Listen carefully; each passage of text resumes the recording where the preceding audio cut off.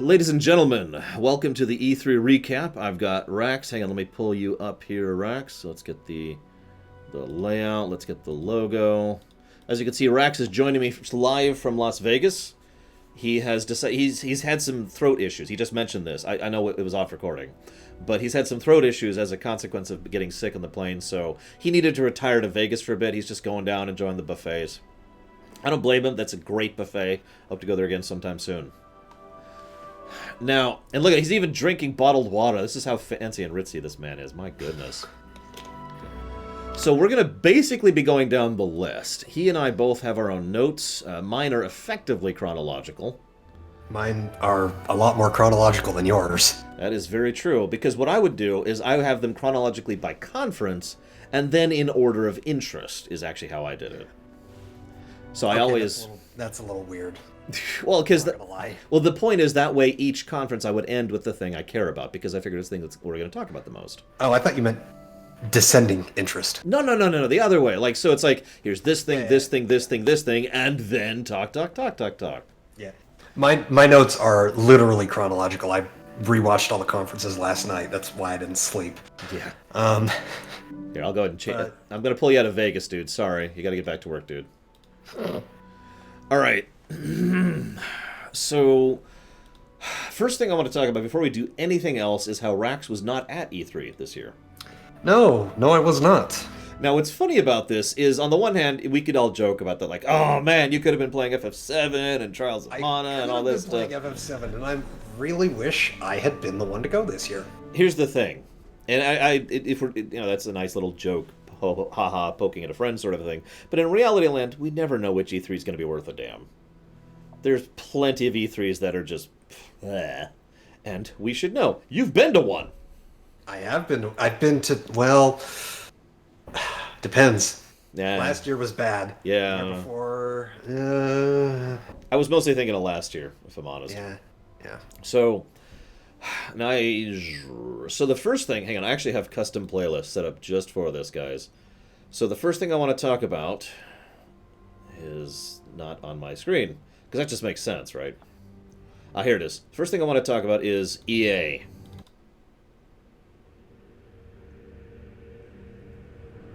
Damn, I picked the wrong song. Is this it? No, this is gotta be it. There we go. EA!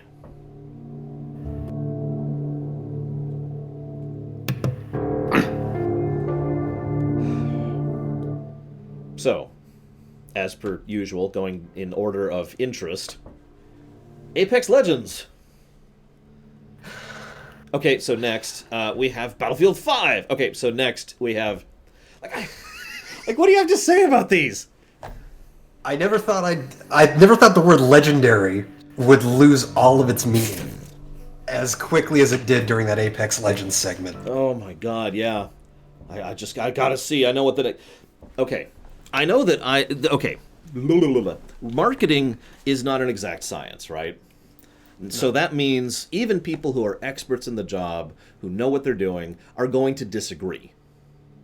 That being said, speaking as someone who has studied marketing for a long time and worked in it briefly, if you're going to announce a brand new character, what you do not do is say, all right, you ready for the big announcement? It's Bob!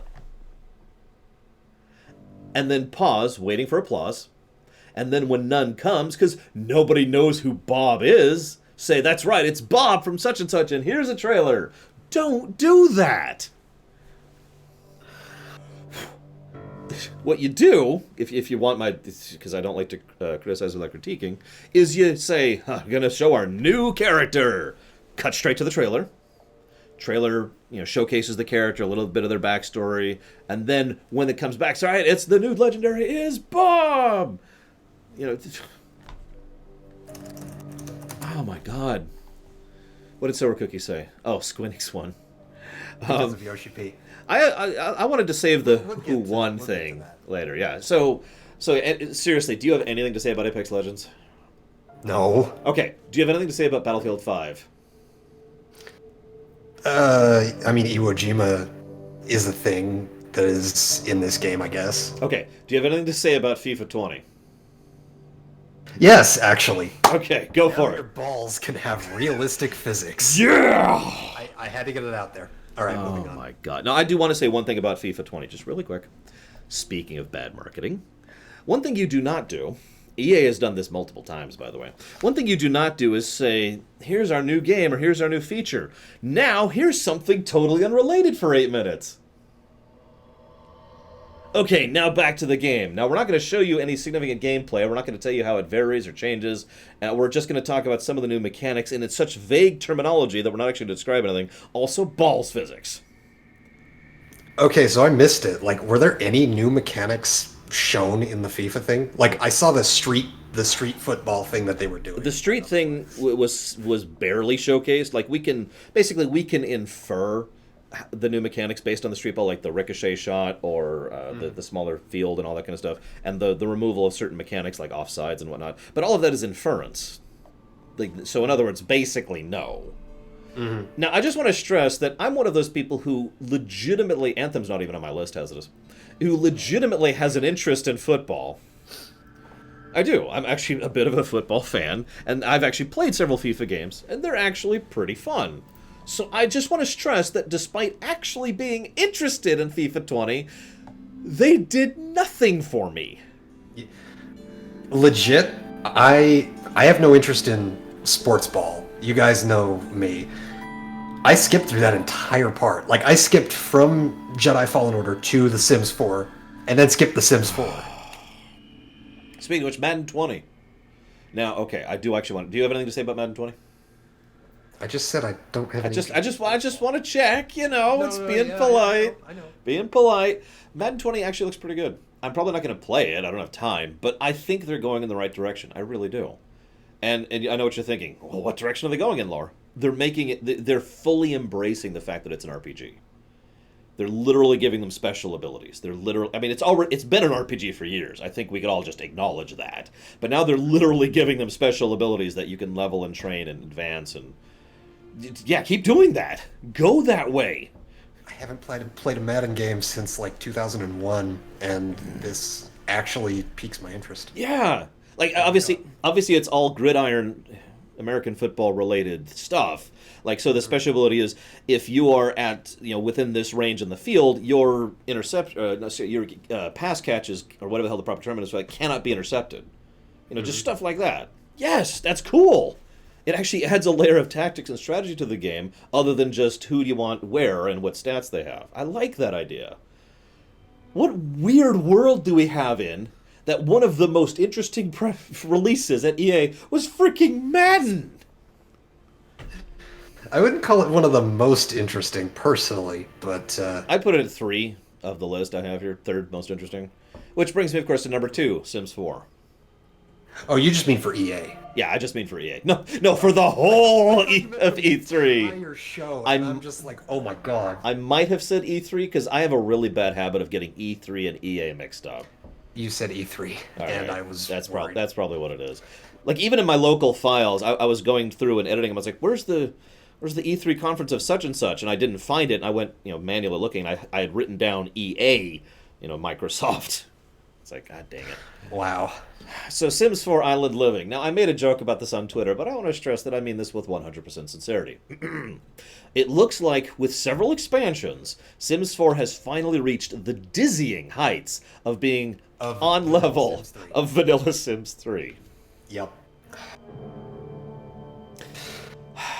I have no words. Yeah. Like, was this the plan? It's got to be making some kind of money because they're still doing it. EA doesn't do stuff if it doesn't make money. I mean, they also have a habit of stripping back content for later releases. That's true. That's very true. I mean, I mentioned Madden earlier. Madden is adding in drafting, which, honestly, I was astonished it wasn't in to begin with. And so... yeah, when you said that on the stream, I was like, wait, this is actually new? Yeah, I decided to look into it. They did strip that out several years ago. They did actually have drafting back in the day. Then they ripped it out, and it's okay, it's back! We'll talk about that strategy later during the Bethesda conference. Oh boy. So, Jedi Fallen Order. Peace is what I'm getting here. Yeah, That's the one we're all here for, I suppose. I'll let you talk first. I want to type something. So, it looks interesting. It looks passable, I should say. The Uncharted traversal combined with the Sekiro Soulsborne combat is something I'm definitely with. The vehicle sections, also, I'm also with those.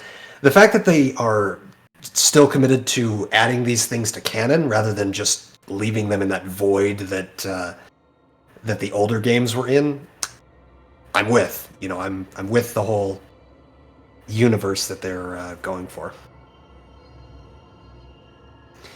Improper depiction of lightsabers and force powers. Well, I mean, besides the mana bar, like what did they do wrong to Koida? Admittedly, I only rewatched Jedi Fallen Order earlier tonight, I suppose I should say. Lightsabers were dim. Stasis from Dead Space. Ooh, okay, yeah. I get what you're getting at.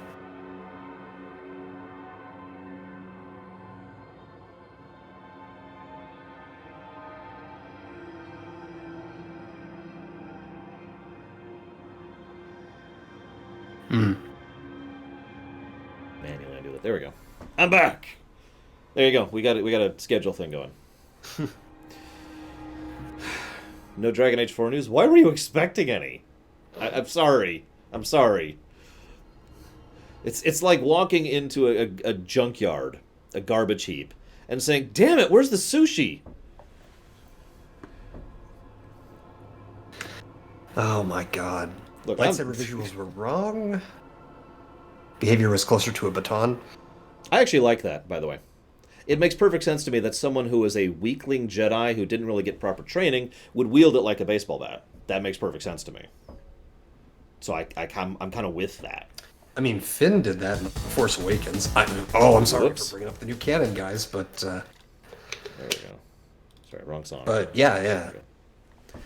Yeah, I mean, yeah, it makes sense. He probably isn't Absolute trained. sense that someone who's just an apprentice wouldn't really know how to use their saber that well. Yeah. Well, I have no idea what you're talking about with that regard, Dakota, so I can't comment on that. What do we have notes here? Coming out in November 15th. I might pick it up on sale. I will probably do a premiere run of it. That's what I'm feeling. One thing I find most interesting is a lot of people seem to disagree on what type of game this is. I've heard some people say it's Dark Souls. I've heard some people say it's Uncharted. I've heard what was the other one? I've heard some people say It's both. It's both. I haven't heard that one. There's a third one I've heard some people say. I can't remember it. I'm more in the Uncharted camp, by the way. Speaking as someone who has played Uncharted 4, this feels a lot like Uncharted 4. That's just my take on it. I've never played an Uncharted game, but I've seen them played all the time, so... Now, for the record, I don't think that's a bad thing. In fact, I don't even remotely need that. Oh yeah, someone said Force Unleashed too. That was another parallel. I don't see that at all. No, I don't either. No, you obviously are showing off some powers that are, let's be honest, stronger than they were in the movies, but... Shrug? I mean, that's how that's been since forever, so that doesn't really bother me. I'm actually with Rax on one big thing. So, they're very deliberately trying to tie this into continuity. Now, this is one of those things where there's a bit of a gray, but in my opinion, this has never been done before. Now, that could be argued. Battlefront 2? Yeah, that's true. I forgot about that. I try to forget about that. So this is the second time this has been done. Actually, even that's a lie, because I was going to do is I was going to add a second exception to the list, but now I got to add a third. And that is Shadows of the Empire.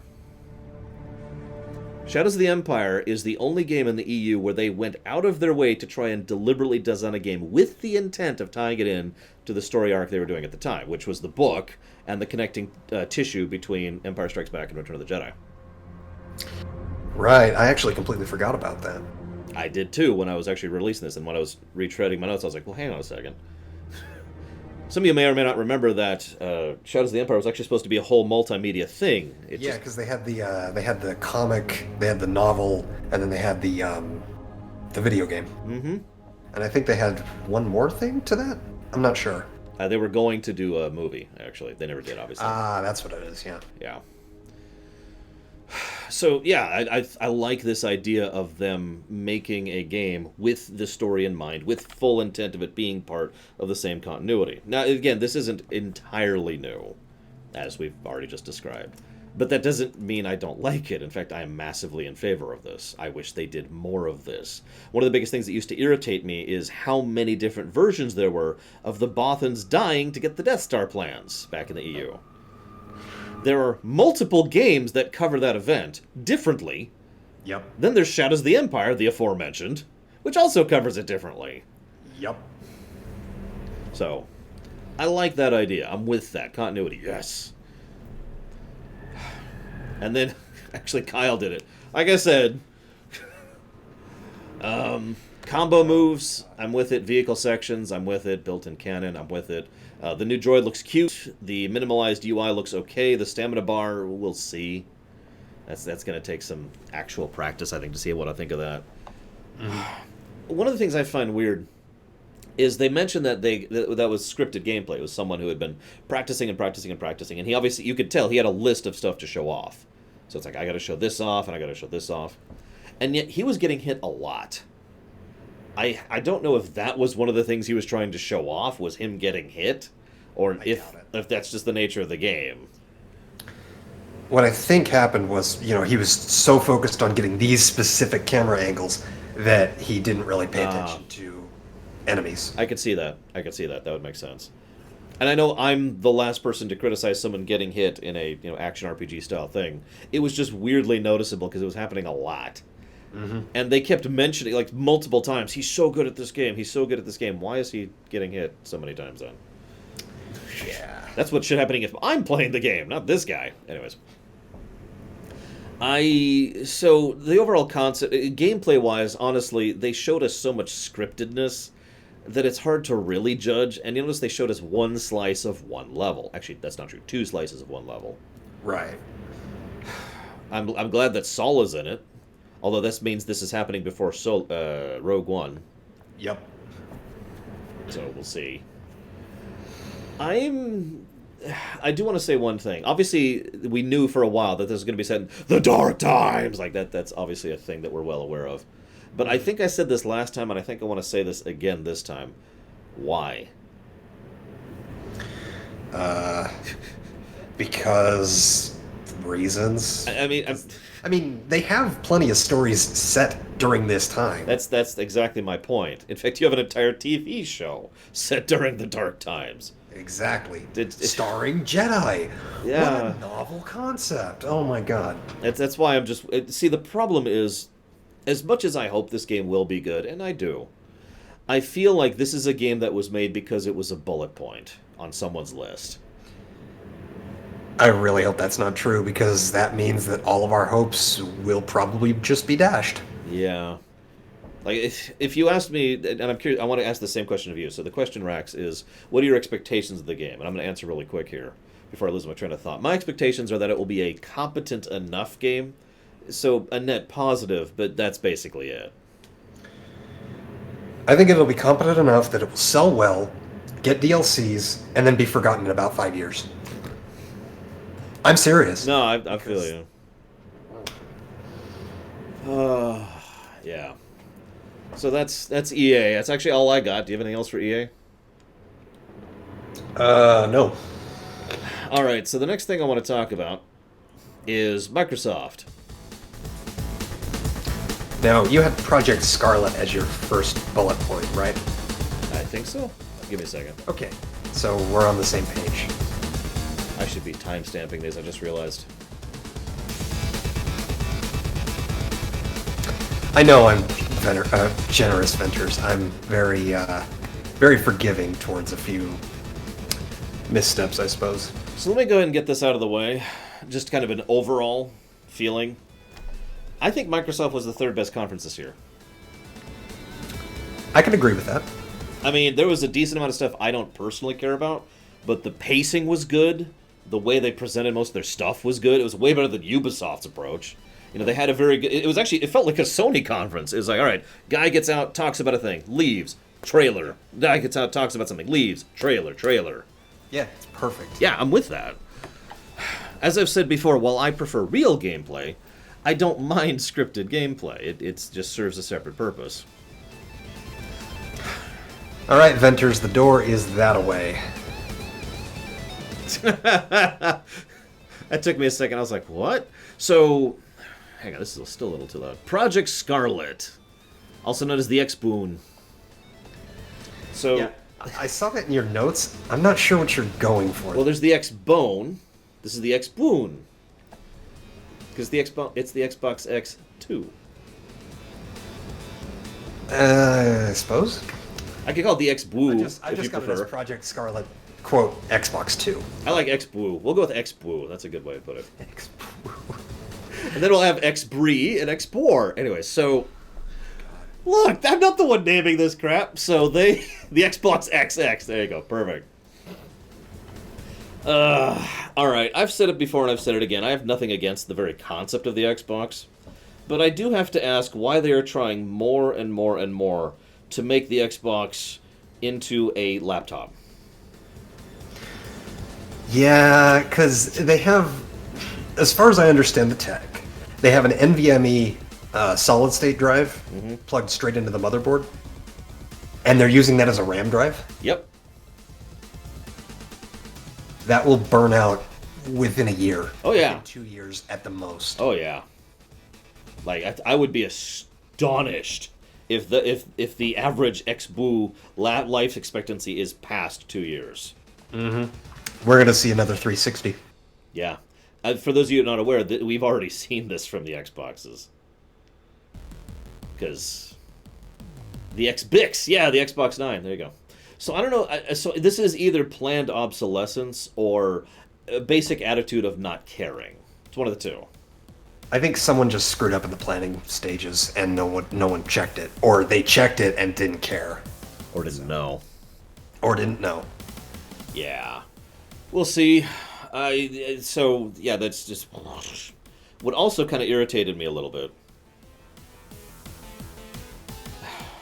You know what? I'm actually going to let that go. I'm going to move past that. I'm not even going to comment on it. So, that's actually all I got for Project Scarlet. What do you got? The focus on cloud streaming that they're trying to push is... I don't think we're quite there yet. With, Stadia and with PlayStation Now and all this kind of stuff. So, I think it's going to flop. I think they're going to resort back to physical media. And this thing's just going to die. Literally, it's going to die, I mean. So, yeah, that's all I've got. Oh, yeah, I just want to say really quick. I know I've actually done a whole Loreweek section on Google Stadia. I just want to make it very clear that Google Stadia is dumb. Moving on. Yeah. I mean, I don't cover it today, by the way. Yeah, no, we're not even covering it. There's no reason to. Not only have I already done that, but as I've mentioned before, it's dumb for many reasons. It's just Here it is. Here we go. But since you brought it up, I just noticed this bit in my news this morning. Destiny 2 is coming out in Stadia, and will have no crossplay with anything else. I feel sad for the 3 or 4 players who are going to get that version. Yeah, no kidding. In fact, you know what? Hang on. Let's really bash Stadia. You've opened it, guys. It's happening. I didn't mean to. Where's Penny Arcade? Here's Penny Arcade. Perfect. And I quote, I love playing hardcore, high-fidelity games. Or at least I assume I would. I don't own a console or a powerful computer. That's why I think Google Stadia is for me. Let me tell you a little bit about myself. I don't live with anybody, and I don't have any kids to soak up the bandwidth I'll so desperately need. I'm also intimidated by choices, so I need my gaming library preemptively limited. And the best part is, I can't even imagine a scenario in which Google stops supporting one of their platforms arbitrarily, rendering my investment of time and treasure worthless. That's Google Stadia, ladies and gentlemen.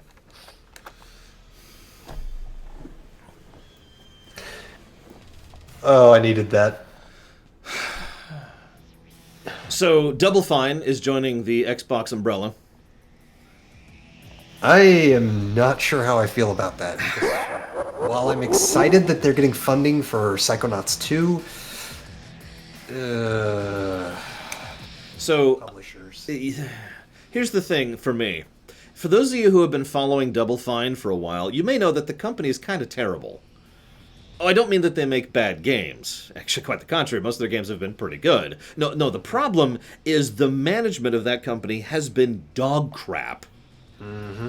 Like, worse than Obsidian mismanagement of funds and resources and time. Yep. So the idea of someone else taking over the management side of things, at least hypothetically, is something that I'm in favor of. They need the money, because they have no idea what they're doing, management-wise. It is basically the exact same problem Obsidian has, who, by the way, is also under the Microsoft umbrella. I mean, hopefully it works out for both of them. We'll see. It is legitimately worse than Obsidian. It's awful. And I mean this with total sincerity, Double Fine is a legitimately creative artistic team that needs a competent, hard, I'm going to stress that word, hard manager to literally whip them into shape, because otherwise they'll do that artsy kind of thing where they just kind of spend a day. Should I do that? Maybe I should go out. I'm going to go watch some clouds for a bit. And then that day turns into a week. And it's just... Obviously, you don't want to be too restrictive and too micromanaging, but you also don't want to be too loose. There's a middle ground there of competency that is required, in my opinion, as a manager. Yep. Yeah, Double Fine. What Solar Cookie is saying is true. Double Fine was extremely well funded. They broke records on Kickstarter. They almost went bankrupt. Think about that for a second. How do you even do that? Mismanaged. It's the exact same thing that's actually happening with Star Citizen, if we're being blunt. The only reason Star Citizen is still going is because money is still being thrown at it. I don't know. I mean, Good God. I've been in charge of money since I was 8. I'm the wrong person to ask this. So that's actually all I got for Double Fine. Do you have anything else there? I didn't even put Double Fine on my list. So I have Psychonauts 2 here, but... So you want to talk about Psychonauts 2? Because... no, not really. We've said all we really need to on the subject. Looks good. Looks all right. Can't wait to play it whenever the hell it comes out. I managed my mother's finances, my Kurumano, when I was 8. That's not a joke. So, Outer Worlds, we didn't see anything new. They just, I believe the release date was new. I'm not even sure about that. But it's October 25th. So, yay. That's October 25th, of course, for consoles and Epic. Yeah, but you're forgetting something. What? Xbox Game Pass. There's an alternative. Oh yeah, I did actually forget about that because I'm not getting it. But you're absolutely right, and that deserves to be mentioned. So they have That's probably how I'm gonna play, but the Xbox Gaming Pass actually does look surprisingly decent. So all right, I'm with that. We'll see. That's a game that I'm not even sure I'll be physically capable of playing, unless I either give in to the Epic, which I'm not doing, or buy a second computer, which is I'm actually considering. We'll see. Huh. For Windows 10. I get you, but We'll see. that is a very drastic measure to be taking. Mm-hmm. Yeah, we'll see.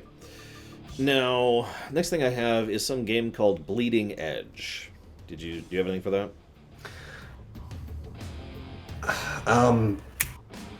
It's by Ninja Theory. I don't have anything for it, but I remember it, the Ninja Theory thing. I don't know how I didn't take notes on that. Remind me, which one is it? Like, besides Ninja Theory? Well, if you give me a moment to Google it. I wrote it down for a reason, and I need to find out why. Because that's why I do that. Yeah, like I saw it on your list, and I saw it in the conference, and I'm like, this... Oh, that's right. This is the new PvP game. 4v4. It's basically the Overwatch competitor. Okay, yeah. I remember why I put that down there. So, did you have any thoughts on that, or should I just jump into it? Not really. So, Take the floor on this one. So, I'm just going to be blunt on this. Overwatch was a decent beginning of a game, like 4 years ago. In my opinion, Overwatch has languished. I don't even know a good word for it. Just languished in Nothingville. They've added a few new maps and a few new heroes, and that is it. Now to be fair, they have been supporting the tournament esports side of that pretty well. But the actual game has had virtually nothing. And this is why I bring up Bleeding Edge, because it looks like Bleeding Edge is basically aiming for the exact same market and saying, hey, we're new.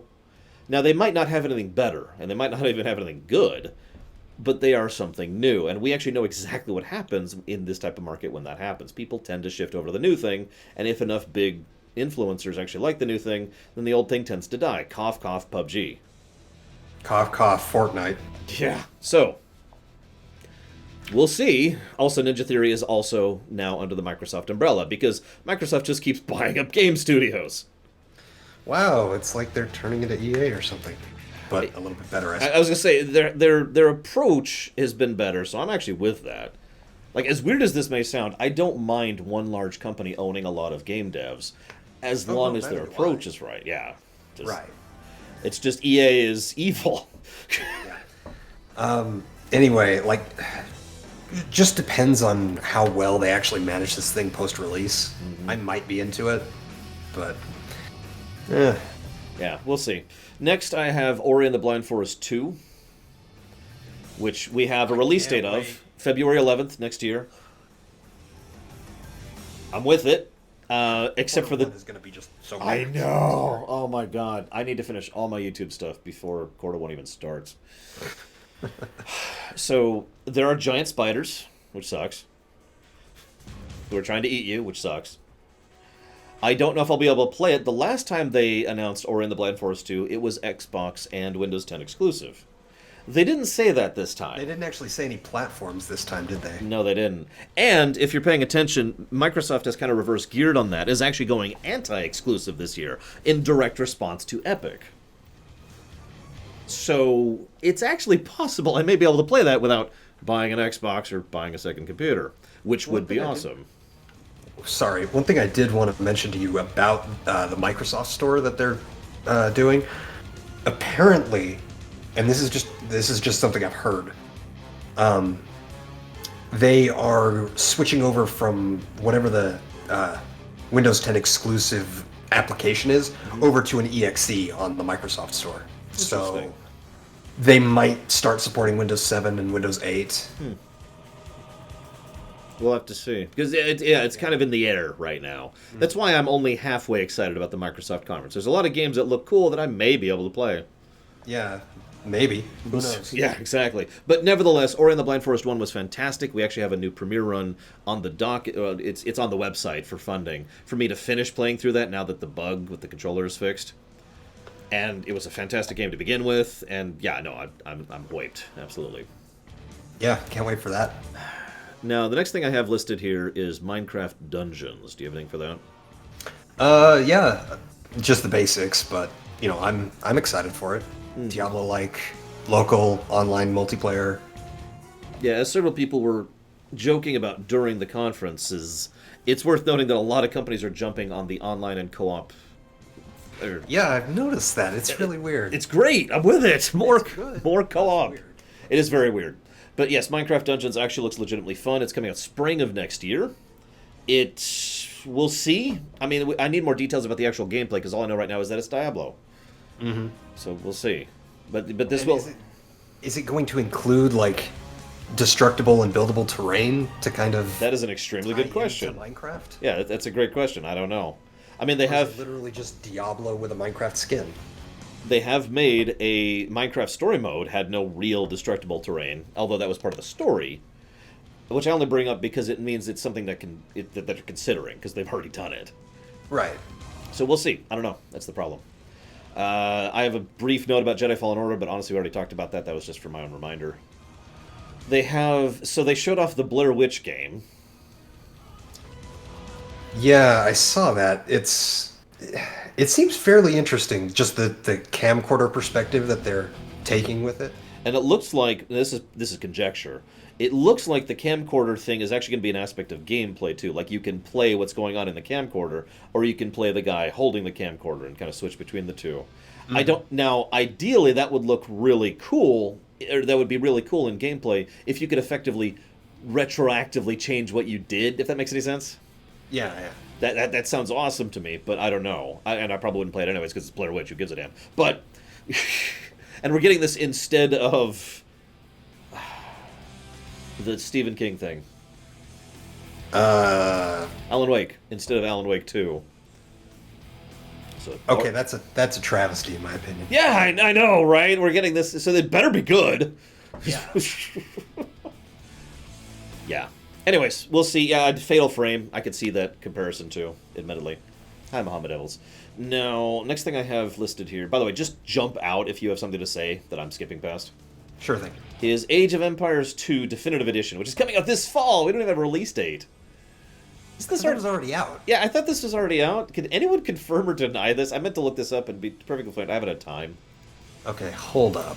Because I swear they already did this. Like, they announced, they talked about it last year, too. Oh, it's a new DLC. It's... Okay. I'm guessing this is the new campaign, then, because they did show off they're doing a new campaign during the Age of Empires 2 Definitive Edition. In 4K resolution, so you can't see anything going on at all. Like, I'm sorry, have you ever played an RTS in 4K? Because I've seen an RTS in 4K. I've never played anything in 4K. Yeah, okay, whatever. I am nevertheless excited that Age of Empires is still getting stuff. I do not know, hang on, let me check my own website. Because this is what I use to keep track of things. I'd do the same thing if I was in your position. Looks like it has already gone live. So I did a rumination at some point on Age of Mythology, which I'm guessing has already gone live because I don't see it here.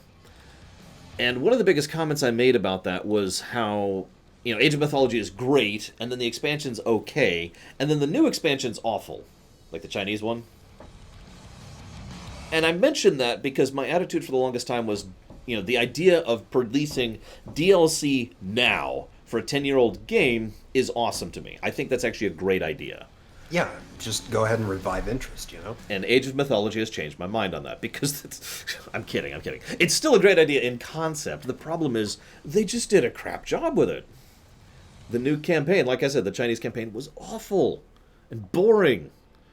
So, here's hoping that whatever this DLC is actually good. Whoops, Cyberpunk shouldn't be here. Yes, it should. It should be everywhere. It should be at the bottom. That's very strange. Okay. So the next thing I have mentioned is Battletoads. It's Battletoads. It is Battletoads. I'm confused.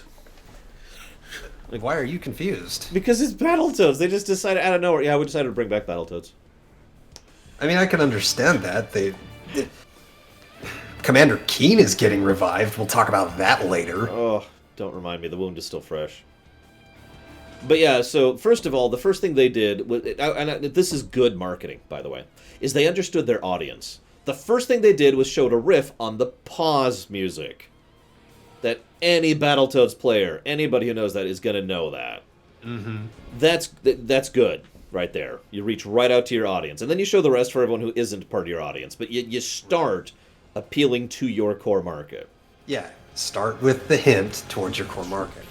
Ooch. So 3-player co-op. They said couch co-op. There was no word on online, so I don't know if there's going to have online co-op for that. I'd be shocked if it doesn't. Yeah, I would too, but it wouldn't be the first time, so we'll see. Mm-hmm. They also, what else are they doing? It looks kind of fun. Like, it really does. It looks exactly what it should be. We'll see. Unfortunately, they didn't showcase as much specifics as I would like because it was just a brief trailer, but I'm at least interested. The next thing I have is Flight Simulator. This is a weird one for me because I don't have anything really to say about Flight Simulator other than about frickin' time. Yes. Oh, I'm losing Rex. Come back, Rex. Did you lose me? I'm losing your visual, but your audio is kind of there. Okay. Yeah, you skipped something, by the way. You skipped Spiritfarer? I did. Looks like my You're right, I visuals did. are back. I think. I absolutely did. Okay, Flight Simulator, really quick. Go for it. Why has this not been done before? We've had access to extremely detailed world maps and satellite maps and everything for years at this point. That's now a regular aspect of life. So the idea of a flight simulator with this level of detail and this level of information is something that it has been available for years now. So I'm with it. I'm totally with it. I have no interest personally because it's just a flight game. But it is my fervent hope that they add in as much as they should for this. That they really cram it with planes and airports and stuff to look at. Just because that's exactly what it should be. I wish they'd call it something other than Flight Simulator, because that name is already taken. Hate it when they do that. Yeah, I can't stand that either. That said, I mean, I'm impressed by the amount of detail they're adding, and if I was a fan of flight games, I mean, I have a joystick. I should pull it out and use it sometime. But if I was a fan of flight simulators like that, I'd be excited for this. Absolutely. I know, weird, Zeiss. There were previous flight simulator games. So, Spiritfarer. I did accidentally skip over that one. Spiritfarer actually should probably be lower on the list, if I'm being honest, because it looks like something that is really fun for a brief period of time. I actually have written down here. It's an RPG. It's an RPG hug game where you can hug, explore, build. It's a side scroller. And honestly, sold at that point. They've basically given me enough information to just look at that and be like, yeah, okay. What did you think? Yeah, I mean, it definitely looks interesting. And, with the whole side-scroller, hug sort of mechanic, I kind of got a few Undertale vibes, but, a little bit different. Yeah. I'm hopeful. It looks cool. Like, literally, as in visually looks cool. I like the art style. Yeah, I'm definitely down with the visuals. Speaking of which, they have a game called RPG Time, The Legend of Wright, which looks a lot like someone looked at Paper Mario and said, I can do that. See, yes, I got vibes of Paper Mario, but I also got vibes of Guild of Dungeoneering. Oh, yeah, yeah. That had the same sort of art style, except without all the paper craft. No, you're absolutely right. And I do agree that this seems one of those games that's basically building itself on its art style and its presentation. So we'll see if it's actually a good game underneath that. I mean, the art style and presentation look fantastic, but I feel like too many developers jump a little bit too hard into that side of things. So we will see. Mm-hmm. I hope the mechanics will be able to lift it out of just being, an artsy kind of thing. Yeah, exactly. So we'll see. I would also be okay, as Dakota kind of referenced this, I would also be okay if this took up the mantle of Paper Mario's gimmick stuff, so that Paper Mario can get back to being a good RPG. Mm-hmm. God damn it! Oh, boy. Star Wars The Skywalker Saga, coming out next year. Okay, so I'm a little bit confused on this one. Sure. Is it a bundle consisting of 1, 2, and 3, 4, 5, and 6, and now 7, 8, and 9? Or is it all of these games kind of a little bit different? Near as I can tell, it's the second thing. It's basically near as I can tell, and I got to stress that because it was hard to find specific information about this. And I looked into this. Near as I can tell, it is a new path through the 9 games. It's also why it's coming out when it's coming out, because it's basically done now. But yeah, exactly. But they want it to come out after. It's going to be done after Episode 9 comes out. Yep. Which means if you just want to find out the plot of Episode 9, just go find this game and hack into it and leak it. Don't do that. Don't do that. So, and yeah, I heard Jesse Cox say that it was apparently new stuff. Again, this isn't really confirmed. Assuming it's new stuff, my reaction is, yeah! Yeah, I'm definitely interested in that because, I love the LEGO Star Wars games. I love most of the LEGO games in general. Mm. And having a new spin on that is, I'm definitely down with that. Yeah, no, I am completely with you. I'm even more completely with 12 minutes. Yeah, that was the top-down Groundhog Day thing, yeah? That's the one. Which looks... again, this looks like one of those concept games. Mm-hmm. Some of you may remember the concept games. They used to be called Flash games. back when people would try to make just a unique concept or presentation in a Flash game, and they'd release it, and people would be like, oh, this is cool. Nowadays, we're turning these into games you actually pay for. Right. I'm not saying that's a bad thing for reference. It's just that's kind of where that market has shifted. Mm-hmm. It does look like an interesting concept, and in fact, I'm actually with the idea of effectively zooming in the focus excessively to the point where there's this. You're basically designing this 12 minutes of gameplay, and because you're only focusing on 12 minutes of it, you can branch it out like crazy. Mm-hmm. That's all, ever and always. I've talked about this so many times, even going back to my original Mass Effect stuff. The problem with branching narratives is that the larger the game, the less likely it is, or the harder it is to do. 12 minutes? Sure, we can do that. So I'm with it. Cool. Now I'm going to basically hand this over to you, Rex, because there's a thing called Dragon Ball Z Kakarot. Oh boy. Now, all I know is that it's an ARPG and it's set in Dragon something. So this is not actually the first time they've done an ARPG Dragon Ball game. They did a trilogy of action RPGs on the Game Boy Advance. As far as I can tell, though, this is a lot more like their 3D fighters with RPG elements, which I'm down with. They experimented with something like this in the Xenoverse series of games. So it'll be interesting to see how they expand on that idea and how they flesh it out. Otherwise, I don't really know what to say because the story is just standard Dragon Ball stuff that they've done for the past 30 years. So there's Frieza, right? And you can tell that Frieza is a well-trodden character because even I know who Frieza is. Yeah. I don't know how else to say that. Yeah. And Frieza's very feminine. I know that. He doesn't eat people with tails, though. That's someone else. I can't remember who, actually. Perfect Cell. That's it. Cell. Cell does that. Anyways, I have to admit the idea... So I've seen several games set in the Dragon Ball setting before. I have to admit, I feel like it's such an obvious choice to make an ARPG in it. I'm weirded out they haven't really done it before. Mm-hmm. I mean, they've done it 3 times to my knowledge. No, okay. 5 if you count those Xenoverse games I mentioned. I've heard mixed things about that, so... Mm-hmm. The next thing I have on my list is that Gears of War 5 is coming out September 10th. Okay, moving on. Yeah, no interest. I'm sorry. I don't own an Xbox. I've never played a Gears game. I actually read the Gears of War story, as in basically a synopsis of 1, 2, and 3. I don't really know what happened in 4 because I stopped caring. I've never played them for obvious reasons. I don't own an Xbox. Yeah. But yeah. So they're coming out with a new Super Mega Controller. Did I? Yeah, the $180 customizable monstrosity that they're making. Mm-hmm. Now, that being said, I do have to admit, it looks kind of cool. I would never buy it. It's, I'd say, about 6 times the price of what I would be willing to pay for something like that. I'd say it's about $100 too expensive for what I'd pay. Yeah, it's just, no thank you. But it is cool that they're doing that, and I'm with it.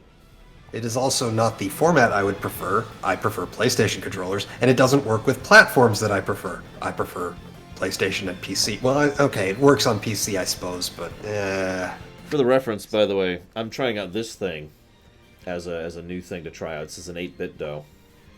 Ah, yes. I actually own 4 of those. They're really good. I hope so, because Buy those. Well, my PS3 controller is dying, effectively, because it's just old, and I use it all the time.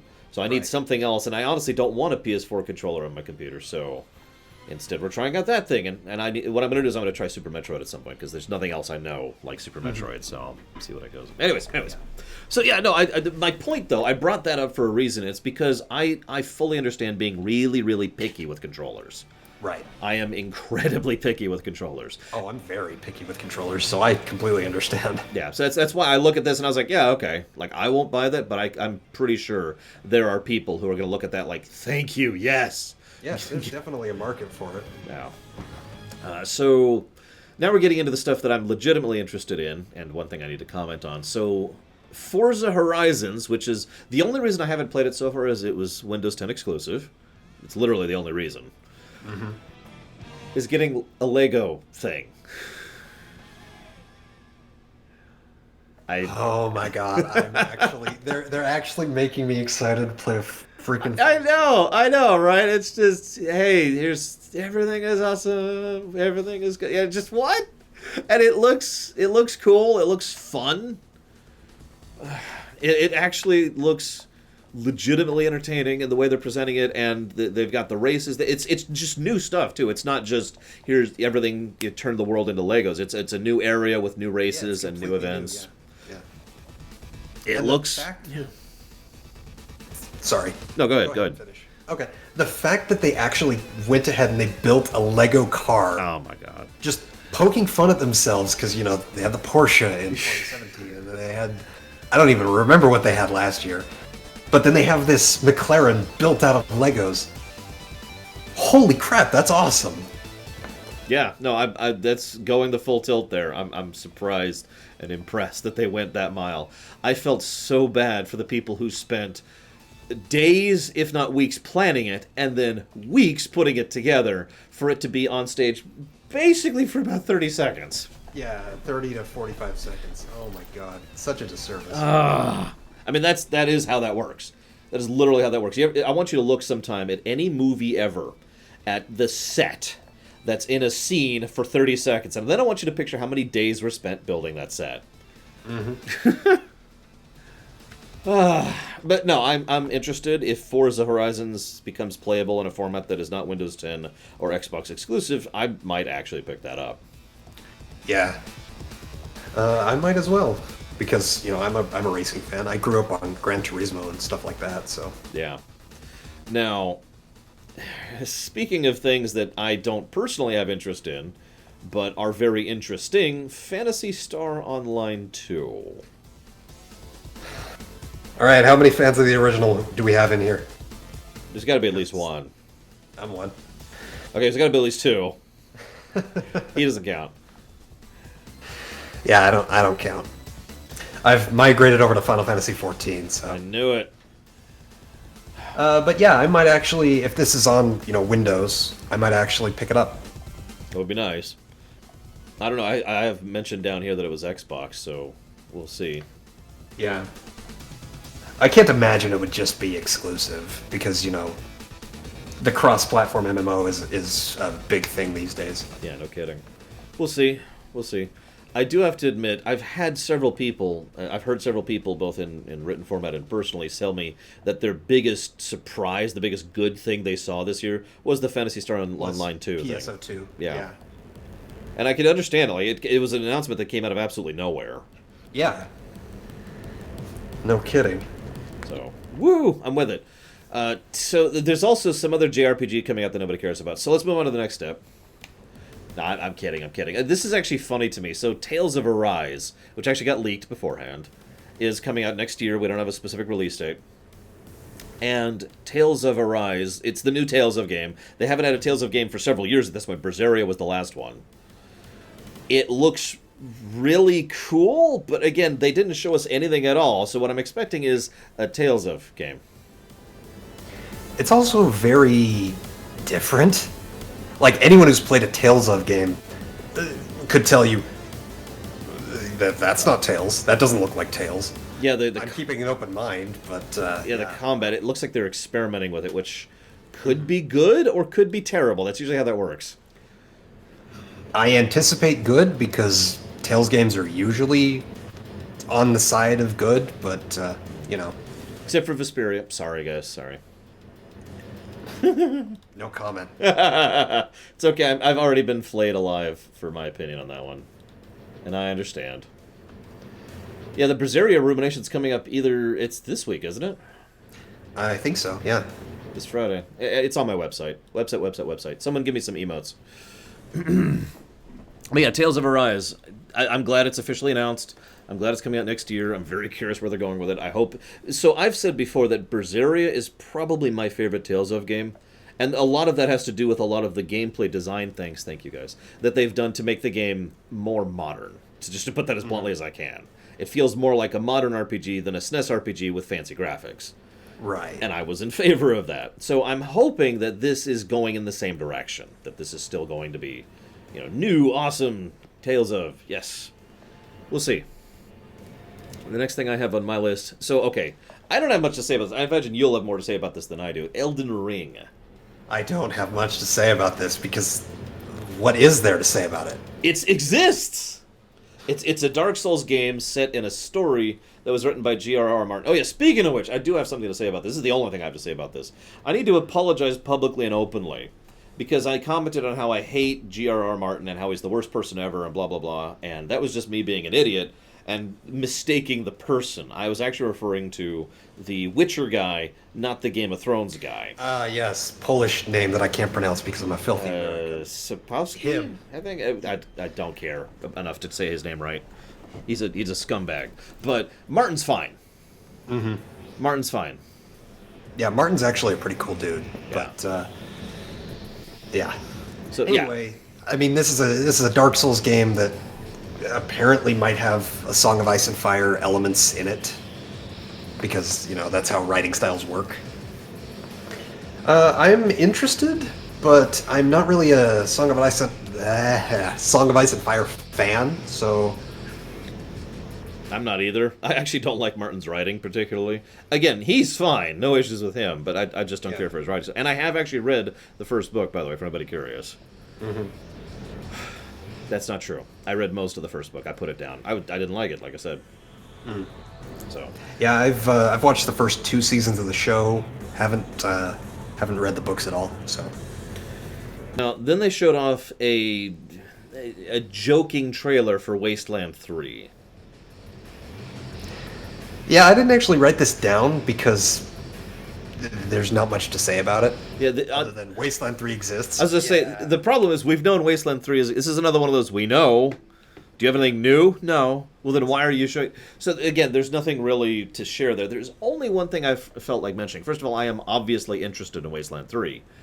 Yes, totally. You? I know, it's strange. But there's 2 things. Excuse me, I just thought of another thing. The first thing I want to mention is kind of what Beat Nuki just mentioned in chat there. It looks like they're embracing the Fallout 2 vibe. So let me explain what I mean by that really quick. For those of you who don't remember, Fallout 1 is actually a pretty dark game. I know, shocking. A game about the post-apocalypse is dark. But I mean that sincerely. There is occasional cracks of humor, but for the most part, the game is just straight, right? It's a straight 90s game, to put it into such terminology. Fallout 2 is wacky. Like, really wacky. Like, straight up quoting Monty Python directly. That's a thing in Fallout 2, is the bridge guy, right? That's a thing. So it feels like Wasteland 3 is going in that... Whoa. Oh, God, that just was such a difference with your AC unit. Holy crap. Sorry. That startled me. Sorry. Oh. I'm all right. I don't have to cough anymore. It feels like they're embracing the wacky. And you know what? I'm with it. Let's do it. Let's do it and let's see what they go with it. The other thing I wanted to comment on, and this is the thing I just thought of, is they showed off a couple of multi-square enemies. I don't remember if Wasteland 2 had multi-square enemies, but multi-square enemies are always a little bit trickier to do in a turn-based, squad-based, grid-based tactical RPG. But in this case, it looks like they're fully embracing it because there were several, including a giant mecha thing. So here's hoping that's cool and that presents some interesting boss fights, because I firmly believe that there's a lot you can do with the boss gimmicky Zelda-style, MMO-style boss fight in that kind of thing, in the FFT kind of a thing. Mm-hmm. Fingers crossed. Yeah, in Fallout 2, you can play chess against a scorpion. Fantastic example. Yeah, I mean, as Dakota says, Wasteland 2 wasn't exactly all that serious. Yeah. But if this is turning that wacky vibe up even more, yeah, I'm totally down. There's a reason I love Fallout 2 even more than Fallout 1, and that is it. Yeah, no, I'm with you on that. So then we have Cyberpunk. Okay, so let's move on to the Bethesda conference. Now, I do want... No, okay, let's talk about Cyberpunk. How many of you are excited? Go ahead, be honest. Be honest. None? Zero? Let me just put my hands here. Okay, yeah. I might be a little bit excited. Let me get my foot up here. Yeah. We have a release date. That's the biggest and most important news. We have a release date for Cyberpunk. I didn't write it down because I'm a moron. But we do actually have a release date, and that's awesome. It's next year. I know it's next year. Hang on. April 16th. Thank you. I was going to say, I know it's in the same block as everything else. It's just like 10 games coming out in spring of next year. It's insane. But yeah, April 16th. Absolutely. I'm very happy about that. They actually have shown on. So, other than the conference, they have showcased a fairly large amount of information about this game. I've decided after some thought I'm not going to dig all that into all that with you guys, although I do have several summarizations written down here. So, what I'm going to do is I'm going to turn it over to Rax and be like, Rax, what do you got? I just saw what was shown at the conference, man. I've seen less than you. Well, what do you have to say about the conference, other than the fact that Keanu Reeves is an awesome dude?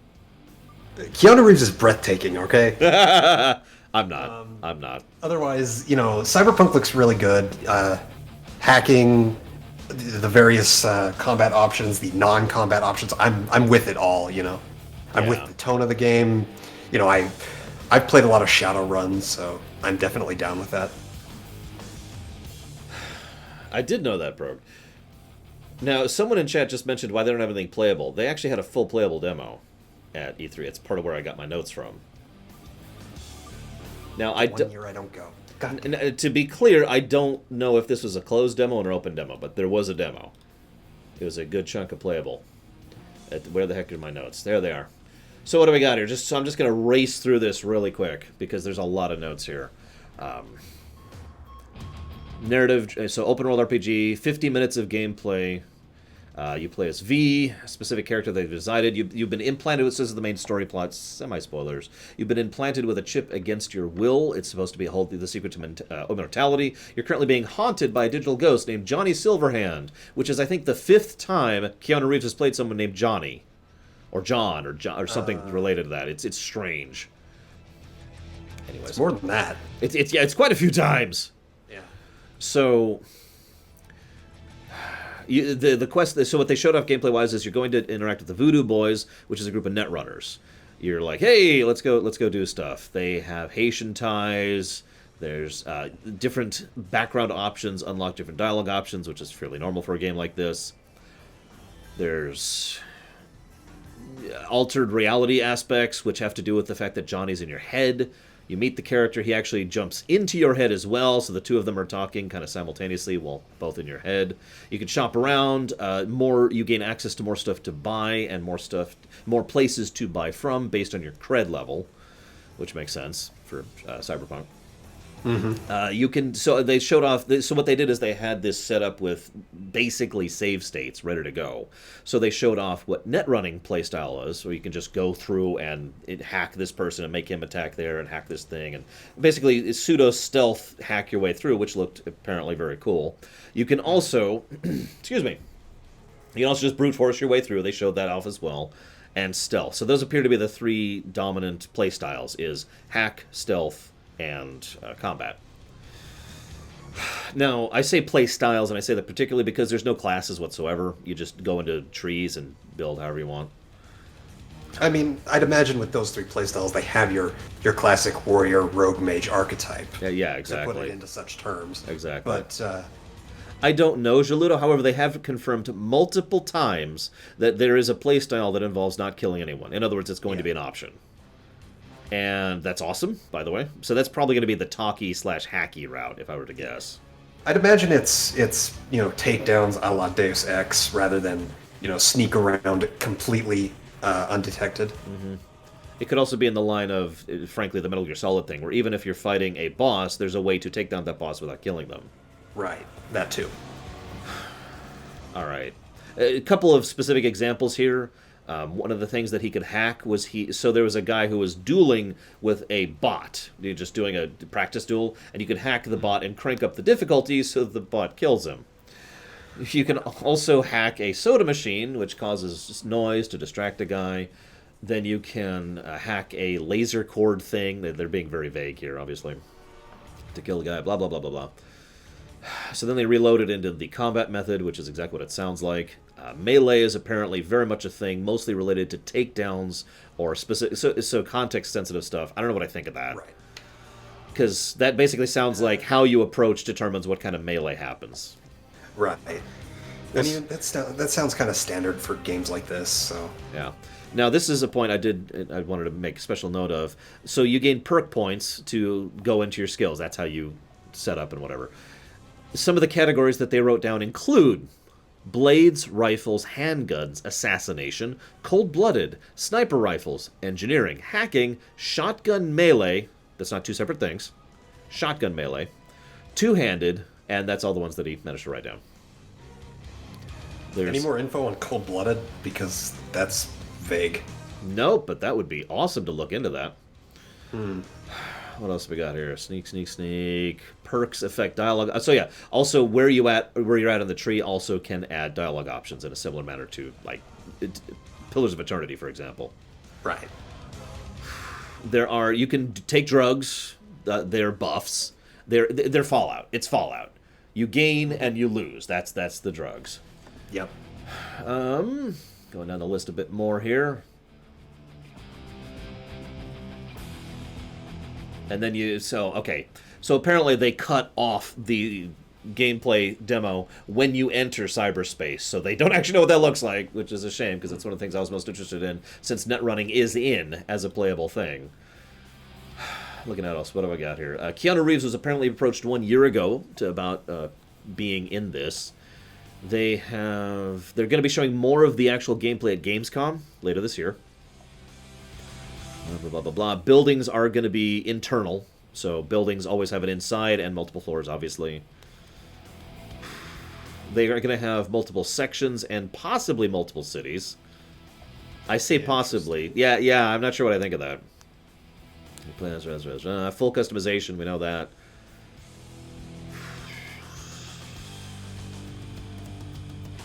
Okay, that's it. Everything else I've already said. So it looks like that's everything about Cyberpunk I have. Hang on, do I have anything else? Yeah, live dialogue. Oh yeah, they also have a live dialogue system. I don't want to talk about what that is really quick because that's a terrible explanation.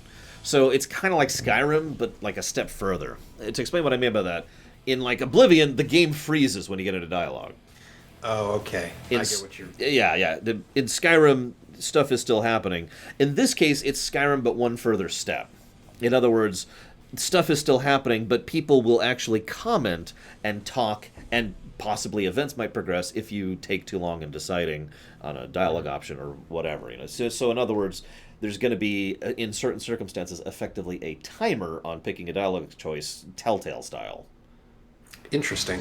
Not sure what I think of that. But I do like the idea of them commenting on you, debating on your dialogue choices. We'll see where they actually go with that in action. Ow! That was my back. You probably didn't hear that. That's okay. I actually saw that already, Hazardous. I already saw that, Hazardous. Woo. Good marketing. I'm with it. Is that it? I think that's it. Anyone else have any thoughts about Cyberpunk before we move forward? I just had one little comment. I wonder if they're actually saving net running for the final game and not showing it in marketing materials at all. I think that would be an interesting way to approach it and just keep it kind of secret. I kind of like that idea. Because I'm big on the idea of not showing everything in gameplay when it comes to... Yeah, so... I mean, I was just complaining about that with Dark Phoenix, so, yeah. Yeah. Oh, yeah, and Keanu Reeves is breathtaking, as we all know. One of the things... Right, thank you.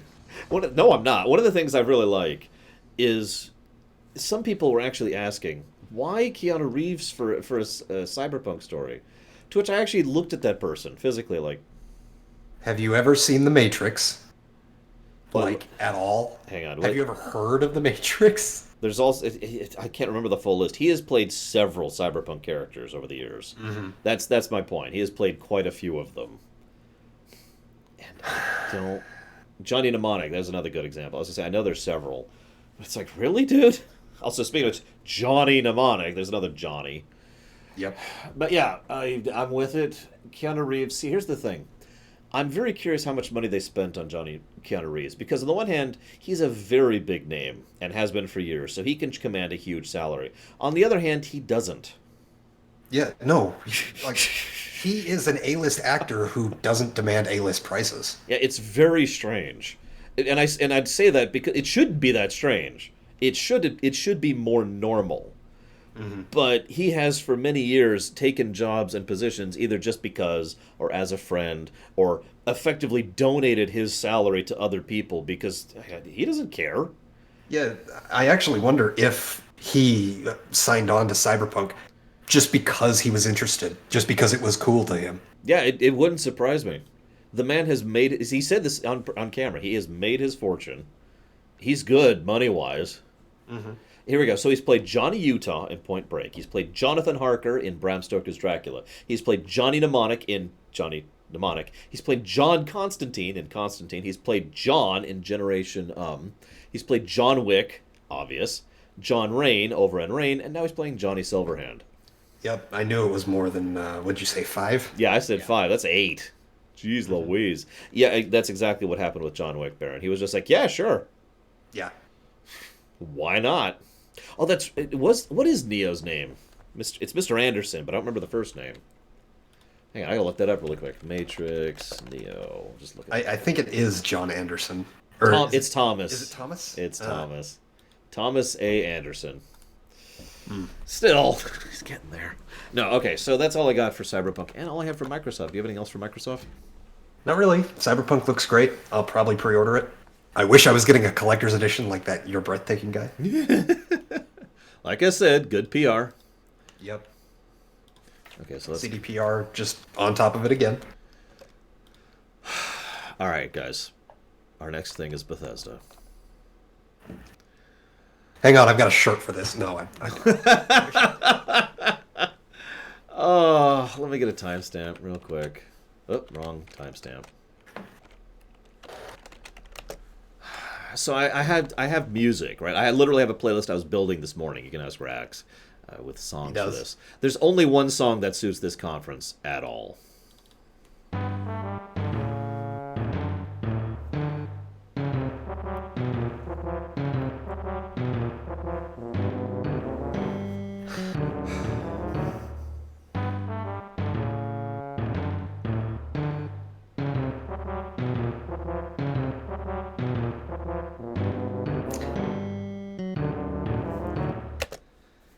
And that was the Bethesda conference. All right, so moving on. No, we do have to talk about this. We have quite a bit to talk about, actually. God. So let me just go ahead and say that it is a damned feat when Bethesda is worse than EA. What world do we live in? A post Fallout 76 world. Honestly, that should answer your question right there. What do you want to hit first? I mean, there were 2 good things, and I want to say those for last. Well, 3, 4 good things. So what do you want to hit first, Rax? Let's get the big one out of the way. Let's just do 76. Hey, guys. So I'm going to take you to a restaurant, okay? I'm going to sit you down. I'm going to say, here, okay, so we got this meal. Here's your complimentary bread. It's actually based on McDonald's. We just bought McDonald's and gave it to you. All right. Would you like anything else with your meal? And then you say, well, I'd like a drink. Oh, we don't have drinks. Sorry. I'd like silverware. No, we don't have any silver. Sorry.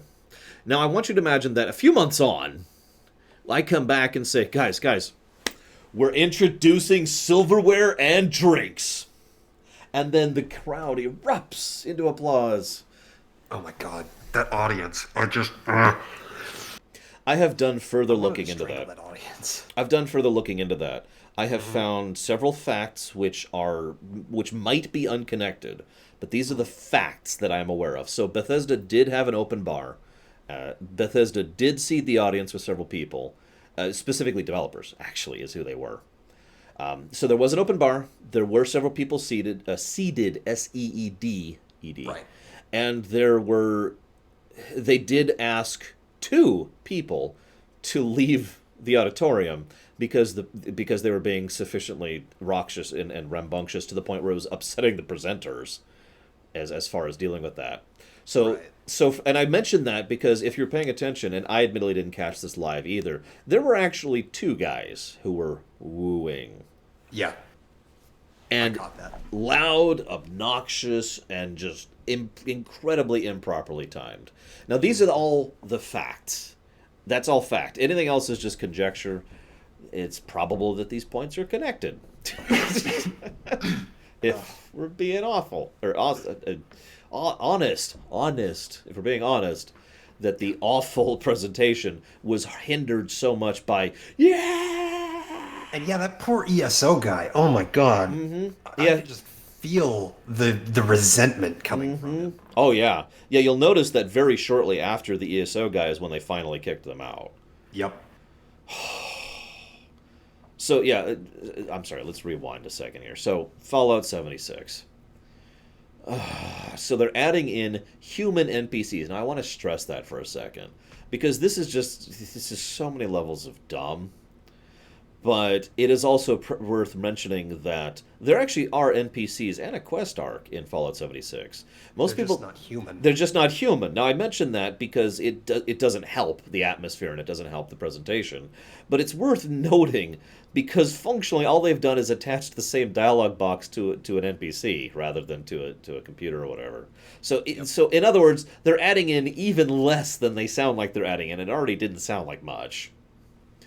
Then there's the fact that they're adding in dialogue trees. Now that's actually something new. So, woo! I don't know what kind of dialogue trees they'll be. I did notice that they were not the BioWare wheel. They were actually box text. Right. So that is hypothetically. So we're not going to get another hate newspapers. Yeah, exactly. So that's a good way to put that. That's a legitimately good thing. That's probably the one thing that looks legitimately good of what they showcased. They're adding in a new main quest, which is going to be free. Woo. And they're adding in a battle royale mode.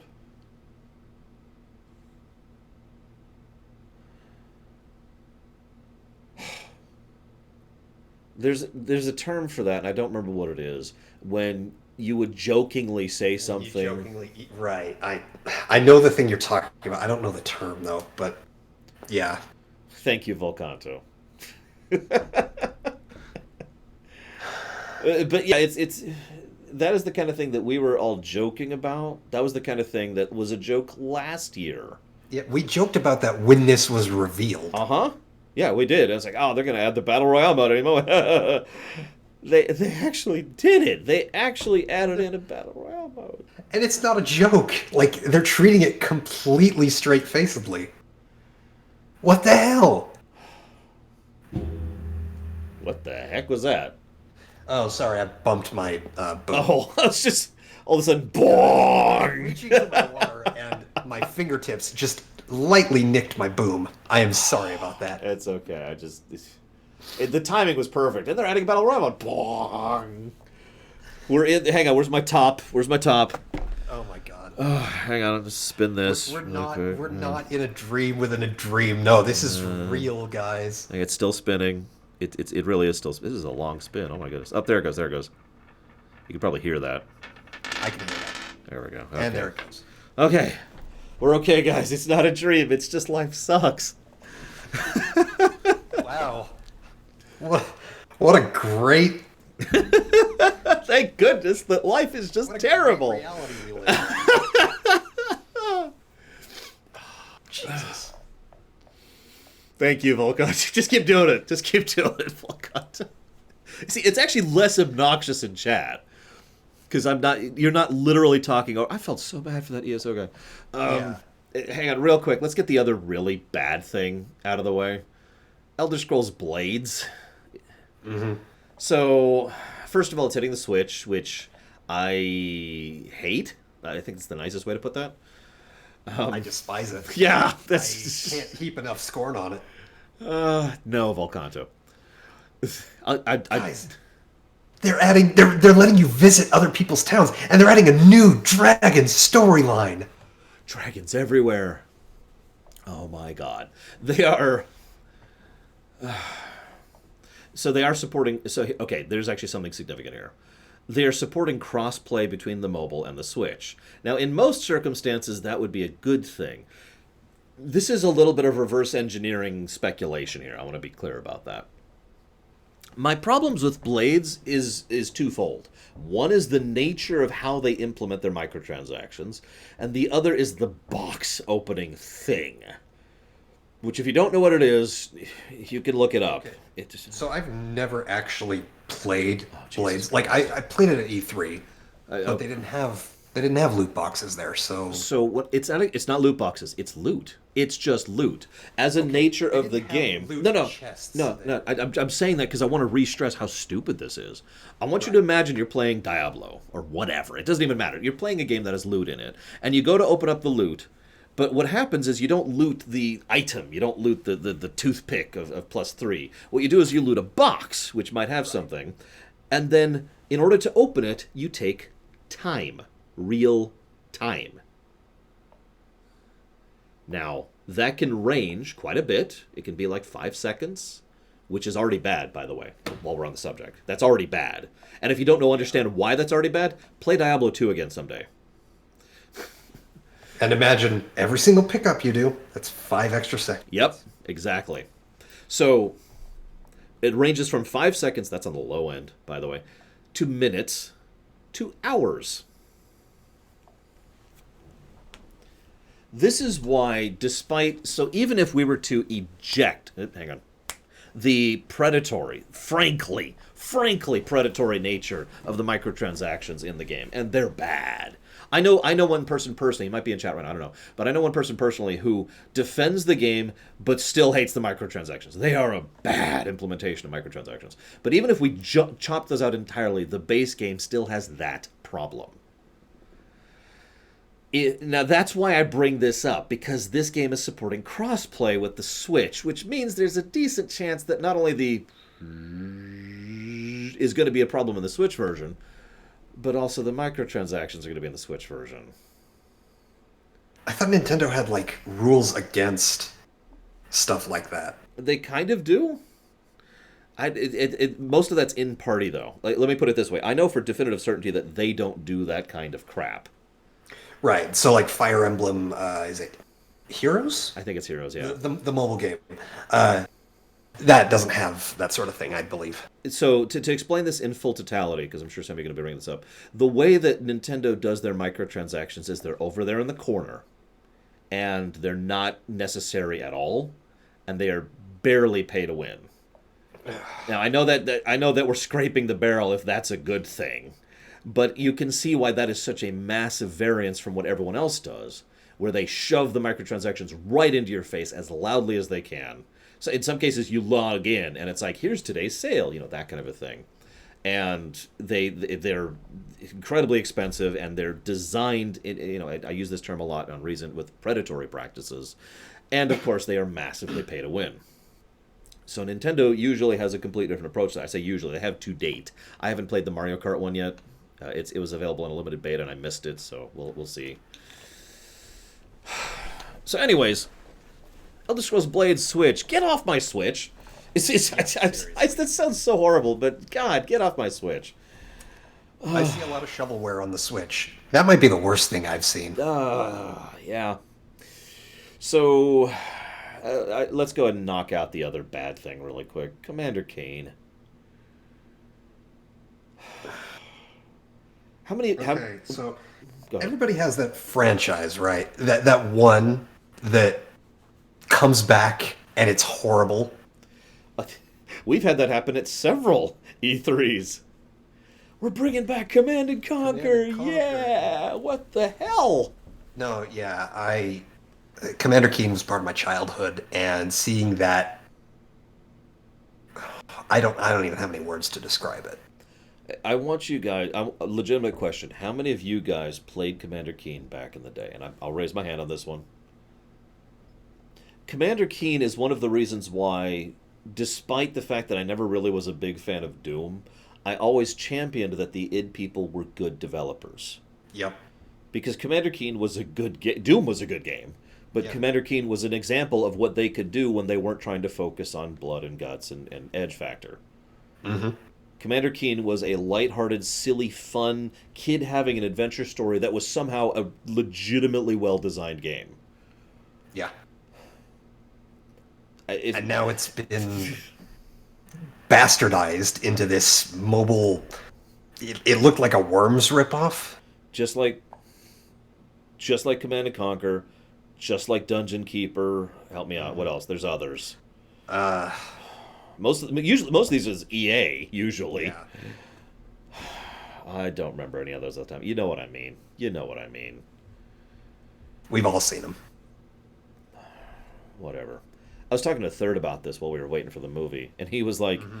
"Yeah, the only thing they could have done worse is just ported the game straight on the phone without doing anything to make them playable." And I was like, "Is that actually worse?" No. And we debated that for a bit. Because at least that's faithful to the spirit of the original. Yeah. This probably won't work, and it bastardizes the original. Okay, let's move forward from this. Let's move past this, the darkness. Let's just shove that back into the background there and get into some boring stuff. So, Elder Scrolls 6 has no news whatsoever, and Starfield has no news whatsoever, except that it's behind racks right now. Wow, terrible. Now, Rage 2. Oh, sorry, go ahead. I do have one thing to comment about. If they've announced these last year, where are they? Yeah, I'm going to bring that point up again later during the Square Enix conference. And I hope people won't kill me with sticks. But I've said this before and I've said this again. People, no, I shouldn't say people, that's the wrong statement. Publishers and large-scale companies have too much of a problem with announcing things way too far in advance. Yep. And it's a huge problem. It's one of the biggest reasons why people are still incorrectly commenting on how Kingdom Hearts 3 was such a long development time, and it took, oh my god. It actually wasn't. We've talked about this. You know, anybody who actually knows it was a relatively short, relatively normal, I should say, development time. Yep. FF7R, well, again, we'll get there when we get there. Yeah. But the point is, they announced Elder Scrolls 6, and they announced Starfield 2 years ago. They still have nothing to show us. We don't even know anything. No, it has been 2 years. Now, they announced it at E3 last year. But they have actually announced that they're working on Elder Scrolls 6 and Starfield roughly 2 years ago. Yeah, fair enough. So if we want to be generous, it has been 1 year of absolutely no news, which is still terrible. Yeah. Rage 2. So they're coming out with a new expansion. It looks pretty boring. While you talk about Rage 2, I'm going Okay. to head out for a little bit. Yep. I don't want to actually specifically physically show something about Rage 2 because I noticed nobody actually wanted me to play Rage 2. Nobody put any interest or money into it. So I'm like, okay, sure. I'll look into it on my own time because I'm kind of curious. Like, some of the trailers looked entertaining enough, right? So I looked into it, and what I saw was really boring. And I'm like, okay. So I looked a little more into it, and then I looked a little more into it. And then a friend of mine mentioned that he actually played the last boss and was disgusted by it. And I'm like, okay, I gotta know. So I decided to watch a gameplay video of someone playing the last boss of Rage 2. This right here is again a nice summary of Rage 2. So this is the last boss, and I want to stress, no exaggeration for comedic effect, okay? So it's this big dude, big, roar, roar, and he stomps forward like this. He raises up his arms, and then he slams them down. A little shockwave goes out, you have to hop over. While he's slamming down, you have a good 15, 20 seconds, which is a huge chunk of time in an FPS, by the way, to shoot these little weak points on him. And then he goes, oh. And once you've taken out all of the weak point, he walks back. Then he summons ads for a while. Just regular trash. Then he comes back, and that's the boss fight.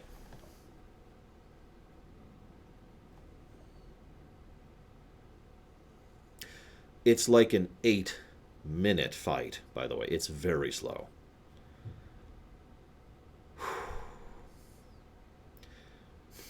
And then he comes back and repeats. I've told you the whole cycle of the boss fight. First, you have to take out all the things on one arm, then all the things on the other arm. Then there's another trash. So one arm, trash. One arm, trash. Then you have to take out the stuff on his head, trash. And then you have to take out the rest of the stuff on his head, trash. And that's it. It might actually be one of the most boring boss fights I've ever seen. I am probably exaggerating, but it was terrible. I have without exaggeration, see you around, Shaluta, have fun. I have without exaggeration seen NES games have better boss design than that. And I'm not even counting the good NES games.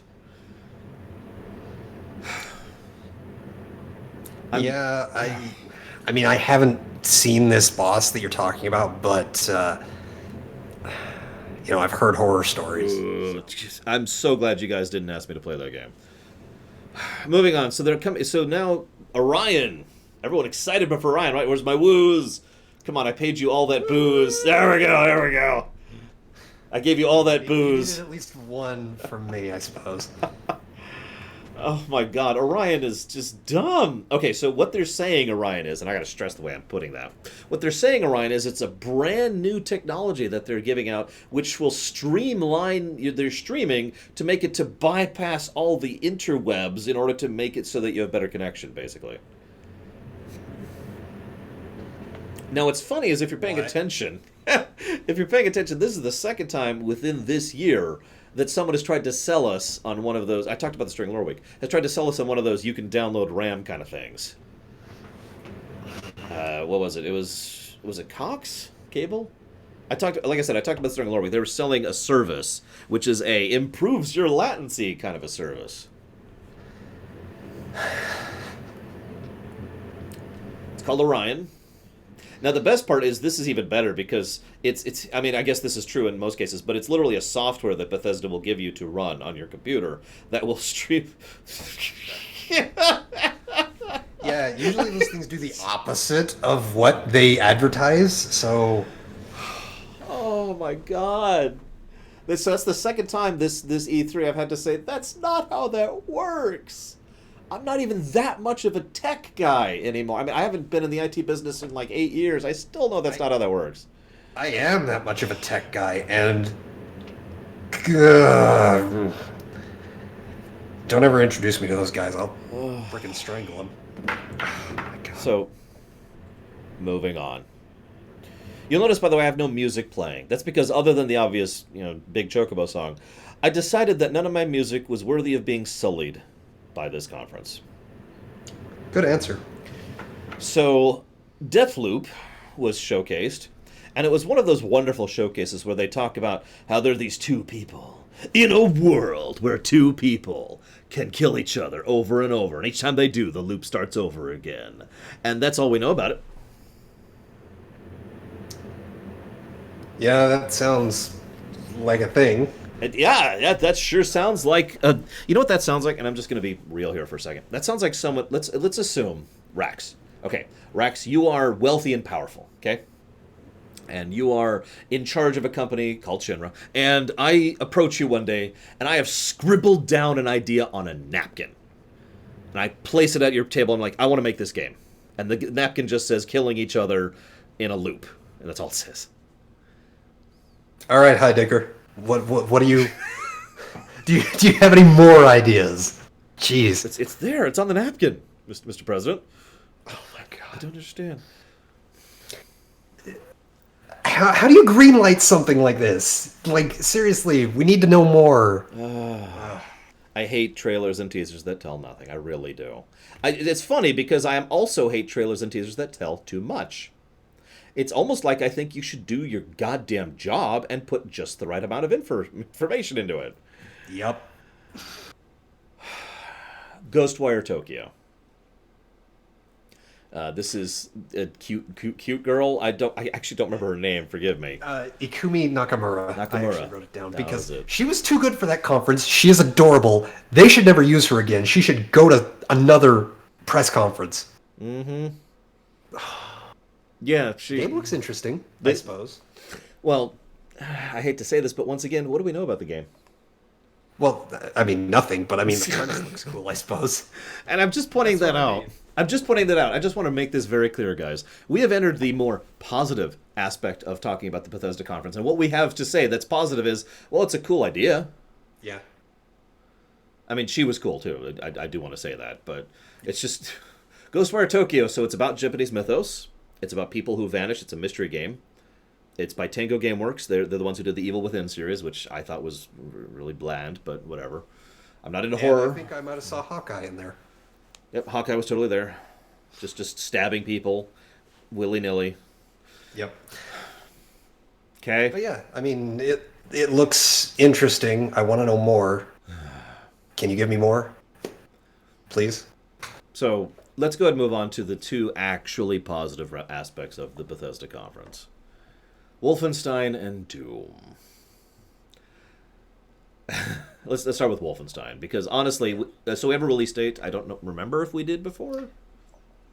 I don't think so. I think this is the first we've had a release date for Youngblood. I think you're right. So that's July 26th, which is really soon. That's just over, a month from now. No, that's 5 weeks. It's 5 weeks from now. I'm excited. Like, it looks fun. I'm very excited, yeah. I was not able to confirm or deny this, but if that has online co-op, that's awesome. I'd be surprised if it didn't. I would be too. I mean, split screen is... Okay, I hate to say this. Split screen is dying. Let's get that out of the way. But at the same time, like, you know, I want to co-op that with my friends, you know? Mm-hmm. No, yeah, that sounds awesome. I mean, the best part, of course, is unlike several other games I'll be mentioning during this E3 thing, we know for total certainty that Wolfenstein 2, or Wolfenstein Youngblood? Youngblood. Is... 2 was the new Colossus. Right. So this is 3, sorry. Wolfenstein 3 will actually have campaign co-op, which is a distinction from normal co-op, because there's plenty of games that have a co-op mode that's just go do a mission or go do this special mini game. Star Fox 64 is actually a good example of a game that had a co-op mode, but you're not actually playing through the game co-op. So playing through the game co-op is, in my opinion, the best form of co-op, and I'm legitimately excited about that. Now, you're wondering, Laura, why you keep banging on about this? Well, we didn't learn anything new, really, other than the release date. It's okay. So, again... Okay. Wolfenstein. Yay. Okay, moving on. Doom. Now, once again, and because I keep hitting this point, good marketing. You sit down, you're like, all right, here's Doom. And then here's just like 5 minutes of a guy playing Doom. Mm-hmm. And that was what they did. Yes. That is how you showcase a game. And now this was scripted gameplay. But this was very well scripted gameplay, because if you were paying attention, I'm sure several of you were, he showcased multiple enemies. He showcased Dance Yourself, which is very terrifying. That's a huge... Give me a second, Dance Yourself. I don't want to lose my train of thought. He showcased multiple enemies. He showcased the types of attacks and animations the enemies had. He showcased multiple weapons. He kept switching which weapon he was using. He kept showcasing some of the insta-kill things. You know, I can't remember what they're called, but the executions or whatever. And he showcased a lot of the new tech and a lot of the existing tech. In other words, it was exactly what scripted gameplay should be. Something specifically designed to showcase A, B, C, D, E, F, G. Bam. Yeah, just go down the checklist and just hit every single point. Yes. Now, I'm going to pause and say thank you very, very much, Dance Yourself. As ever, much appreciate your subs. Thank you. What are you saying here? Okay. Well, I think Halo's the worst game ever made. I'm actually kidding, of course. That would be it. I don't think we even covered Halo, but I mean, what is there to cover? What is there to cover? I mean, the cinematic trailer was well done. They got a good director and good editors for that. I'll give them that. But they didn't show us anything, and I don't think we even have a release window. Below I don't think so. 0. So I've got it down for below 0. Thank you again, Dance Yourself. So, one of the things that was mentioned in extreme passing during the conference, which was then verified during a discussion with one of the devs, one of the interviews with one of the devs, yes, there will be heaven. Heaven is going to be in Doom Eternal. That's interesting, because like when I saw your point on it in your notes, I was scrubbing through the footage like, where did he see that? Where did he see that?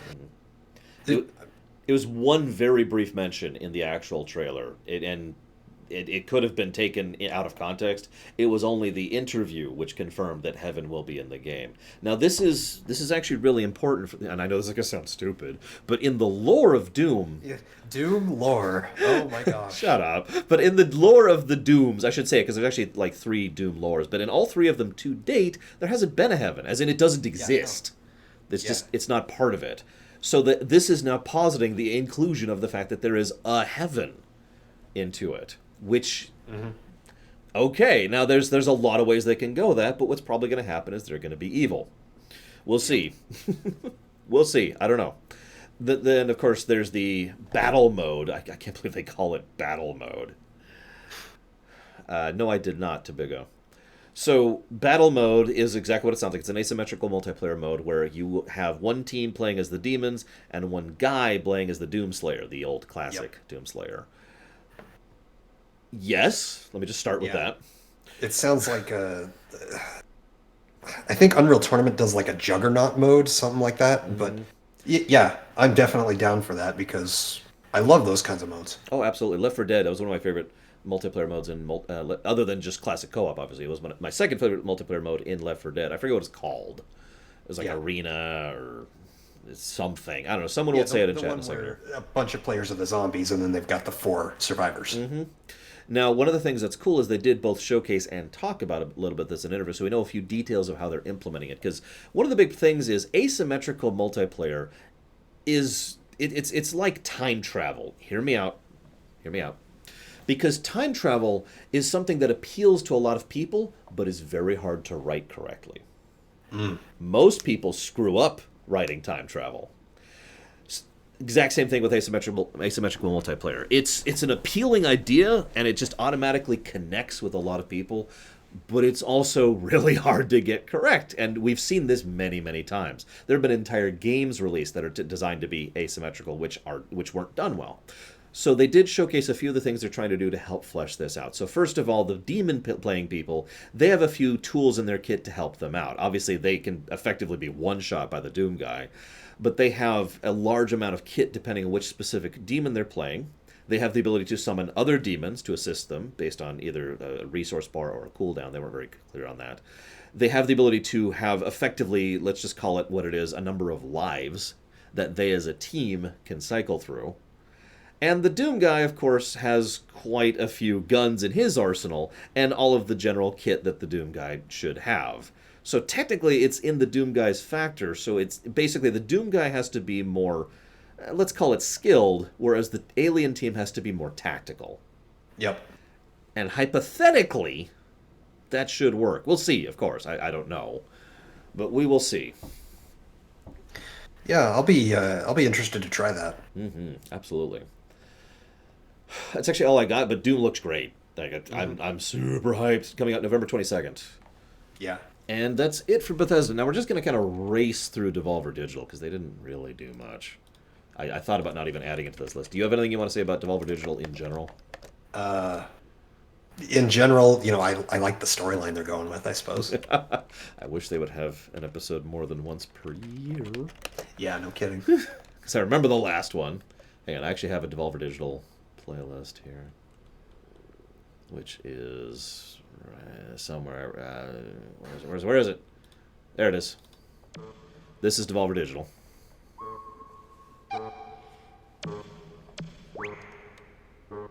What? So it was just kind of strange and bizarre, which I suppose is sort of their thing. Yeah. It was funny. It made me laugh several times. I'm not going to try and lie that it didn't. But what I find strangest is they tried to announce stuff in the middle of it, and most of the announcements were either threadbare or not really announcements. They did show off Devolver Bootleg, which is a bunch of silly arcade games you can get. Now, those silly arcade games, I actually have talked to a few people who've played them. They are, when I say arcade games, I mean Galaga. Yeah. They are really basic. Like, I think the most advanced one was a Castlevania ripoff. Whoops. Castlevania 1, specifically. Why did nobody point that out? Thank you, Baron, for pointing that out. But yeah, very, very, very, very basic gameplay. And it's such a dumbed down... I get that that's the joke, and it was probably something they did in their spare time, but that's the kind of thing that should be like $2. Yeah. I don't expect it to be more than $5. And if it's cheap enough, I'll pick it up. I'll give it a shot. So, The Messenger, which is actually a pretty decent game, is getting a free DLC pack with new content, new maps, new stuff to do. Cool, I'm with it. And then there's a new game. This is the only real announcement. The Carrion is a game they're showcasing. Did you see that one, Rax? That looked cool. It does. Like, it's a game that if it was in higher resolution would probably gross me the hell out. Yeah. But since it's kind of in the pixel art style, I'm down for that. That looks so awesome. No, it does, yeah. It's basically looks like Prototype, but side-scroller. So for those of you not aware, Carrion looks like... So you're playing the Plague. Yeah. You're playing it. You're playing as a big friggin' blob with tentacles. Yeah, you're the bad guy. You're the monster in the monster movie, in the Yep. horror movie. And you're just going around trying to take over and kill and destroy, and it looks really fun. I don't actually have much else to share about that, unfortunately. Because, like I said, the Devolver conference was funny, but didn't really have a lot of actual announcements. Do you have anything to share, Rex? No, not really. I mean, some of their games look pretty good. I'm passively interested in My Friend Pedro, I suppose. Oh, yeah. Otherwise, the fact that they didn't have Metal Wolf Chaos kind of irks me. Yeah, they didn't even mention it. Like, not even as a joke. Seriously. Where the hell is Metal Wolf going on? Chaos? So the next thing, we'll go ahead and switch playlists here, because I have a completely different playlist for this. We're just going to go down the list for this one. So, the PC Gaming Show. Now, this is a strange one for me, but I shouldn't say that. This is actually extremely normal for me. What am I ignoring, Max Time? I don't know. See, Max Time really hates Nintendo, for those of you not aware. And so he is happy with the fact that Devolver Digital is making fun of Nintendo. I mean, okay, like, I'm with it. Nintendo certainly deserves their fair amount of criticism, because, holy crap, Nintendo Corporate is stupid. But I don't have anything else to add to that. That's why I haven't been commenting on it. So, PC Gaming Show. Now, I say the PC Gaming Show was very normal, because this is what happens every year for the PC Gaming Show. This is why I cover it. Is because they just shotgun games, and usually a decent number of them are actually interesting to me.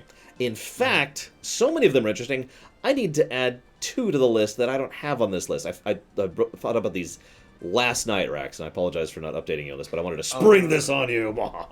You're fine. I went back to the PC Gaming Show. There were so many that were kind of interesting to me, but like I didn't feel like they were noteworthy enough to put down, because I was just running out of time with taking my notes. So. I'm with you. This week has been hell for me. So first is Destroy All Humans.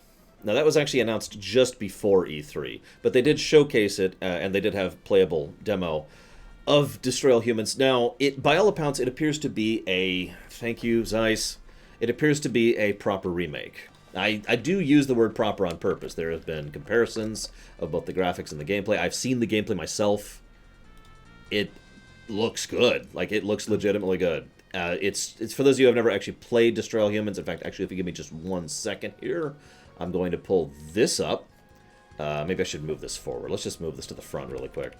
So this is just a little bit of gameplay footage from Destroy All Humans. And you can just kind of see the overall point. You know, you're just given a mission objective, which in this case is destroy all these humans.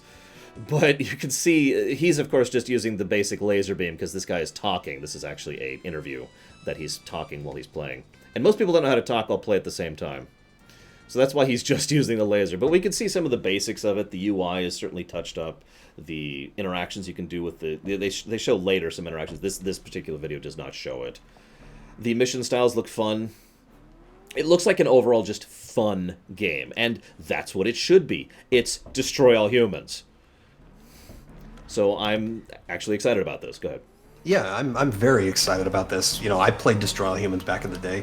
Never played any of the sequels, but this looks just like how I remember it. Mm-hmm. Yeah, no, I'm completely with it. It sounds like fun. It looks like fun. Yes, that's what I expect from that. Mm-hmm. Now let's pull up the other footage. There we go. It's all right. That'll be later. Don't worry. Just trying to be a... I keep screwing up, but I am trying to I did a lot of prep work for this. It probably doesn't show because of how unprofessional and terrible I am. The other game I wanted to showcase was Phantom Brigade. How many of you have even heard of this? What is this? Well, how many of you guys remember Frozen Synapse? I did a premiere run of it a couple months ago. I love Frozen Synapse. Really? Yeah? Okay, cool. I played Frozen Synapse like 3 years ago and I loved it. I'm with it. I put the game down. Really? In summary, I felt like the nature of certain specific aspects of the game were getting in the way of what the game should have been about. Like, the load times were terrible. and extensive. And that was a huge flaw for a game that is all about rewinding and rewinding and rewinding and planning. I can see that. Just basically, what I'm trying to get across, because this is my overall point, was the Frozen Synapse premise was awesome, and that's what Phantom Brigade is. It's a mech fighting game, strategy, tactical. It's like Frozen Synapse. It's just it looks like they're implementing some of the specific aspects of those gameplay a little bit more refined. That's really what it looks like. Effectively, it looks like a AA studio got a hold of Frozen Synapse and said, "We can do that." So I'm interested. Phantom Brigade, like I said, is coming out next year, I think. Sounds good. Next game. Okay, so getting back to the actual list here. Really? This song? So I'm just going to go down the list because this is basically the rough order with only 2 exceptions right towards the end there. 5 exceptions. Shut up. Oh my gosh. Midnight Ghost Hunt. Now that it's again one of those games that looks really cool and interesting that I have no personal interest in. That's the one, for those of you not aware at home, it's another asymmetrical game where one team plays the humans, who are the ghost hunters, and the other team plays the ghosts. And the whole idea is that the ghosts are hiding. They're trying not to be seen. They're trying not to be found. They're trying to basically wait out the timer. Their win condition is to defeat all the humans. The Ghostbusters' win condition is to defeat all the ghosts. Now, the things are slanted heavily in favor of the Ghostbusters because they have detection units and special abilities and all that fun stuff, right up until a certain amount of time passes, at which point everything goes dark and red. Now, this is actually, in my opinion, very cool, because the way they presented it at first, I thought when things went red, that was the end. Like, that was the end of the match, and thus the Ghost's goal was to reach the red point. It's not. After the red point, the Ghosts get powered up, and they have kit. Because up until this, all the Ghosts can do is move, run, and hide, possess something. And that's basically it. Once the red time hits, the Ghosts get a lot more kit available, which they can then use to actually defeat the Ghostbusters. But it's not a guarantee either way. So a skilled team could still take out the Ghosts, and the Ghosts, have a better chance of taking out them. So that sounds like a decent balance point to me, is what I'm trying to say. Mm-hmm. Again, no personal interest. I don't know. It sounds pretty decent to me. Yar. Don't know if I'll ever pick it up, but that's true. Like a good time. They do have telekinesis too. That's fair. So then we have Planetfall: Age of Wonders, which looks as amazing as it always does. I've known about this game for some time, but we do have a release date, which is August 6th. I don't actually know anything else about it. I don't really have anything else to share. Do you have anything else to share, Rex? Remind me, which one is Planetfall? The new one. That doesn't help. I kind of skimmed through. The PC Gaming Show was kind of the one that I skimmed. No, I feel you. So it basically looks a lot like Alpha Centauri or what was that? Beyond Earth. Just modern and better. Right. Hopefully better. There's actually going to be some, legitimate storytelling. There's going to be story arcs. There's going to be events and missions. So fingers crossed. Yeah, sounds pretty decent. They also showcased Songs of Conquest. Now, this is...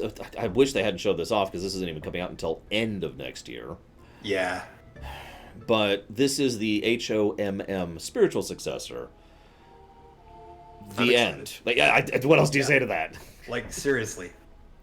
The one thing I'm kind of hopeful for... So the actual trailer was all a song. I'm kind of hopeful. They didn't say anything about this, and I couldn't find any interviews. They didn't say anything about whether or not music will actually play a gameplay role, considering it's called Songs of Conquest. I was going to say, it's in the title, so I would think... We'll see. Like I said, couldn't find an interview about that one. So, Per Aspirata, which actually looks astonishingly interesting. Really interesting to me. Oh, yeah. No, so this is a terraforming game. You are an AI in charge of terraforming Mars. It's basically played as a management sim. Yep. And your goal is to... That's the end. That's it. It looks really awesome. It looks really interesting. I'm actually really cooled out by that. Because... Shut up. Because... I love the idea that using the AI and the long-term thing means that they can bring this down closer to hard science rather than delving into magical or fantastical. Mm-hmm. because the AI could just be there for the next 5 centuries or whatever it would actually. Because we've figured out what it would take to terraform Mars in real life, Right. and it is centuries of work. Yep. Hence the idea this AI could actually do that. Now, I don't know if they're going that direction. They could go fantastical, and that's fine, because gameplay trumps story most of the time. But I just think the overall premise just sounds awesome. Oh yeah, definitely. Like, I mean, have there ever been any terraforming games like that? I don't believe, I can think of one. like one that has had a focus on it rather than having it just be an element of it. Then no. But the one I was thinking of was Sim Earth. Okay, I'd say that kind of counts. Yeah, that's you can see why I was thinking of that one. Back when there was a Sim everything, Right. Sim Town, Sim Ant, Yep. Sim Tower. But yeah, Sim Earth was actually pretty focused on that, and funnily enough, actually a pretty bad game. But that's neither here nor there. So hopefully this one will be a good one. I mean, it looks decent already, so. What are Braegwin and Tazara doing? You two having a secret affair on the side? It's okay. I'm not jealous. So they also had. So they, hang on. Tonic the Dog Tour says he wants me to burn Night City with Keanu Reeves.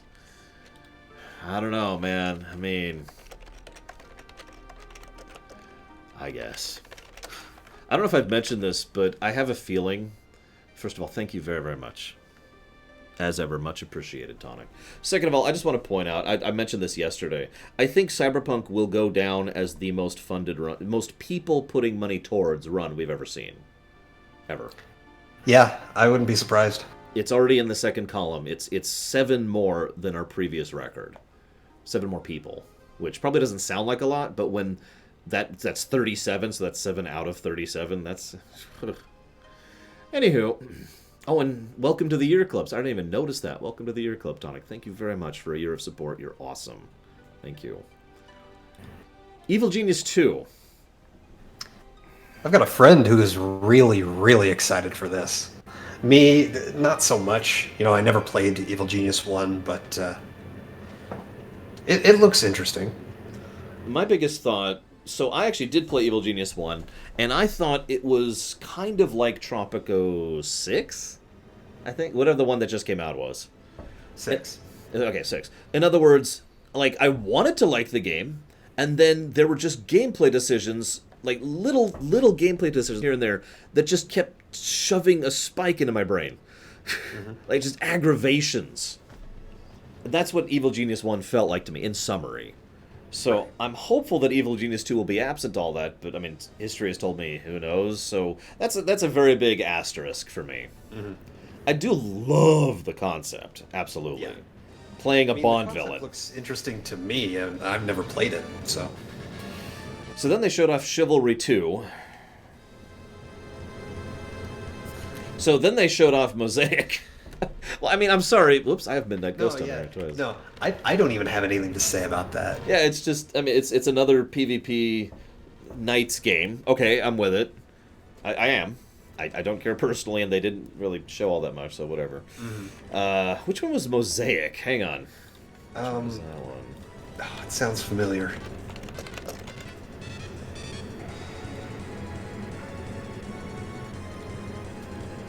Oh, that's why I have so little. Okay, so Mosaic was the one where you play. Okay, right. Mosaic was the depression simulator.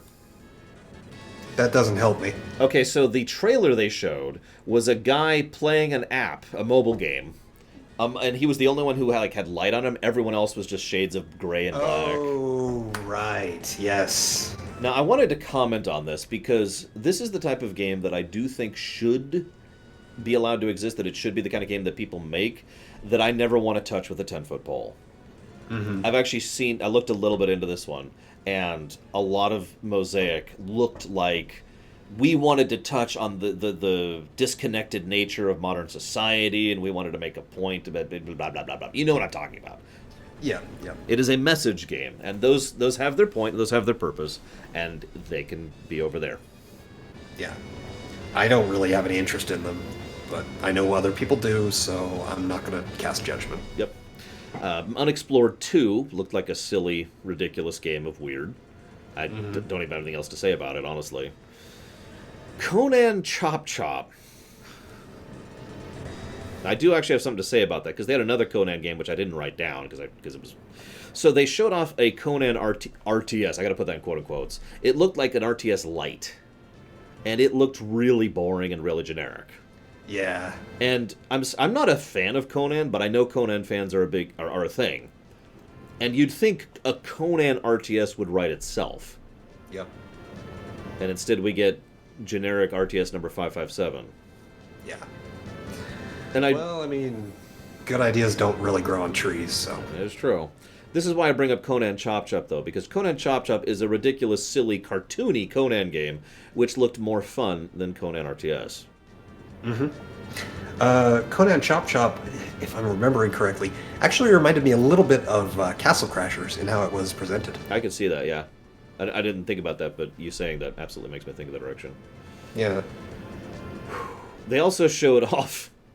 Well, while we're in generic land, let's go ahead and skip ahead a little bit and talk about Zombie Army 4, Dead War, where you fight zombie Nazis who are led by zombie Hitler. Why is this a game? That's a thing, I guess. And what's funny is Ubisoft had a thing later. Oh god, I wrote it down, didn't I? Maybe I didn't. Ubisoft, maybe it wasn't Ubisoft. Was it Square? No, it was Square, wasn't it? It was Square, with the World War II. Yeah, yeah. It's just, why? Why does this exist? Honestly, I can't even come up with an answer. Like, it looked like a joke. Okay, sure. So getting back into something more interesting sounding, so we had Last Oasis. Now, I have no personal interest in Last Oasis because it's a PvP game. But again, I'm actually completely with it because I've been wanting a game like this that is not PvP for years. There's an old game years ago that came out called Guns of Icarus. Now, Just you calling that old makes me feel, oh god, I'm aging. Oh god. it's okay. It's okay. Just think about the fact that there are people who are just now entering college who were not born when Episode 1 came out. Yeah, that's been a thing for a while. Anyways, moving on. No, okay, so Guns of Icarus was a game where everyone, you spawn and you're on an airship, and you're fighting other players on another airship. Now, you have a team, and there's several different roles you can perform on the airship. Now, I call Guns of Icarus old because it's not actually that old time-wise, but it is very old gameplay-wise. It was an extremely basic game. Yep. But it was a great concept. In other words, playing a crew on a ship. Each person coordinating and taking a role, someone dealing with the engine, someone firing the gun, someone piloting, someone repairing, someone scouting. It's a great concept that is a very underrepresented genre. So on the bare basis of the fact that Last Oasis is one of those, a crew game, awesome. I wish it wasn't PvP, and I wish they did something more with it. It's ground based. It's if you saw the presentation, it's the one where they had all this walkers, like little raft skiff rocker things, and they're like, So It sounds interesting. I wonder how it will kind of differentiate itself from Guns of Icarus, besides just the fact that it's on the ground. I agreed. I'm very curious too. The one and only thing I know that is distinctly different is you can hop off the ship and go fight people in person. Interesting. Yeah. To me, now, in all sincerity, that actually sounds like kind of a cool thing. It would be very difficult to balance, but the idea is... Go ahead. Well, I was just going to say, the idea is basically you have a Marine. You have one guy whose job it is to board the other ship or defend your ship. And that makes sense. That's a good slot. That's a real thing in real ships as well as sci-fi ships. So I'm with it. The catch is balancing that would be very tricky because you either need to limit yourself to one Marine slot or need to make the Marine have some kind of limitation. Otherwise, it'll be the Alterac Valley thing all over again. Matches will be 6 Marines and 1 pilot. Charge, and then the 6 Marines just charge on the enemy ship. You got to. Right. That's exactly. That's why I say it would be an issue. So we'll see. Griftlands. I feel like... Did they show this off last year? I don't know. I don't remember. Yeah, I can't remember either.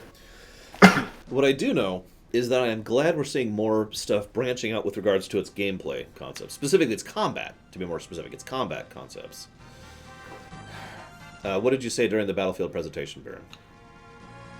So, for those of you not aware of what I'm talking about, it's a game, it's a branching narrative game that has combat, but the combat is done entirely card-based.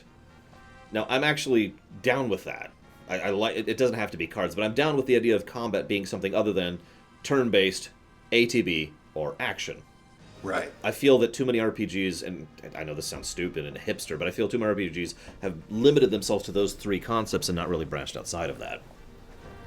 So, card battles, I'm with it. Cool. Yeah, I've seen a few card battle RPGs, and they work well. So. Yeah, there's that Steam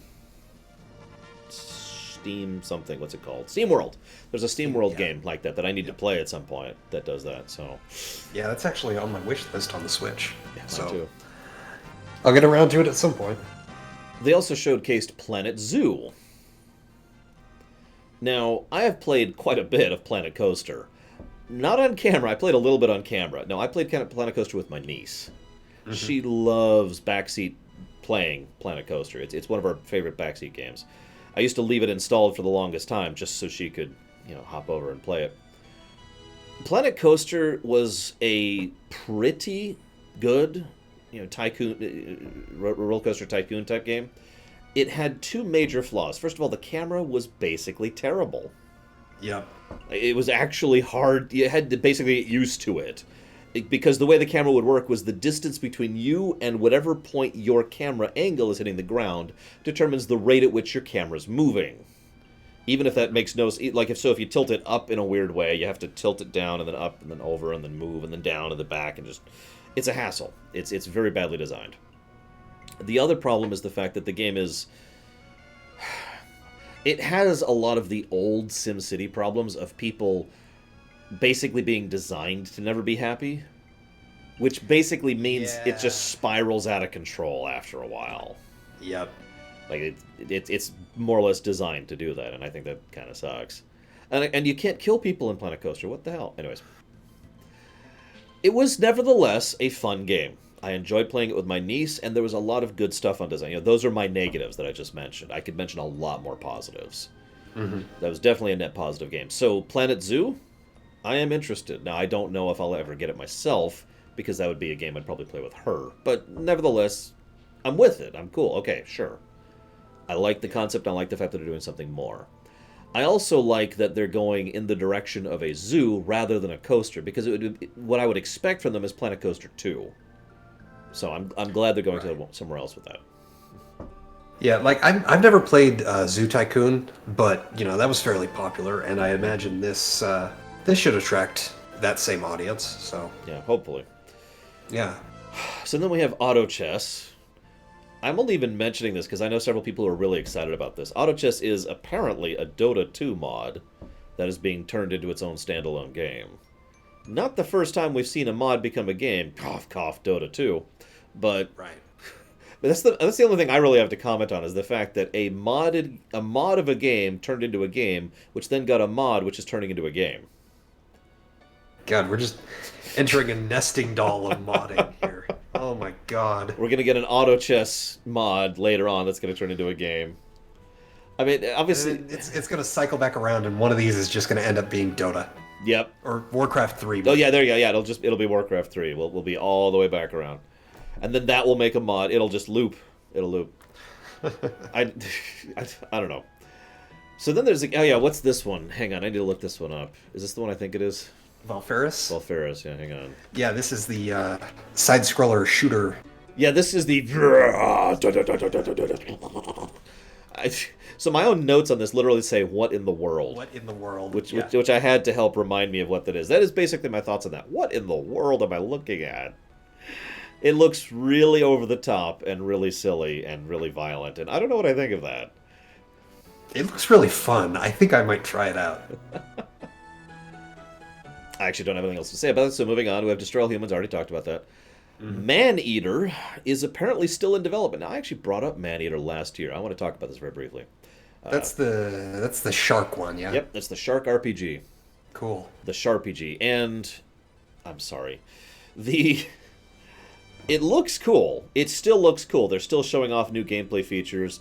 There is more depth to it than I originally thought, which is good. It's a cool concept. It's good. Here's the catch. There's actually two catches. First of all, this, like I said, this is actually showed up last E3, at last E3's PC gaming show, in fact. And I even added it as a premiere run possibility. I had to take it away along with several other games because they were Epic exclusives. However, of that list of games, Mana Eater has apparently at some point in time stopped being Epic exclusive. It is actually on Steam right now. So... Hang on.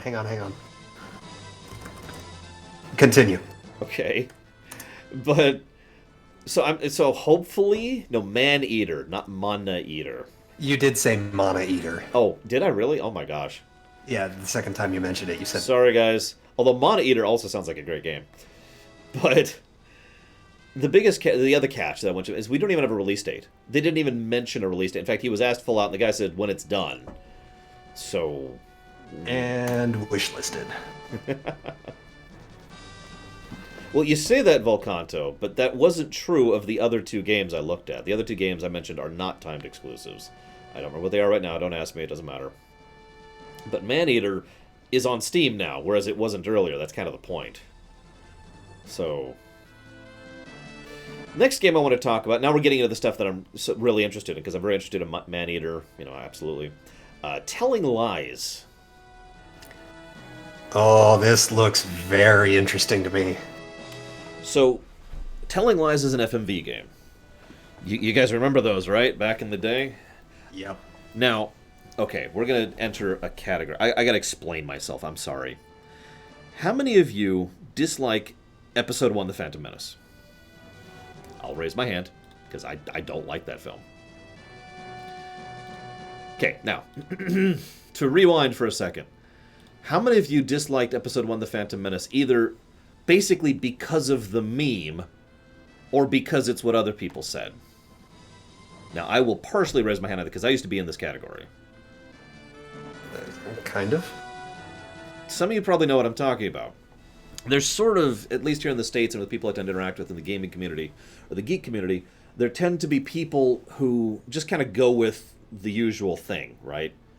Whatever it is, either because it's a meme, or because it's something that's repeated often, or because it's the same fact everyone mentions.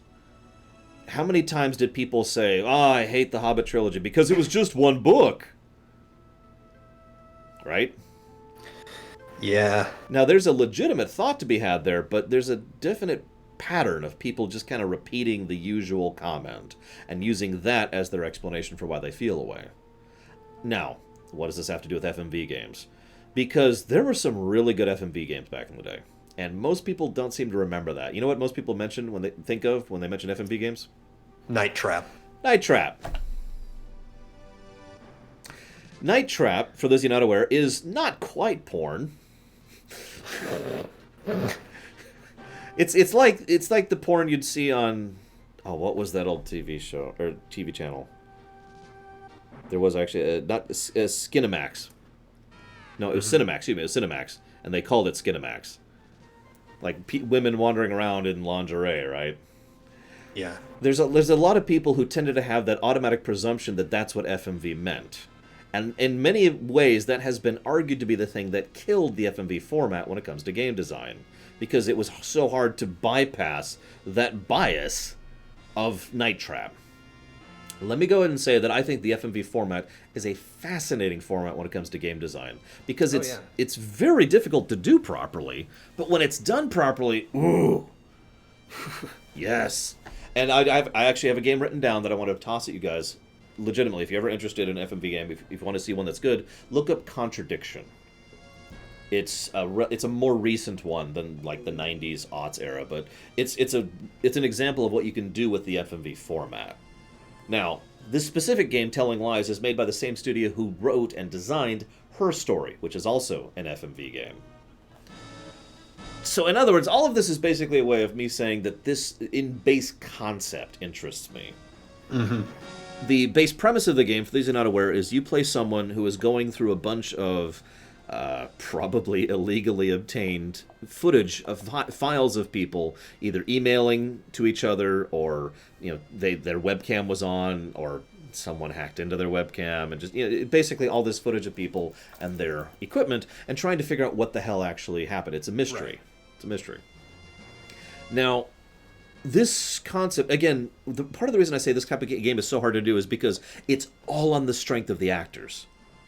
You need great actors, because they need to be able to do nuance, and you need great directors to pull that performance out of them. This is how you... So, like, the director has to turn to the woman and say, okay, you actually did X, and you're thinking about how you did X, so that needs to be in your mind when you do Y. And that's hard to do. So, Dragon's Lair does not count.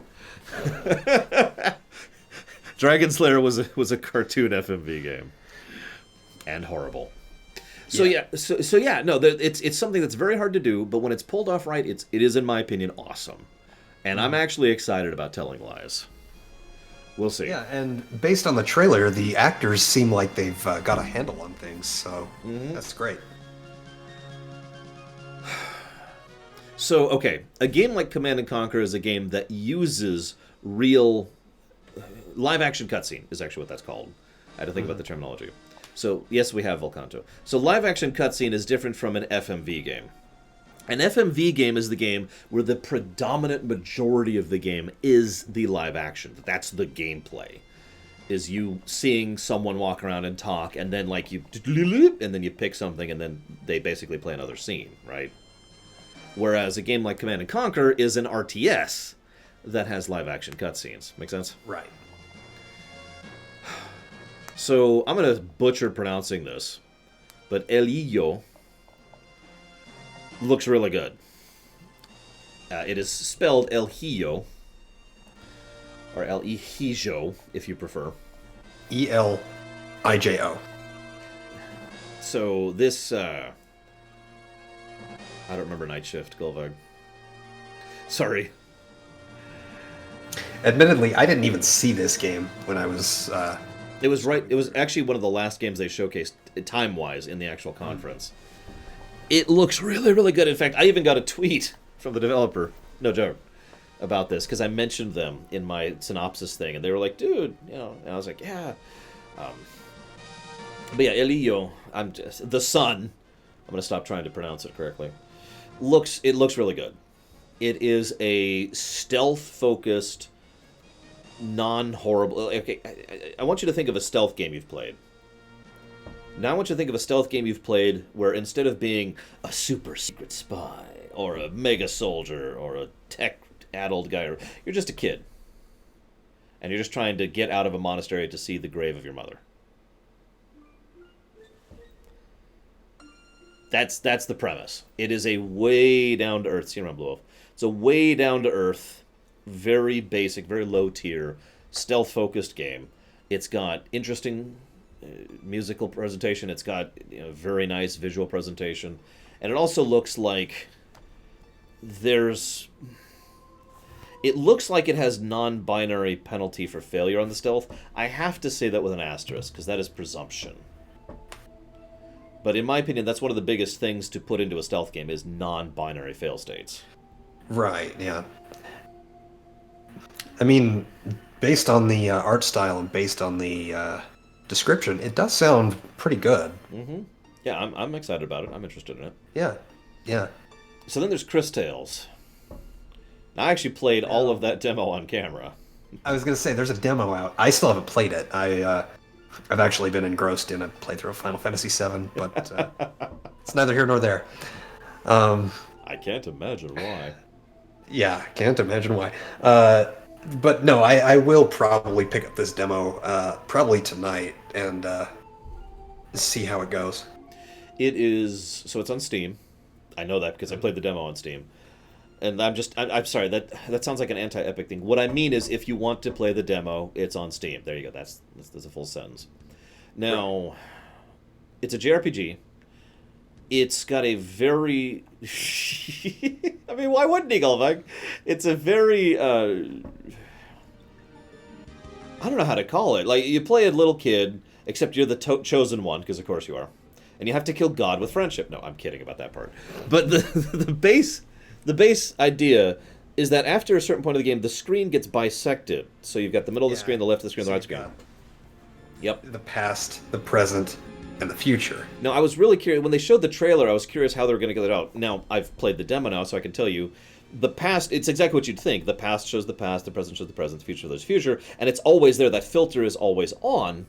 But it's also that very particular type of, let's call it storybook time travel, where the past person and the present person and the future person are standing in the exact same spot in all timelines, doing the same general thing in all timelines, which is illogical and stupid. But I get it. I get where they're going with it. You also, there is combat. The combat is straight Mario RPG, which is you hit the button to double block or super block, and you hit the button to do the double attack, etc., etc. We didn't see a lot of the combat. There is the ability to basically use the time travel in combat. So to use the obvious example of the boss, spoilers. If you want to mute me for a second, Rex, it's up to you. Okay, so the way you fight the boss is you have to actually put use the water spell on the boss, and then transport the boss into the future so that the armor is rusted, so you can then do damage to him. Okay, that didn't work. I heard all of that. Dang it. Sounds really cool. Yeah. That's the first boss. That's the tutorial boss. It's very, very cool concept. I love it. It is a lot more gameplay-y, video gamey than I thought it would be, but I actually think that's a good thing. Yeah. It's basically another tool. It's a kit thing. I can shove it to the future, or I can shove it to the past, and then I can do different kind of interactions in both. Yes, I'm with it. I've always liked games that, if they incorporate a time travel mechanic, they use that to like the advantage of the actual game design, you know? Mm-hmm, absolutely. As a quick aside, the other thing we know about the game, and I discovered this from the demo, is that this is going to be one of those how do I phrase this? I don't want to say branching paths, but at multiple points while doing a quest, you will have a choice. And there's no way to do both, and the choice will have some impact. We don't know what that impact is. It wasn't in the demo. Obviously, it's only like an hour-and-a-half demo. So we'll see where they go with that. But to use the direct example, I had the option to help the alchemist or to help the carpenter. And I could not help both, so I had to choose. We'll see where they go with that. Let's see, looking at my notes here. There's also a talking frog, because of course there is. He's also a tadpole in the past. The frog is also part of the gameplay mechanics, so the way this works is the frog can go into the future or the past without you, interact with stuff, and then, in so doing, either gain information or knowledge to bring back to the present. He can't physically bring something back to the present, but he can, for example, say, aha, it's the blue one! And then hop back into the present and say, it was the blue one back in the past. It's like, aha, that's the solution. Sounds interesting, but it definitely breaks every rule of time travel I've ever heard of. Like I said, the time travel is incredibly video gamey and utterly nonsensical. And I'm just whatever, sure. No, that's actually all I got for Chris Tales. It's no. Oh, sorry. Go ahead. I was just gonna say it sounds really good. Yeah, it's second on my list for the PC Gaming Show for a reason. I am extremely excited about it. The only game I am more excited about is actually Starmancer. Now, this is funny. Can I share something really quick? So last Thursday? Yes, last Thursday, at the last minute, Mike from over at Resident Arc was like, hey, Lore, do you want to join us for a podcast about A3? And I'm like, sure. A little more advanced notice would have been fine. But yeah, sure, I can do that. While we were there, Mike asked us all, what was your one big thing for the conference? And my answer was Starmancer. Now, I got some weird looks from that because everyone else's responses were, like FF7 or Trials of Mana or FF7 or FF7. But I was the one who was like, dude, Starmancer looks amazing. And what's funny is I mentioned it and I talked it up a little bit on the podcast, and several of the other guys looked into it and were like, this looks really cool. Yeah, I remember Tom being like, I looked into that Starmancer game. That looks awesome. Yeah, You know? it really does look like a legitimately awesome game. This is one of those games I'm going to push for a premiere run because so the premise I haven't talked about it yet. You are a space station. It's a management sim. You're designing the space station. You can design it cosmetically. You design how it functions. There's interactions with other people in the system. There's interactions with other hostile forces. It's exactly what you'd imagine when I say space station management sim. But it has some roguelike elements. So each time you fail, it just kind of starts over.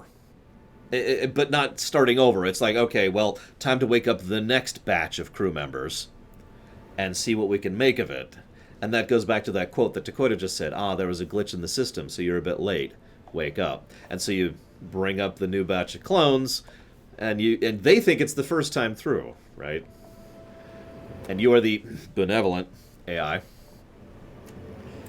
And it Seems very interesting. Like, it seems like a mixture of FTL, Duskers, and like a couple of other games. Mm-hmm. It's also using the Final Fantasy Tactics art style, almost 1-to-1. So that's Really? Yeah. Go look it up real quick. You'll see what I mean. No, like I have a vague image of it in my mind, but I don't remember it looking quite like that. It's mostly in the nature of how the humans look, but you'll see what I mean. Okay, yeah. Yeah, it looks legitimately awesome, and I am extremely excited about it.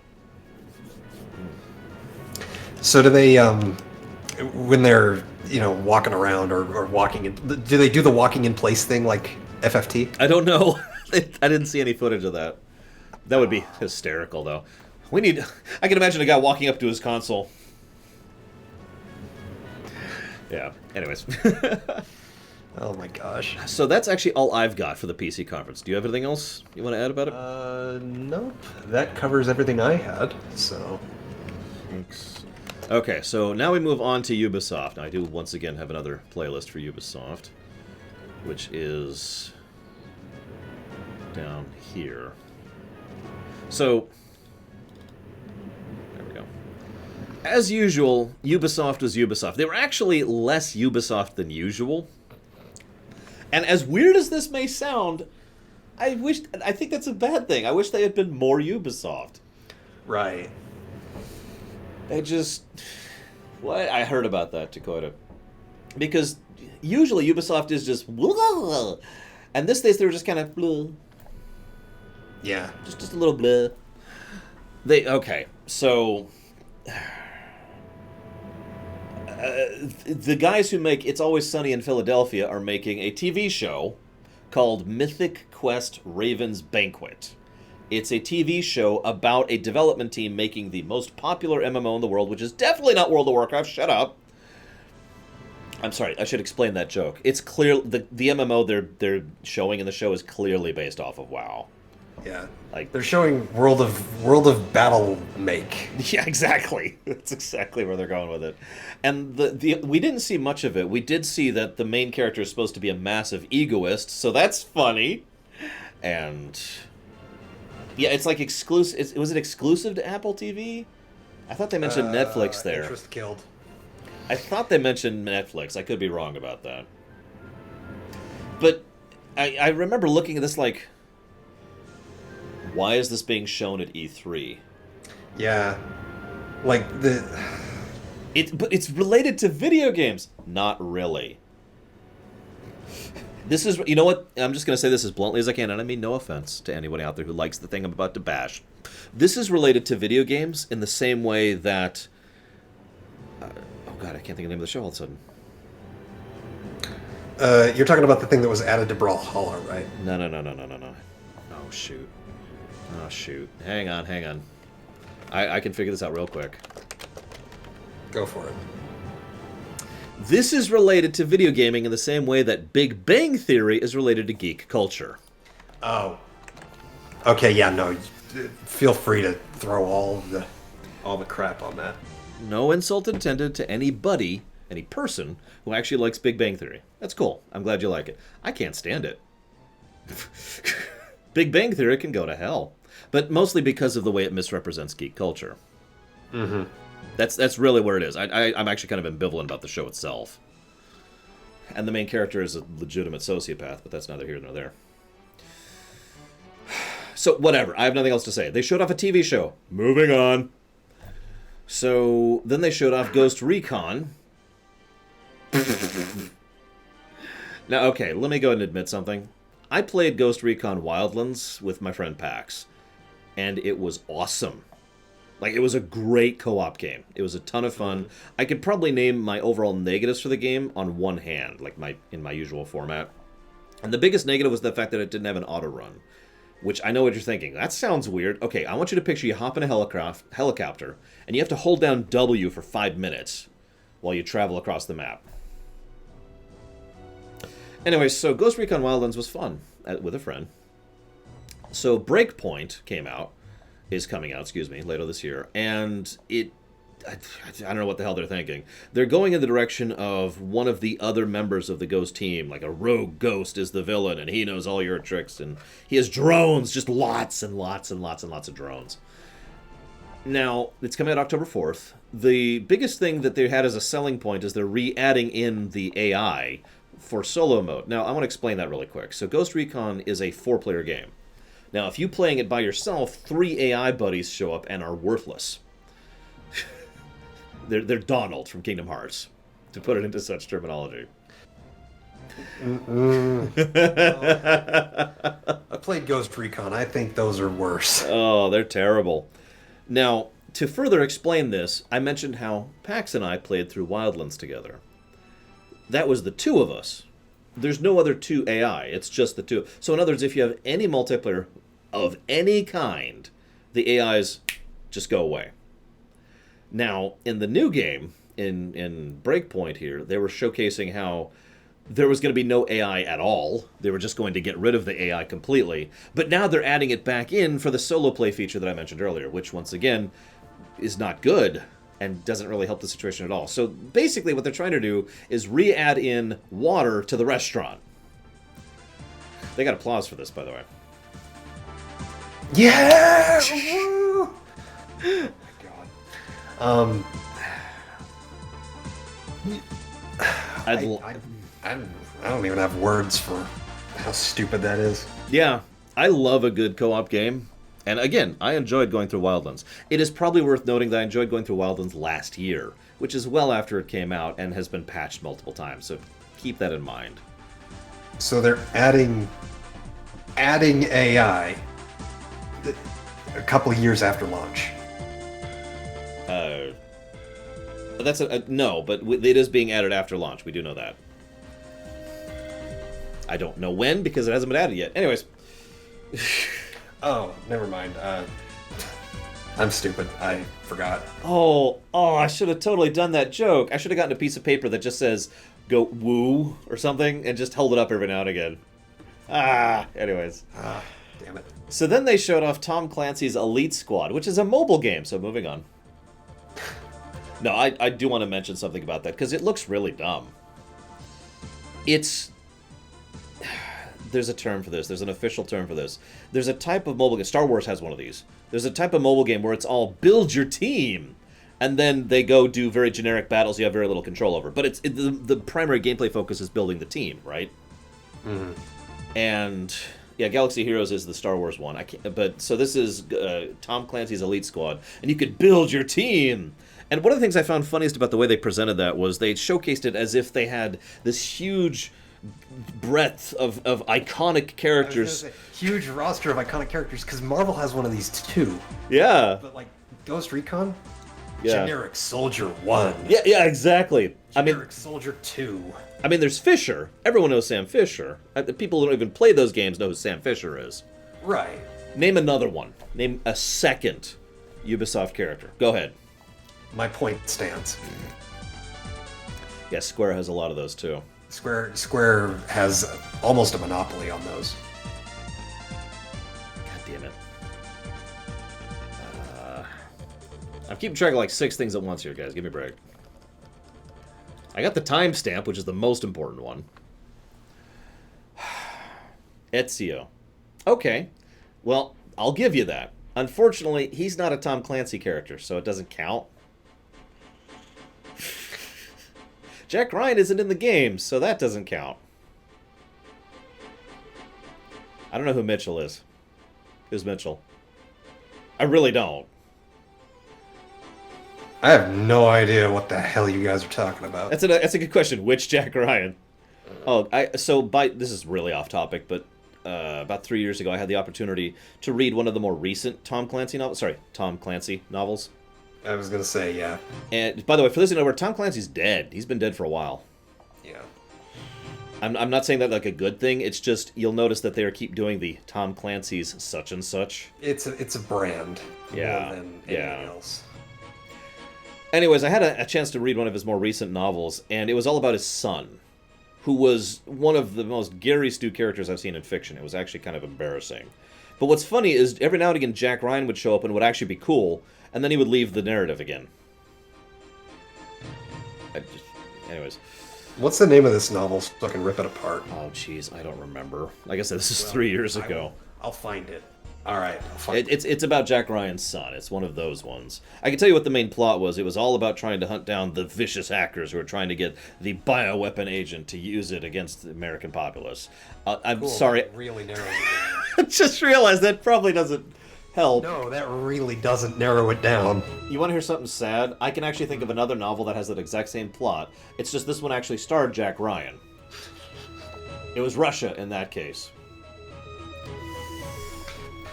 Anyways, moving on. Assassin's Creed or Odyssey. Now, okay. I want to just say something nice and publicly here, even though nobody's going to watch this. I will freely confess that several of Assassin's Creed Odyssey's gameplay problems have been resolved by patching. They have smoothed out the leveling curve substantially. They have smoothed out the way the scaling works. They have added in additional options for the difficulty, blah, blah. They've fixed a lot of my issues with the gameplay. They have not fixed any of my issues with the story, so I pretty much stand by my statement that ACO is at best a net negative game in my opinion. However, they are still adding in Discovery Tour mode, and that is still awesome. Yeah, I'm down for that. That's great. That is phenomenal. We need more Discovery Tours in life, and I mean that sincerely. It's also going to be the exact same way it was back in Origins, so in other words, you can buy it for $20 and just get... Did I say Origins? God damn, they're both ACO! It's not my fault they don't know how to name things. ACO2. God damn it. It's going to be a standalone game you can buy for $20, which is awesome.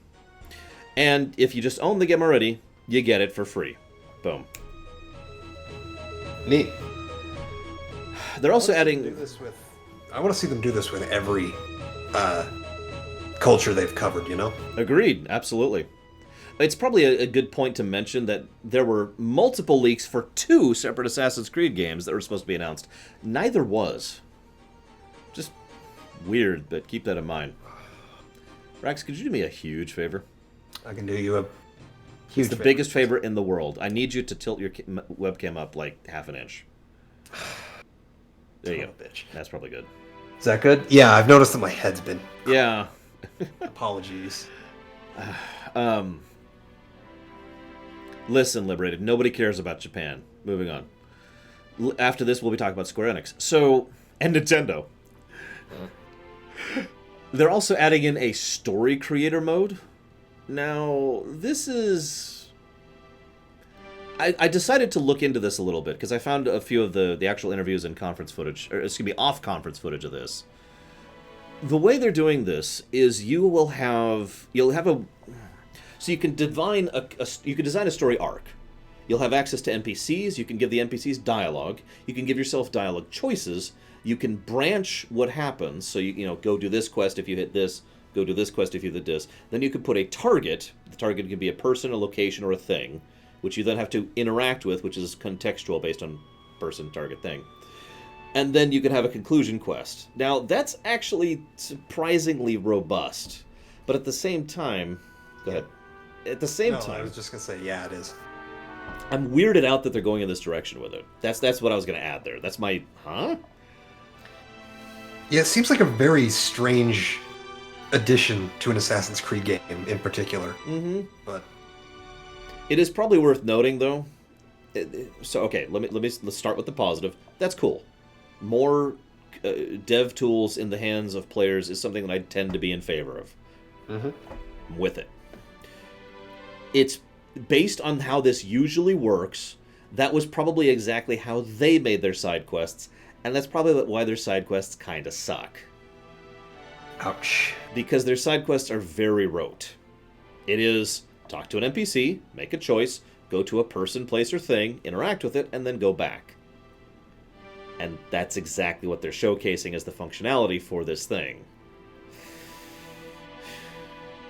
That doesn't bode well. Yeah. So, we'll see. I do still think it's a good thing. I think it's something that should exist.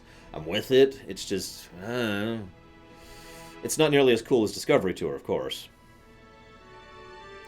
My next mention is Gods and Monsters. Let's talk about the full depth of Gods and Monsters. All right, moving on. What the hell is Gods and Monsters?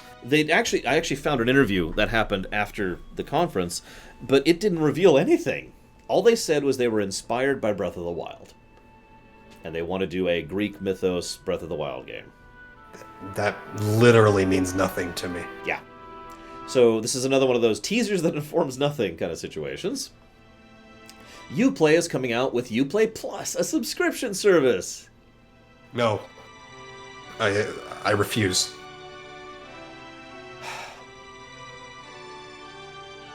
I do want to talk about this briefly. Just briefly. I won't be here long, don't worry. Go for it. 5 hours later. This is, I think Mike brought this up during the Resident Arc podcast. Someone brought it up. There's actually a lot of problems with this kind of subscription service thing. But go ahead. I was going to say preservation is probably the biggest issue. Preservation is a huge problem with this. Ownership, which is actually directly related to preservation, is also a problem. I like to use this as an example. So it's actually that way. It's in my closet. Over there, I have Final Fantasy 1 on the NES. That is mine. Yep. And I have had that since 88 or 89 or whatever the hell the year that was, right? That's owned. Yep. These kind of streaming services, because that's effectively what this is. It's not a literal streaming service, but you get access to the game while you are subscribed. Yeah. That is not ownership. It is, by definition. It's like you don't own the movies at Blockbuster, to use an example. So, with lack of ownership, naturally, obviously that leads to real problems, but it also naturally leads to lack of preservation problems. We have actually seen this year, just in the last month, several Telltale games have been delisted digitally to the point where you can't download them anymore. So if you didn't have a downloaded copy, they're gone! Yeah, I'm out of luck. I can't download Tales from the Borderlands anymore because I don't have it on my PC and I don't have it on my laptop. Yep. The game that we purchased is gone. Now, it's worth noting that Steam's game ownership thing, this is a weirdly gray category. Steam is, if you were to go between no ownership and actual ownership, Steam's more towards actual ownership, but it's still kind of in the middle. GOG is fully on more ownership. Well, that's not true either. GOG is far more towards full ownership. But things like this Ubisoft Play thing are just basically shoving it in the other directions. So that's problem number 2 and 1. I talked about this during the podcast. I'm going to repeat my thoughts here very briefly. I feel like this is an attempt to control the equivalent of ad revenue. Now, I want to explain what I mean by that very briefly. I keep saying briefly. I'm going to talk for 10 hours, okay, guys? The market industry in general has a weird emphasis on eyeballs. Now, I know you're thinking that's weird, but that's the official professional term. Eyeballs is how many times your such and such is looked at. So how many times someone looks at your ad, how many times someone looks at your product, how many times someone looks at your trailer, your teaser, your game, your poster, your bus ad, whatever. That's what eyeballs is. And they use that as the basis of the entire marketing system. How many times someone looks at your thing. Now, I have argued for many years that that's a false metric, and I think it is too much of the establishment of marketing, but that's neither here nor there, and that's a larger topic. The relevant point is, usually that has to do with ad revenue, specifically. People on YouTube, Twitch itself gets ad revenue. You know, most services, most sites live and breathe off of ad revenue. It's how most television here in the States gets most of its money, for example. Now, You might think, well, hang on, Uplay Plus isn't going to have ad revenue. They're not going to be playing ads for, I don't know. I have nothing here that I can physically look at. Here we go. They're not going to give ads for Raid, which is apparently a Johnson company. This isn't going to be a thing, right? But that's not what I mean. This is a different take on the same concept. This is trying to control how many eyeballs are looking at what products. So they have their own launcher, they have their own subscription service, they can put what they want on there. Let me use a direct example to explain this in brief. Netflix. You fire up Netflix and what do you see?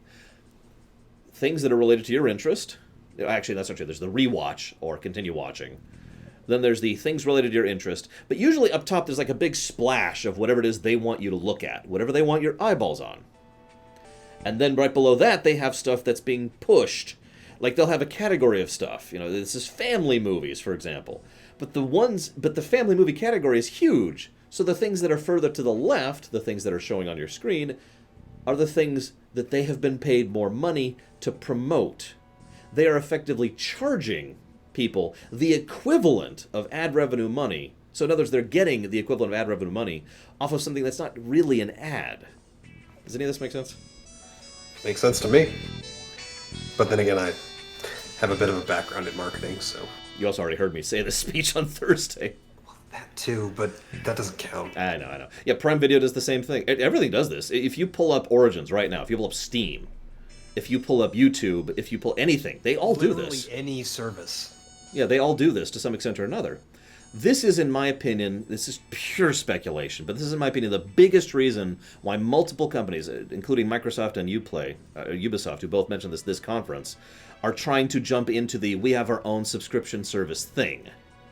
So they can control that and use that to generate what is effectively free money. Because it costs them very little. That costs them pennies in order to rearrange which movie is where on the list. It costs them nothing. So it's effectively free money.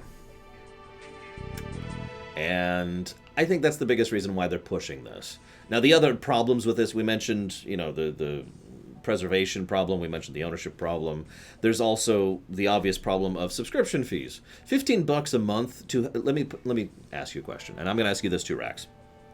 I want you to imagine that you could have access to every video game in the world for $15 a month. Now, you don't own it. It only lasts as long as you have the sub, but you've got it all. $15. Do you do it? I would have to consider it, and that kind of automatically defeats your argument. Damn it! Kind of supports your argument, I should say. Yeah. Probably not, I know a lot of people who would completely go for that, if I'm being honest. I don't know if anybody in chat would. No, not 15 liras. The price isn't my problem with it. My problem is the lack of ownership. I mean, that's a good... the lack of preservation. The things I've already brought up. So, of course, the point here is I just posited to you an impossible example. The only way for that to happen is for me to take over the entire planet and rewrite the law. Yep. All of them. It's an impossible thing. What you instead get is you've got Microsoft's service, you've got Origin's service, they have a thing, you've got Ubisoft's service, Netflix is trying to push their service, Stadia is trying to push their service. Let's see, what else? I know there's others right now.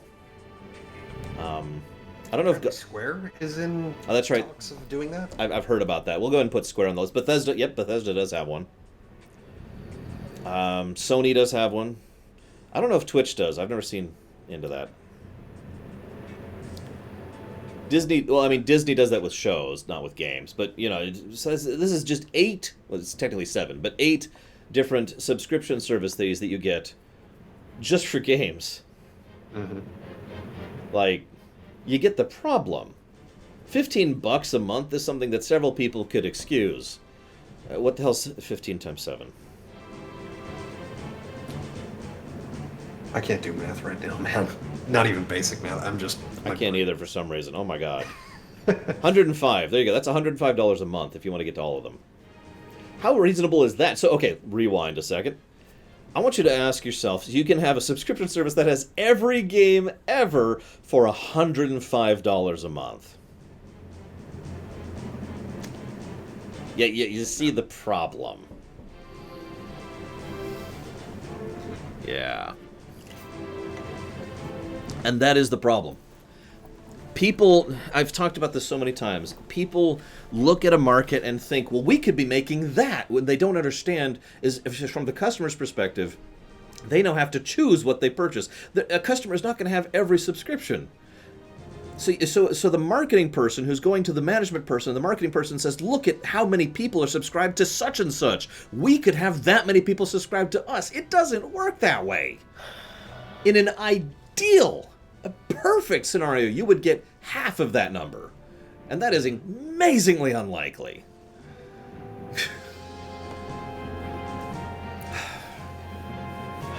You get my point.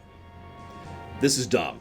Moving on. I'm sorry. I'm sorry for going on about that so long, but that was a point I really wanted to hammer, because it's the same exact thing we've already seen with movies and television for several years at this point.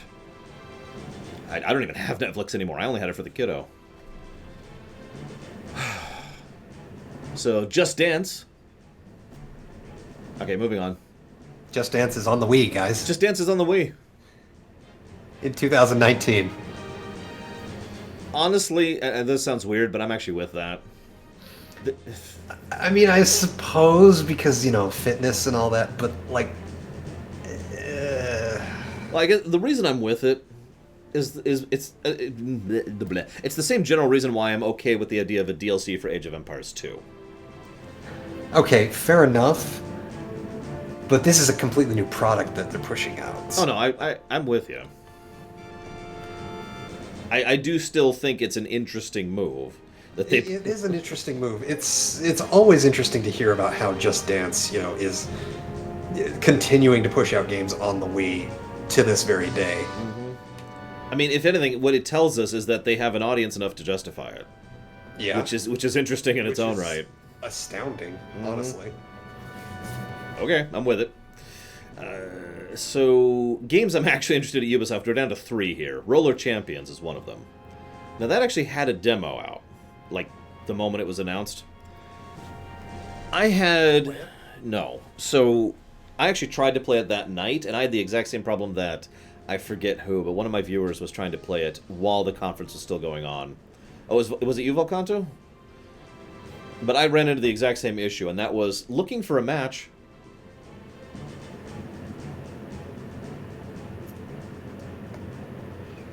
Huh. Just couldn't... So I have no idea what the gameplay's like. I have no idea. It looks cool-ish, but I'd like to say, but I can't really, because, I was reminded of several NES games, which actually also did the rollerblade thing. Oh, so apparently it worked the next day. Whatever, I could go back and try it again. So, whatever, I'm at least partially interested in that one. Rainbow Six Quarantine, now this is a funny one, because we know basically nothing about this game. It's a Rainbow Six game, it involves a quarantine, and it has 3-player co-op, and that's all we know. However, I'm a big... $10 says it involves zombies. No bet. However, I have actually already talked to Pax and Gary, and we're all basically like, yeah, let's see what it plays like, and we might be on board with it, because co-op is awesome, and that happens to be 3-player co-op, which just kind of fits rather nicely. Sounds cool. This leads me to Watch Dogs. I'm actually really excited for it. I am too. Now, okay, I'm one of those extremely strange people who thought Watch Dogs 1 was okay, and Watch Dogs 2 was legitimately enjoyable. Mm-hmm. I'm right there with you. Yeah, Watch Dogs 3 looks good. Oh my god, where to start? I'll let you go. I actually have watched... So, okay, Young Ye has actually played this game. Uh-huh. So I actually bothered to watch his discussion of his gameplay experience, and there was someone else, I forget who also has played the game, and I went down that list as well. So I have a little bit of thoughts about the gameplay and how they're functioning it, but I want to save that, so you go first. Yeah, I'll go first just based on what I saw from their demonstration. So, first of all, I'm very excited for the prospect of multiple playable characters where they have the permadeath and You just jump to a different character, completely different path in the story. That is a very awesome concept to me. And I like that it all kind of revolves around this AI. Bentley, I think his name was? Is it Bentley? I think so. It was the AI, so... Yeah. Yeah, I think it was Bentley. Yeah, so I do like that this all is centering around Bentley, and then just has all these all these branches coming off of that. So yeah, March 6th, Uh-oh, we lost Rex. That's a great expression, though. Oh my gosh, did we fully lose Rex? Oh, He's back, he's back! That was a great expression for you to be frozen.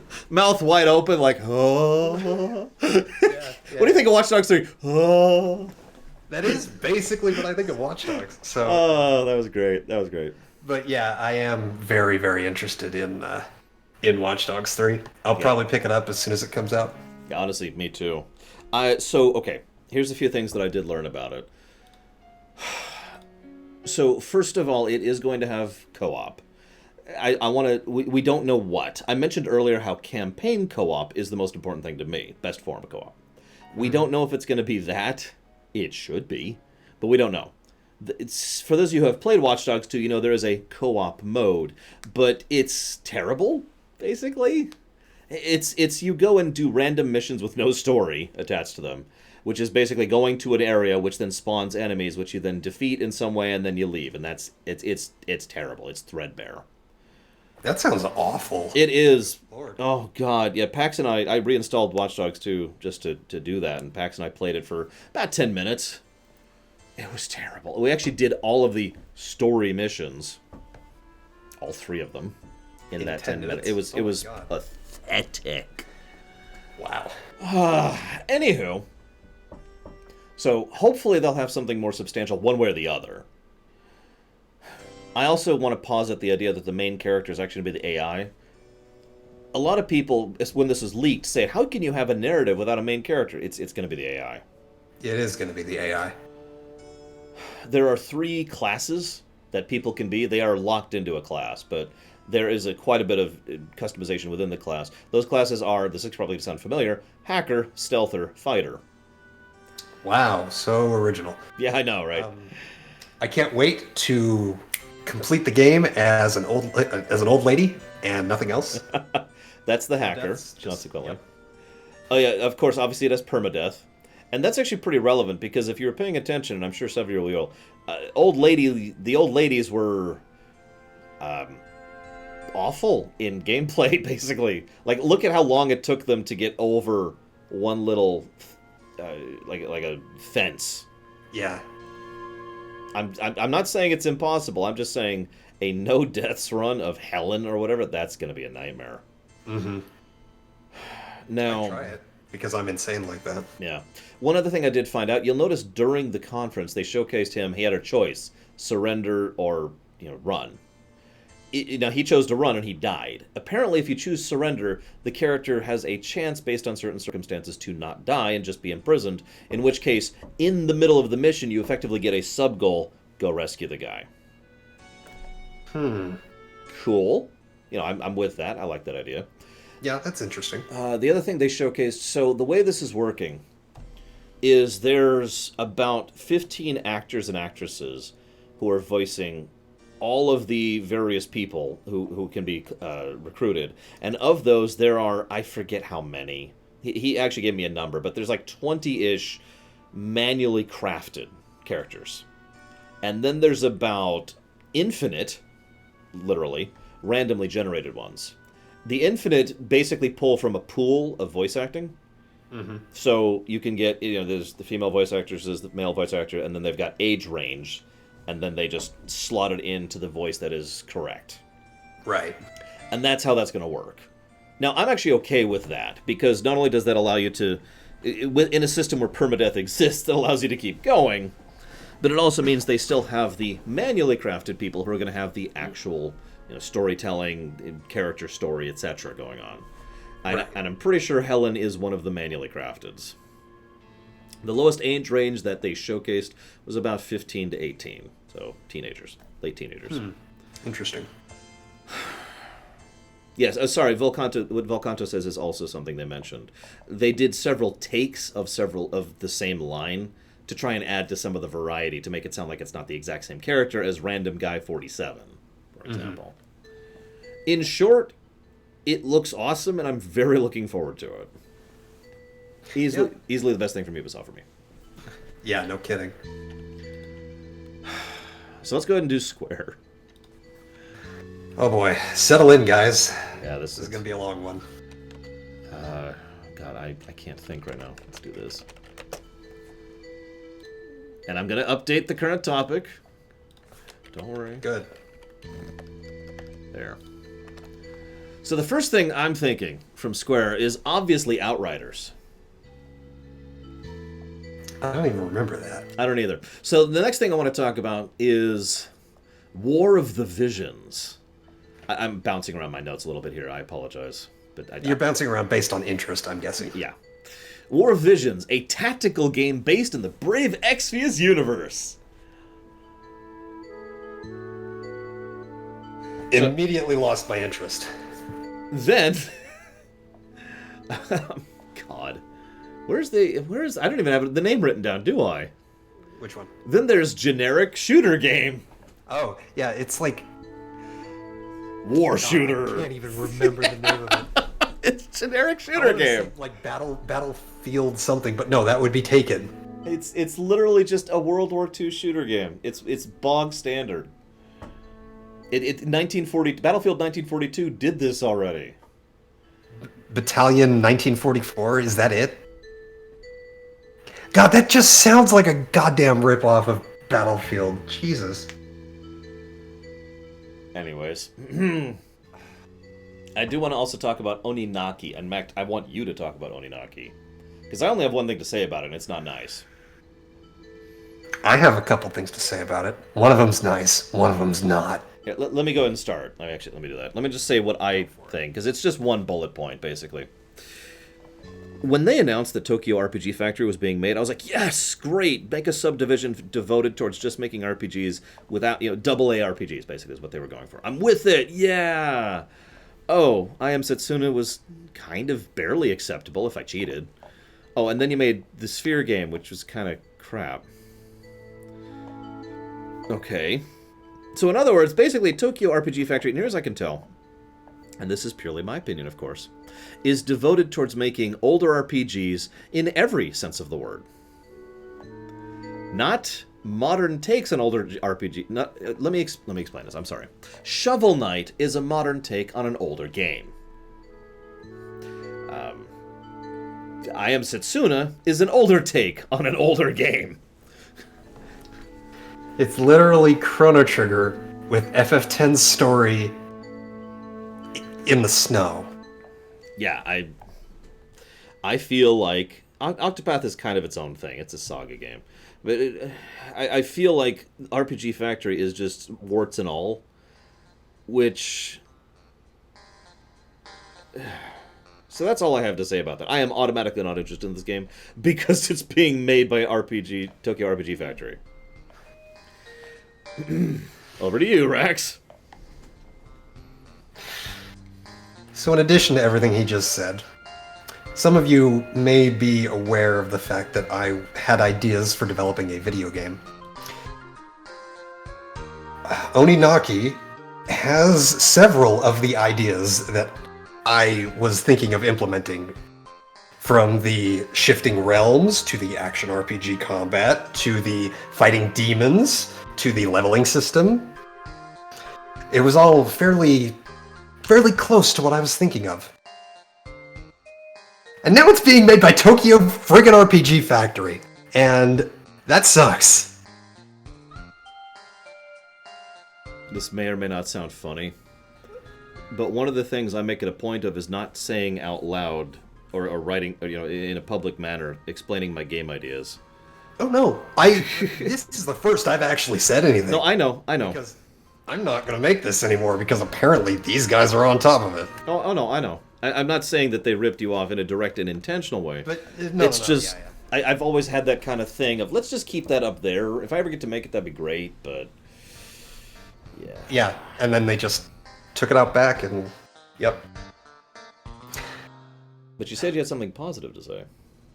Oh, well, I mean, I'm at least more positively inclined towards this than I was towards their other two games. Fair. So, we'll see, I suppose. I don't know if that counts as a positive or barely above neutral, but there it is. It might not be garbage. Okay, so they also I'm just gonna kind of rapid fire several of the rest of these because I know what you guys want us to talk about. So they had Saga Scarlet Grace. Is that the new Saga game? That was released on the Vita back in 2016. That's right. That's the old one. So this is a re-release of an older Saga. That's what I thought. Yep. Okay, so re-release of a Saga game. Woo! Okay, also related to that, Romancing Saga 3 is getting the remaster treatment, which I am in favor of. Not a Saga fan, but I am in favor of the concept, so woo again. Oh yeah, Life is Strange exists. Alright, moving on. They also, the Crystal Chronicles remaster is coming out this year on mobile, Switch, and PS4, and will have online co-op. So, yep. Last Remnant is getting a remaster. It's coming out on the Switch. It's actually out on the Switch, but is coming out on the PS4 later this year. It's good. Play it. There's also Circuit Superstars, which I don't even know what to make of that. They just showcased that in the middle of that. It's a top-down racing game. And they didn't do anything to really sell me on it other than the fact that it's a top-down racing game. I'm really... RC Pro-Am. I couldn't think of it during the comments, but they kept reminding me of RC Pro-Am. Which is funny, because I'm pretty sure that was a Square Enix published title, but anyways. Mm-hmm. And by Square Enix, I mean Squaresoft. You might be thinking of Rad Racer. You are. You're right. I was thinking of Rad Racer. My bad. I know that one was, because Nobuo Uematsu did the music for that. Yep. And... looking at my notes... Let's hit Kingdom Hearts next, because there's not actually a lot to say there. There's not really a lot to say. Yeah. Okay, so in my notes, this is actually pretty funny. I wrote, I'm about to be like Charlie from Always Sunny, rambling about Pepe Sylvia. Anybody seen that clip?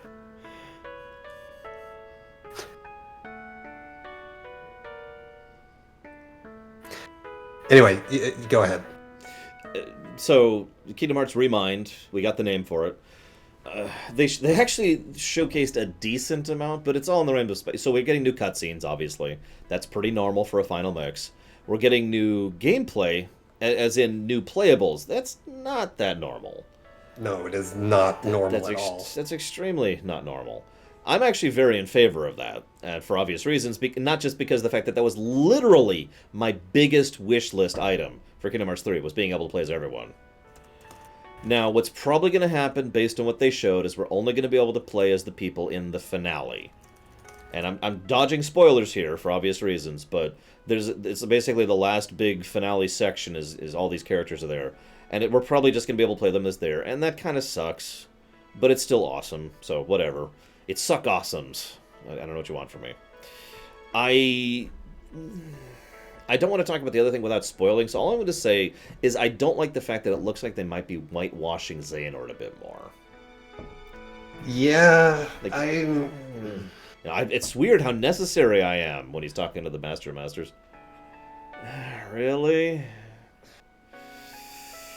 Okay, whatever. I will say that I'm very interested to see what they do with both Xigbar and Luxord. I am too. And not just because Xigbar is literally my favorite character in Kingdom Hearts. The best character in the series. Yeah. It's one of the few moments in Kingdom Hearts 3, I'm not going to say anything, but that's one of the few moments in Kingdom Hearts 3 that actually made me go, yeah! Yeah. So, that's actually all I got. Coming out at some point. Yeah, I don't have much more aside from I'm really excited for it, because of course I am. Final Fantasy VIII Remaster. Speaking of which, actually, hang on. This is a good enough song. Let's leave it here. So Final Fantasy VIII is getting a remaster. It's coming out on the PS4, the Switch, the Xbone, and the PC. It is getting new cheats, including Get All Items, which gives you basically all the items of the game, Get All Abilities from from all your acquired GFs, maxing out all the levels of your GFs, maxing out your Gil. Some of these are old cheats, sorry, but I know some of these are new, so I'm just going down the whole list. Mega Max, which sets your inventory of each acquired magic spell to its maximum limit, learn all of your limit breaks, get a max number of all cards other than rare cards, and I think there's actually a few others there. So that's all awesome. And I actually have an image ready to go here, which is this. So this is actually a comparison shot of the old versus the new. You can see the old on top and... No, I'm sorry. You can see the old on the bottom. And you can see the new on top. And you can kind of see the difference here in how they have showcased... Obviously, one of the biggest differences is actually this shot down here. You can really see the difference between the two and how much effort they have put into revamping this, which I am completely in favor of. I also want to say that this is awesome for many different reasons.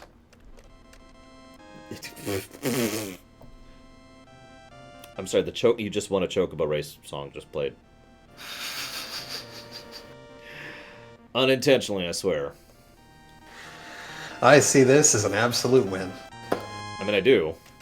But no, in all seriousness, this is awesome. It's great to see that they're doing it to begin with. It is great to see that we're going to get a proper port of FF8. The FF8 is one of those weird games where our only option is the original version, really. Yeah.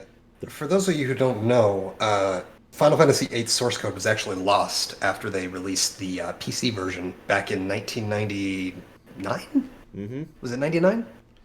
I believe so. So yeah, Square didn't have a habit of preserving their source code, and basically they had to reverse engineer this game similar to how they did for Kingdom Hearts Final Mix. So, all of this is basically built from the ground up. Yep. Which is awesome.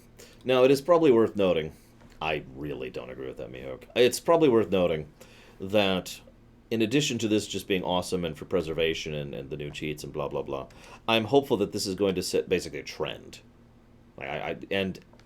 This is a good time to mention something. If I could find it. I think I kept that. Nope, maybe I didn't keep that specific interview. There's an interview where they basically talked about how they have lost a huge amount of their old stuff, and so they want everything to be available in digital format. Yep. So that basically means they're going to keep going, hypothetically at least. But that is an official statement. It's by the president of Square Enix. I can't think of his freaking name. Matsuda. Yosuke Matsuda. That's him, Matsuda. And yeah, I'm with it. Keep doing it. Go.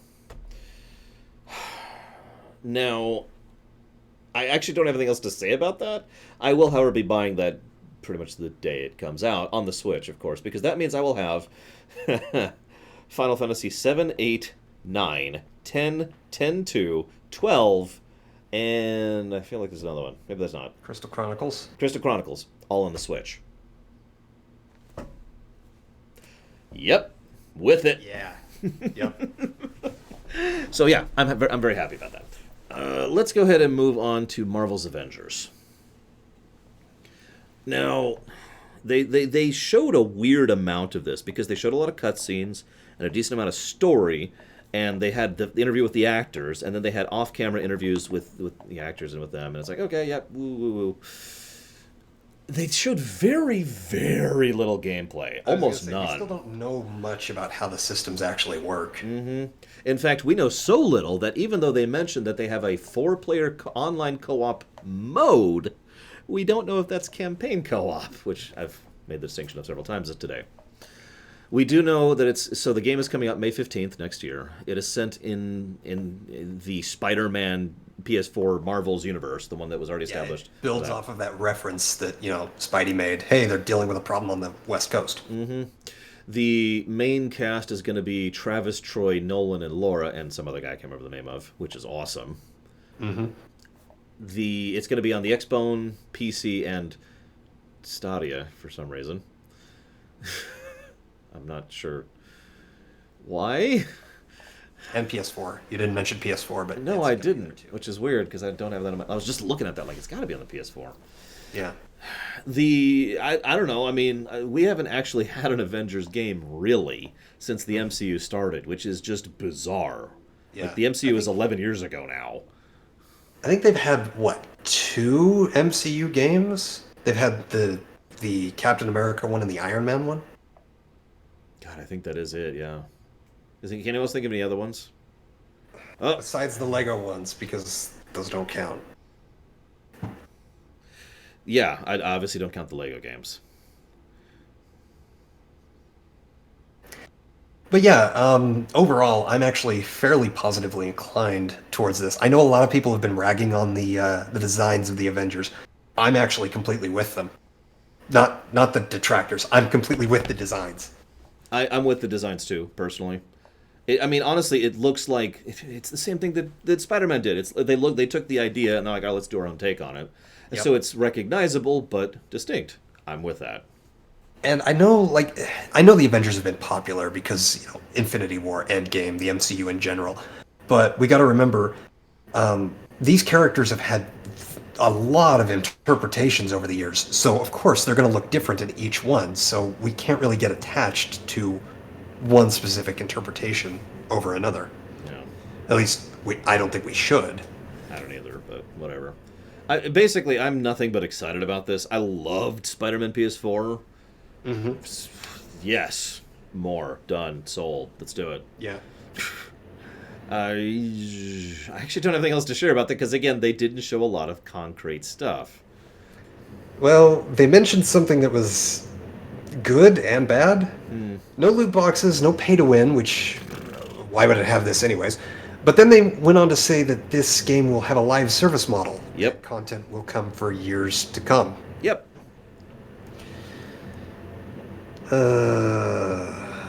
You know what's funny is several people have made the comment, legitimately and for good reason, that MMOs are the only games that a live service model works for. Mm-hmm. What I find funniest about that is that, in my opinion, an MMO is a distinct thing from a live service game. Because an MMO is an MMO. A live service is a deliberate attempt to try and drag someone out into playing the same game over and over to rip money out of them. Now, I know what you're saying. Well, what's the difference between that and an MMO? Look at any successful MMO. Any of them. And then look at Fallout 76. Okay, that's a bad example. Look at Overwatch. And then tell me the difference between the two. There's a reason I play Final Fantasy XIV and not Overwatch. And spoiler alert, it's not because it has Final Fantasy in the title. Yeah. Oh my god, hazardous. So yeah, we'll see. We'll see. I am at least excited about Marvel's Avengers. Now, scrolling down the list, it looks like we're up to the big one. I actually do have a separate playlist just for this one. So, Final Fantasy VII has a release date. Oh god, here we go. I don't remember it. It's March, I think. It's March something. March 3rd. March 3rd. There we go. That's right. I remember that because I thought it was going to be May 3rd, which would have been hysterical. But no, it's actually March 3rd. Thank God. I actually have a fairly large amount of information on my notes just about this game. So do I. So what we could do here is I could kill myself, and then you could take over my show. And it's like the Sith thing, I'm raising you to be my apprentice. And in all seriousness, there's a lot to talk about here. So I'm going to go ahead and here's what I want to do. I want to start with negatives. Okay? I want to start with addressing some concerns you might have. Okay, so let's start with concerns then. Alleviate those negatives. So concerns, negatives, positive. Let's do it. So I know that a lot of people are concerned about the stagger mechanic. And after analyzing the gameplay for the past 4 days, I've determined that A, the stagger mechanic does not tick down, so you're not fighting the system. B, the stagger is not as necessary as it seems. It's just there for a little bit of extra damage. And C, the main source of damage is going to be your magic and your ATB attacks, rather than your basic attacks. So the chip damage is just there to build the stagger and the ATB.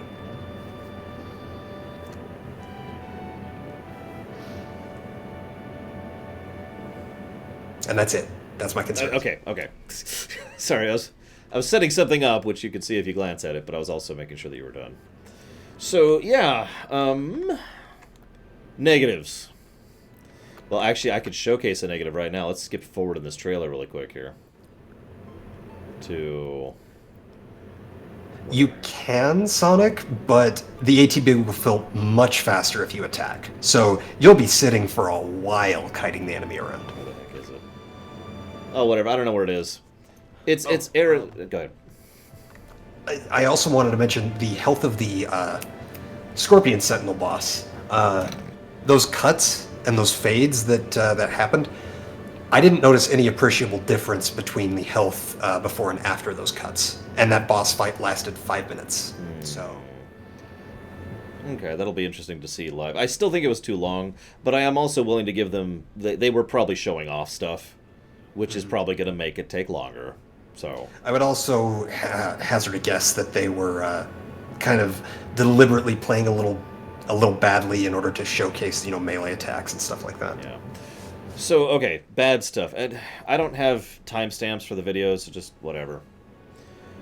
Just let it run. I'm just letting it run. So, health padding is one of the worst aspects of RPG padding, in my opinion. It's right up there with excess trash fights and excess pauses in dialogue. I'm worried that that's going to be a problem. We don't really see a lot of trash gameplay in addition to boss gameplay. So I can't judge that, but I'm just going to say right up, that is probably one of my bigger worries about FS7R. You guys know me. I am hugely anti-padding. Hugely anti-padding. So, we'll see.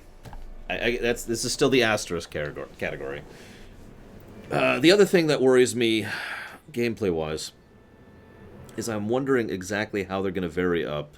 Well, actually, let's address that later. Let's actually talk about something else instead. Let's talk about how Tifa is awesome and people wouldn't shut up about her.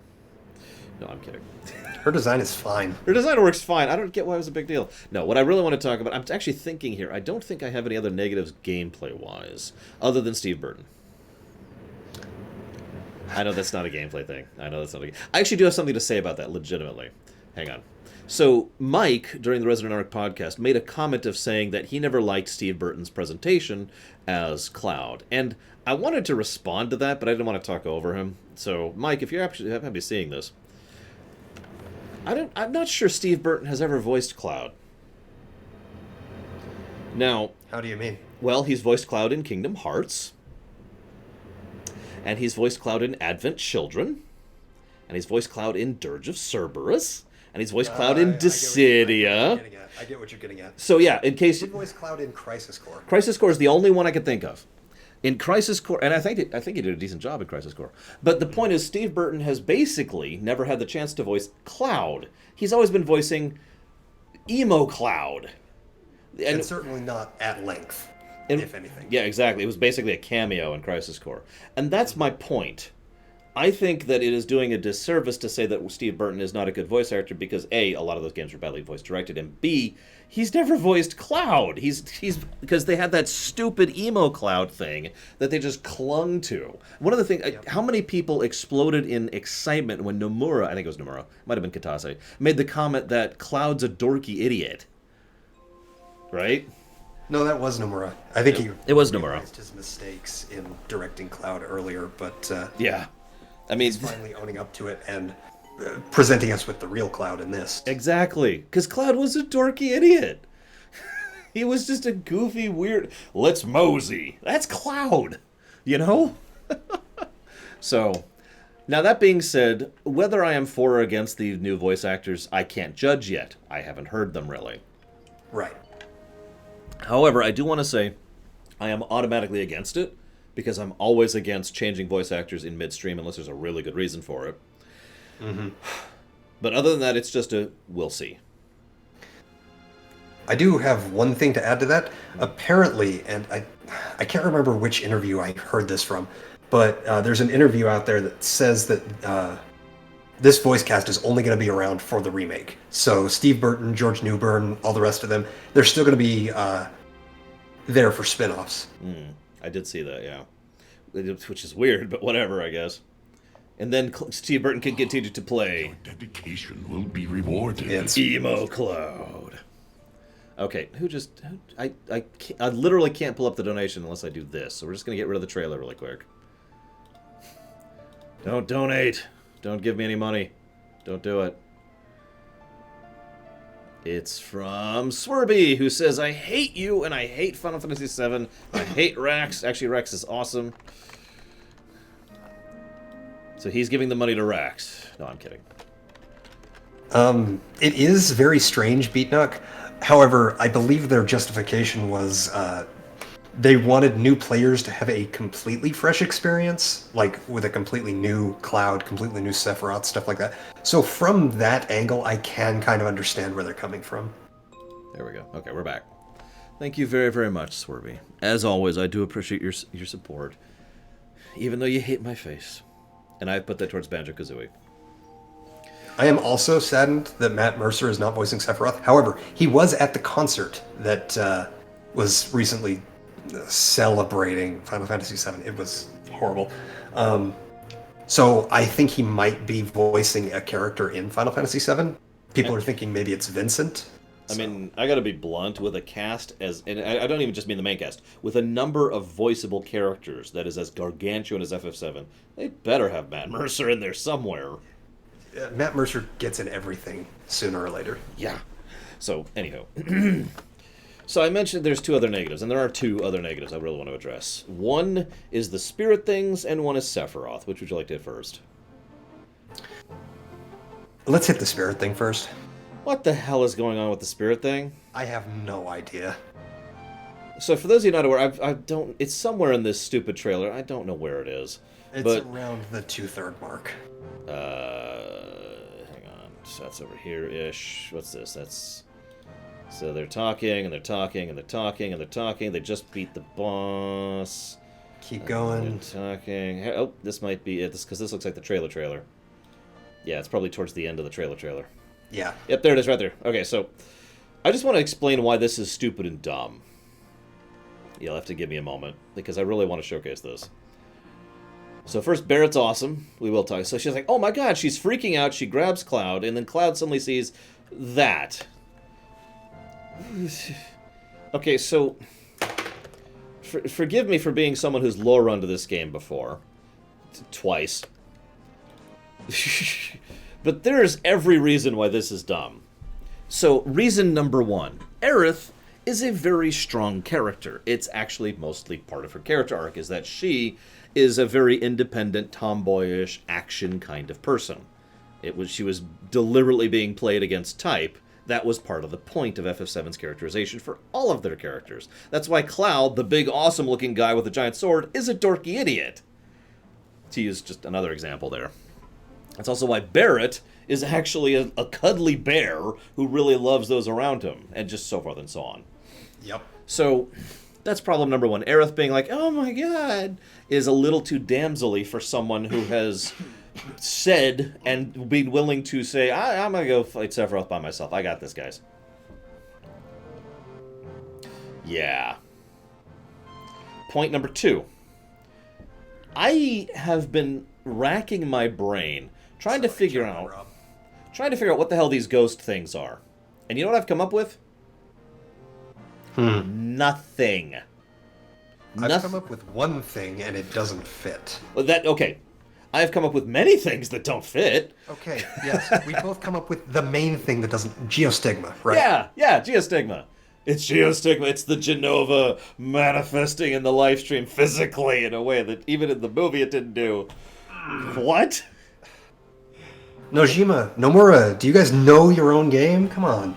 See, exactly. Geostigma makes no sense. You know what also makes no sense is everything else. So one of my other earlier thoughts, and I think I said this during the conference, was, well, maybe these ghosts are the lives of the people who just got killed by the reactor explosion.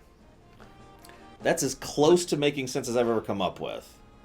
But there's a reason it's called the Cries of the Planet. It's not... Yep. It's not a visual thing. By the way, that brings me to problem 3. Eris can't see dead people. Sorry, yeah, I'm saying Eris. Haley Joel Osment. Yeah, Aerith can't see dead people. It's not part of it. Problem number 4 with this. She touches Cloud, and then Cloud can see them too. which basically makes it a lot harder to determine what the hell is going on. Yeah. As weird as that may vision sound. that she's seeing and somehow sharing with him? Is this something that's actually happening? The final problem I want to mention here, this is more in the realm of the speculative. But to me, this interrupts proper pacing. Now, we'll talk later about how the game is stretched out, mid-gear, blah, blah, blah. But one of the things FF7, I agree with Mike very much on this, one of the things FF7 does very well is pacing. It is an extremely well-paced game, and actually I'm going to showcase that. I did my homework on this one. So, follow the series of events. Explosion happens, music goes... In fact, I could pull up the song if you give me a second. It's, oh god, what's the name of the song that plays there? No. The song that plays when Cloud meets with Aerith? Yeah, it's just like the generic...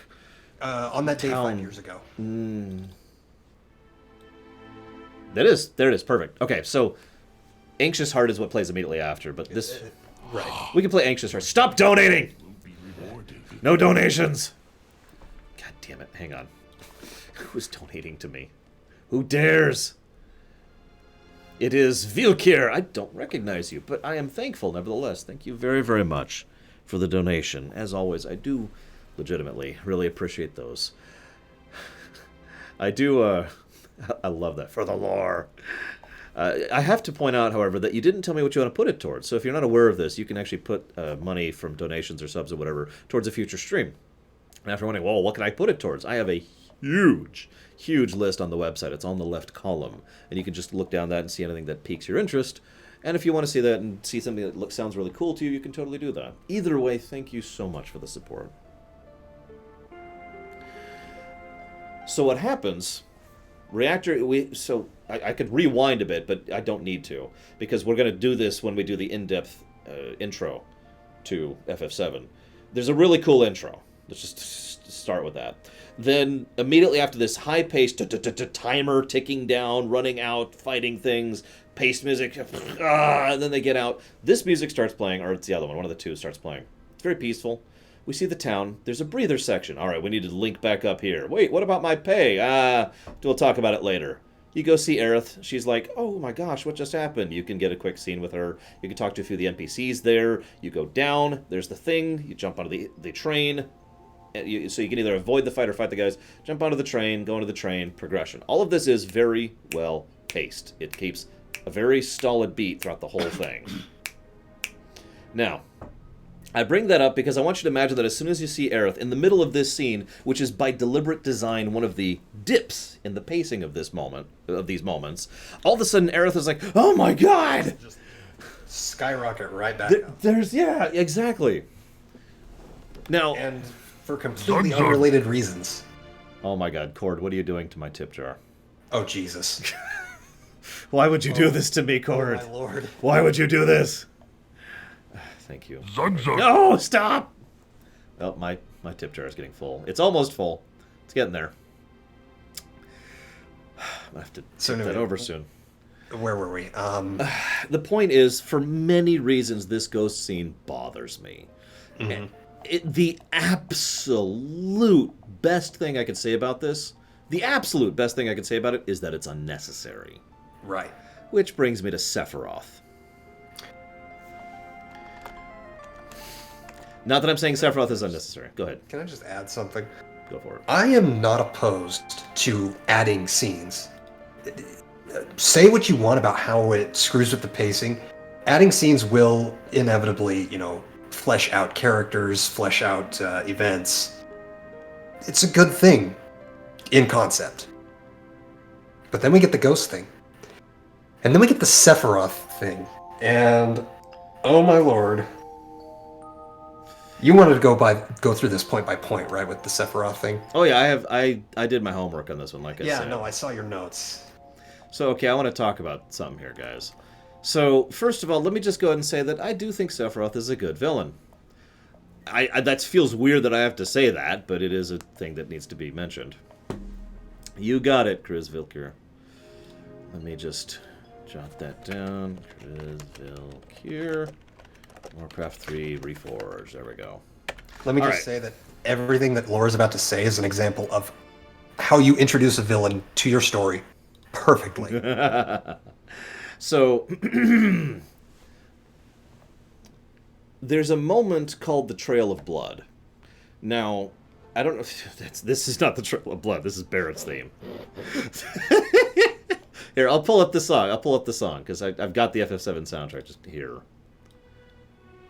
Okay, the Trail of Blood it's an excellent moment, but it's an excellent moment most especially because it was built up to.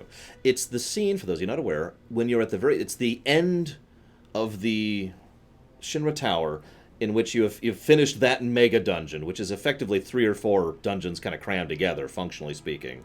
And you wake up in a cell, and the door is open, which is already wonderful horror. Then you walk out, and there's just a trail of blood, and huge gashes in the walls.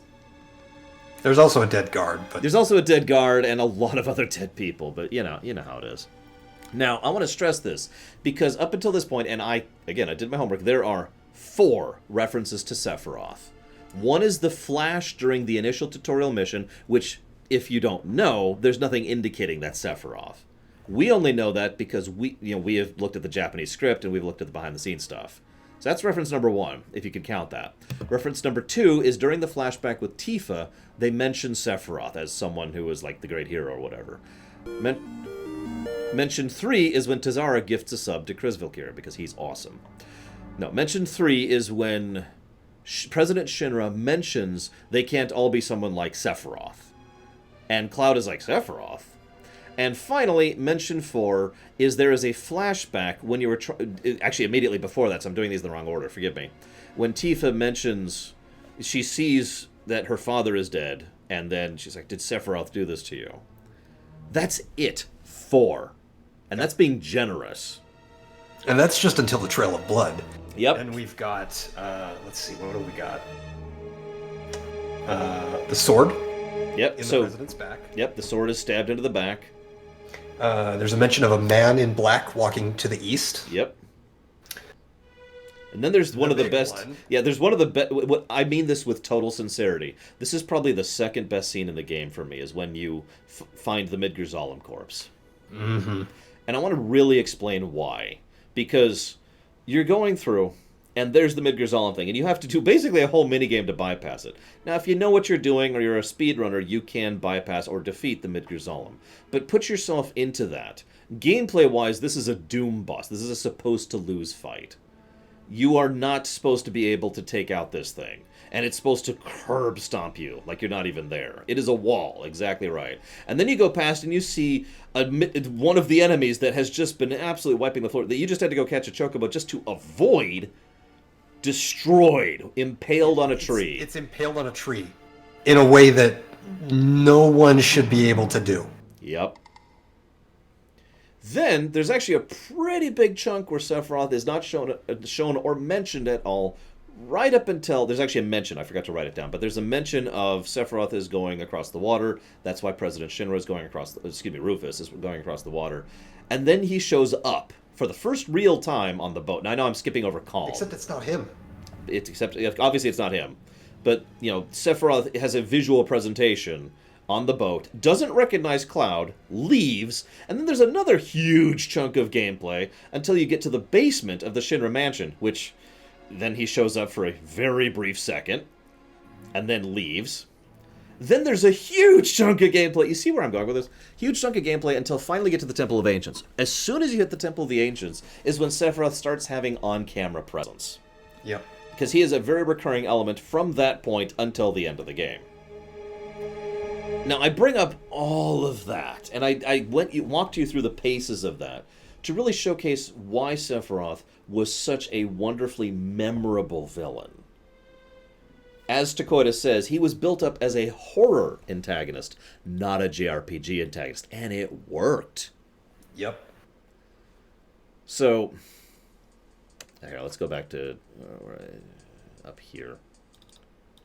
So, having established all of that statement, having Sephiroth show up at all in Midgar is, in my opinion, a mistake.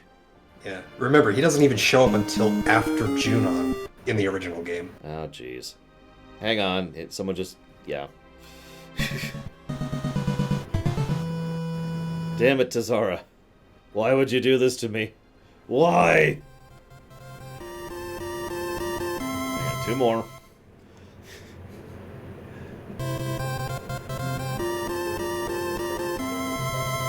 Yes, Tazara is the Sephiroth of my streams.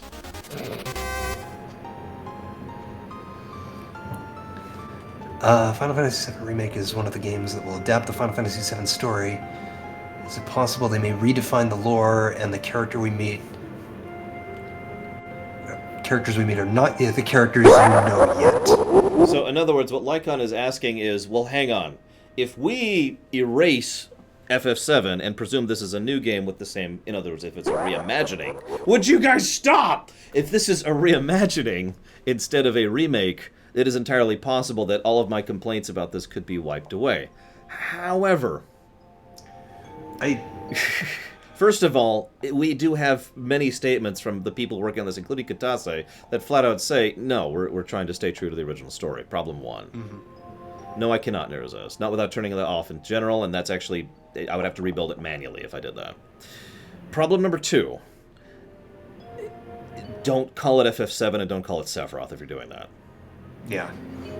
Problem number 3, to be completely blunt, even if it's not Sephiroth, even if it's not Cloud, even if it's just Bob and Barbarella, you can guess which one is which, then I stand by my earlier statements about pacing and establishment. Mm-hmm. See, the thing is, the thing that worked so well about Sephiroth is because you could have replaced Sephiroth with a cat, and it would have still worked. At first, it would have been kind of a joke, like, oh, there's a cat. Oh my god, what happened to the Midgar Zolom? Like, that is proper horror design. I've said this many times. Proper horror design is, it doesn't matter what the thing is. You could change it to anything else and it still works. That's proper horror design. And that's Sephiroth. At least up until the Temple of the Ancient. Now, I'm going to go ahead and pause here and say thank you, Tazara.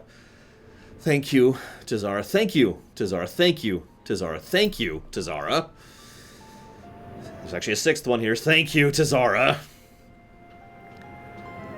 Thank you, Beat Nuki. Thank you, Scottish. Please stop doing that.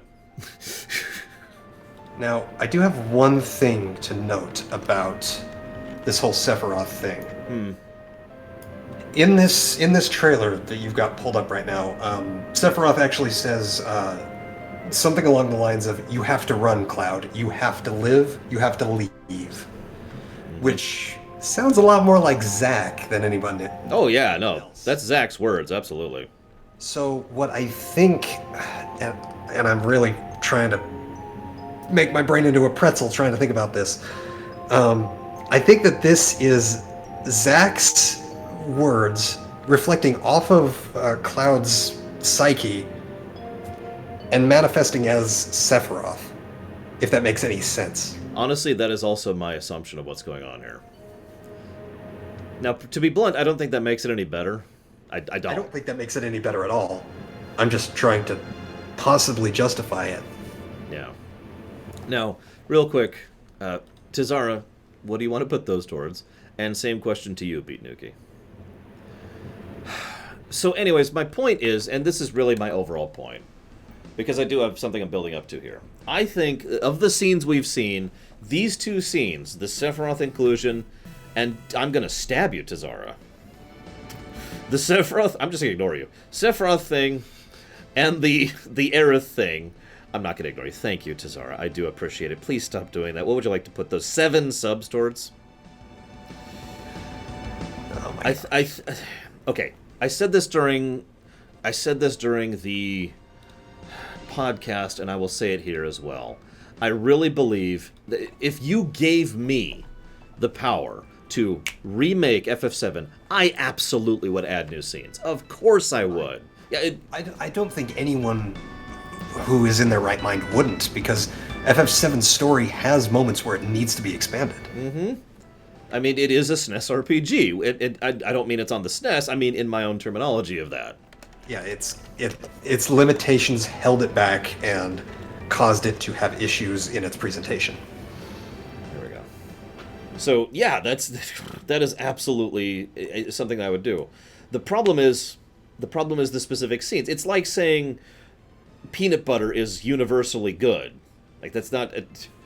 Okay, what if peanut butter was in your eyeballs? Well, that probably wouldn't be very good then, right? I know that's a terrible analogy, but do you get my point? I feel like some of these scenes are not only unnecessary, but actively detract. Yep. Now, that being said, I do actually like what they're doing with some of the new scenes. Including, let's just rewind here for a second. So they have this bit, for example, where they're fighting on the train during the sequence leading to Reactor 5. Okay, yeah, flesh that out a bit. Add a little bit more to it. Show Tifa fighting, that's cool. She does look fun to play as. They also have a moment a little bit later where... I don't know if this is the moment you're looking for, but Jesse and Cloud are on a motorbike going towards the Sector 5 reactor. Completely new gameplay section. Mm-hmm. In my opinion, perfect addition. Oh, I agree. Hang on, Cord. How many was that? I didn't count. There were a lot of individuals. I'll just put 2. So, this isn't cutscene, but this is another example of something that I think is awesome. This is the Air Buster, whatever the hell, boss fight. Mm-hmm. So, whoops, I went back too far. Just a little bit. There we go. And they're adding to him significantly. He has this whole wandering off mode where he can only be attacked by ranged, and there's actually a timer going at the same time, so that means that... So for those of you who don't remember, in the original, the timer doesn't happen in the Reactor 5 fight. It's not even part of the gameplay. So the fact that they're adding a timer, like you can see right there, 15 minutes, 22 seconds, you know. I'm with it. I like adding. I like fleshing out. And I do think that... I hope that overall this will be a net positive. And this is overall my big point. I am absolutely 100% not one of those people who thinks that things should not be changed. You know what I'm talking about, that type of fan who thinks that things should not be changed. I am not that type of person at all. My concern is changing them for the better. I like the Star Wars Special Editions. It's probably my favorite version of the original trilogy. I still think some of those changes were dumb. Yeah. So anyways. That's actually it for negatives. Yeah, I'm not a purist, absolutely not. Oh, God, so there's a lot of things here to talk about. There's a lot of questions. Gosh. One of the things that was brought up during the Resident Arc podcast, which is a fantastic question, is how are they going to handle levels? Now, they talked about this briefly and a couple of the options. The hardest and most terrible part of this is the fact that there is no good answer to this at all. None. Mm-hmm. No matter what you do, it is basically accepting negatives in order to accomplish your goal. If you don't know what I mean by that, FF7R is going to be an episodic game. Bare minimum of 2 episodes. Probably closer to 5. And there's levels in the game. Now, now you're probably thinking, of course there's levels, Laura, but honestly, that was my solution. Just nix the levels entirely. Make the progression based on equipment and materia. Because then it would be available for what you're getting within the area you're going to. In other words, there's no grinding. There's no, I'm going to hit level 80 in Midgar. There's what you can get, and that's what is available. Now, I know people would hate that because people are people. I'm kidding. I get preferences. But my point being, to me, that is the perfect solution to go ahead and remove this problem. Now, I know what you're thinking. Well, hang on, Lore, what's the problem? Okay. So, this is episode 1, right? So what happens in episode 2? Do you start at the exact same... Do you import the exact same save over? Because that means people are going to be... And you know people are going to do this. People are just going to be level 80. Or level 50. Leaving Midgar. Or do you go ahead and level cap them? In which case, you're basically artificially enforcing a form of a difficulty curve on the game which may or may not be well designed. I mean, there's a lot of possible issues there. Or maybe you get a bonus, like you start... There actually have been a couple of games that did this in the PS2 era, where you would get like, oh, well, you're importing a save, so now you're level... You get level 5 in the new one. Yeah, Ratchet and Clank actually is rather famous for this. They gave you additional guns and stuff if you imported saves. Yep, so that's an option. I feel like I wrote down a few other options here. There are several things they could do to solve this problem. So there's the cap. I think that's it. That's all I wrote down. So I mean, oh, I thought of another one. They could also do the Paper Mario 1 thing. Now, on the off chance you haven't played Paper Mario 1, first of all, go play Paper Mario 1. It's a great game. Second of all, it is. It's a great game. It's one of the most well-balanced RPGs I've ever played in my life. Yeah, I like it too. It's also a good game in addition to that, but I've used it as the archetype for good gameplay balance for a long time, and this is one of the reasons why. Enemies, at a certain point, stop giving experience. So, what I mean by that is every enemy has a value attached to them. It's basically their level. And once you are, I want to say 2 or 3 levels above that level, they no longer give experience of any kind. That, I know this sounds strange, but that's a great gameplay mechanic, because it basically removes the possibility of grind. In fact, it basically gives the game a soft cap on what level you can be, because you can never actually be higher than, I want to say 26 or something like that. And that's if you're really going at it. So they could do something like that in this game. They could make it so that at a certain point, enemies just stop giving experience entirely. And that would basically enforce a soft cap on the level within each region. Now, someone earlier said, well, just go ahead and let them level all they want. I mean, I guess, because you can do that in FF7. You can just go grind in Midgard to level 90 if you really want to. People have done that. It'd be really boring. It would be incredibly boring. One thing I do want to mention is Square has never said this game is episodic. They have always said this game is multi-part, which, to me, at least, signifies a key distinction, because it's the difference between a Telltale game or a Life is Strange game and StarCraft 2 or Mass Effect or Final Fantasy 13. The latter three are all contiguous narratives that all have different gameplay systems, different leveling. You know, you effectively start from scratch on each of those. Mm-hmm. So what I think could happen is this could be a let's just take like Final Fantasy 13 for example. You know, you could get to whatever the level cap is, and then you're just set back to 0 because this is a new game. You're given a default set of items, you know, default gear, etc. Is it necessarily the best option? No, but it's probably the most feasible if I had to make a guess. Basically, the reason I bring this up, there's actually like 20 issues with doing these games separately like they're doing. Yeah. I wanted to bring that one up because it was brought up during the podcast, but also because it's the kind of thing you have to think about as a designer. Some people in chat are like, well, what's the issue? But again, as a designer, you do have to consider that kind of thing. You have to think about that, especially when designing your curves. Assuming they are designing their curves, would say freaking better. Oh yeah, by the way, so I should mention, someone earlier was like, well, how do you know there's levels?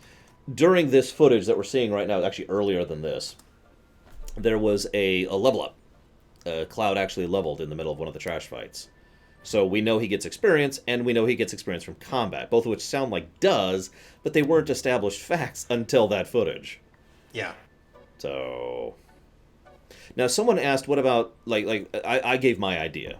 Nix levels and limit it by materia and by equipment. And someone said, well, what about the materia? What about leveling up the materia? Well, so you can have access to Fire 3, but you don't have any more MP to really use Fire 3 that efficiently, right? So you don't have the equipment necessary to give you the MP boosts necessary to use the expensive spell all that much. You maybe get 3 or 4 casts. It's a Tella situation, right? Yeah, you have Ice 3 times or twice, right? That's why I think that wouldn't be an issue, because again, we're limiting the types of materia they have access to. You won't have Comet. You will have Fire. You could get Fire for everyone. That's absolutely true. I don't think that's an issue at that point. Not in the same way that levels are. If I had to make another guess, one of the things that I've actually been thinking about is maybe levels don't actually impact you all that much compared to, your gear and your materia, which admittedly would be weird, but I mean, FF7 doesn't really have all that, its stats don't really change that much on level up compared to when you slot, an HP plus materia in, for example. And yeah, So, sorry. I mean, that could be what they're going for this time. So you might keep your levels, but you might also just incorporate your materia and your gear into the next game. And of course, it is. I was going to say is we've actually seen several games, in fact, several FF games, where level in the power progression curve, the amount of power you get from vertical leveling is almost non-existent. Mm-hmm. In fact, I'll use one of my favorite examples in FF9. You stop getting stats in the 70s. Yep. So 70 to 90 is just bonus points. Doesn't do anything for you. So that's not exactly out of bounds. Although, to be blunt, at that point, why have levels? This is, again, why I say just remove levels. I don't know, man. I'm sorry. I know I've said that several times, but I feel like levels as a concept are a very outdated thing that people do because people do them. Because it's just the RPG thing. Yeah, it's an RPG. You gotta have levels. I mean, I feel like that's the mentality. Yeah, it's tradition. Exactly. I don't give a damn. Sorry. You know I don't give a damn. All right, so...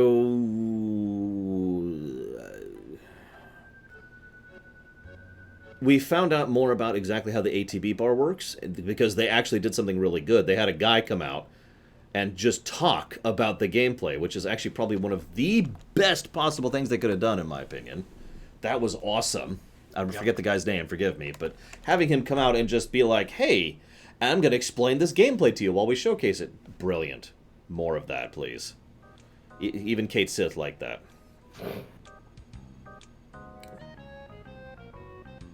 I'm sorry, what, Cashel? I gotta read this out loud. The summary of the story from the website of FF7R's website is: the black ghost surrounding Cloud and Earth is the Watchman of Destiny. Cloud is guided by a past illusion, and he wanted to forget to meet Aerith, and the yellow flower she gave him has the meaning of meeting again, which is extremely bad English. And it also sounds like total nonsense. So at that point, I don't know what to make of that. Huh. I don't even know what to think of that. Yeah, I don't either. I'm just going to move on. So, I loved the guy discussing the gameplay and actually telling us how it's going to work. I do actually like what they're doing with the ATB bar a lot. So do I. It encourages a very proactive approach to the combat. Mm-hmm. So rather than kiting, as who actually mentioned that?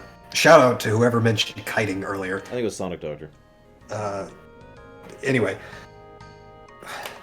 rather than kiting your enemy and just slowly ticking up the ATB bar, you're encouraged to go on the offensive. Which, I mean, I'm in favor. I tend to think of that as fluid gameplay. Gameplay A leads to gameplay B leads to gameplay A. Doom 3, or just give me Doom 4, So, I like during the podcast, someone mentioned, what's the best ARPG combat ever? Does this work for ARPG combat? Blah blah blah blah blah. And I found myself thinking about that because every ARPG I've ever played has had some issue, right? Or issues, as the case may be. Obviously, Kingdom Hearts 2 Final Mix is pretty high up there. Honestly, I would say so is Kingdom Hearts 3 in terms of gameplay. And I know this sounds weird, but I would also say that Seiken Densetsu 3, or excuse me, Tom, is pretty high up there too. It was a refined format of SOM, which I think was also really good.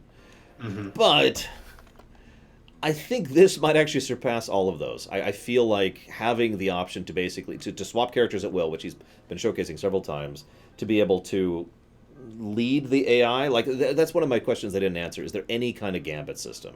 Is there any kind of focus system? Or does the AI just take over completely as soon as you leave a character? I think the AI takes over completely, but they mentioned that the enemy will not, or the AI will not use the ATB gauges. So that's up to you. Yeah. We'll see what they end up doing. I would like a gambit system. Of course I would. At least in some level. Like, focus on such and such would be nice. Something. We'll see. We'll see what they do. Yeah. Now, what else was I going to look at? There is a dock? There is a dodge, a block, and basic attack. That's all just normal. Yep. You can issue commands. That is also true, but that doesn't answer my question, obviously. The menu stuff, so you can shortcut that. That's straight out of Kingdom Hearts, and that's still a good feature, so that's awesome. I do like... Nobody has really commented on this that I've seen. The gameplay feels different based on who you're playing.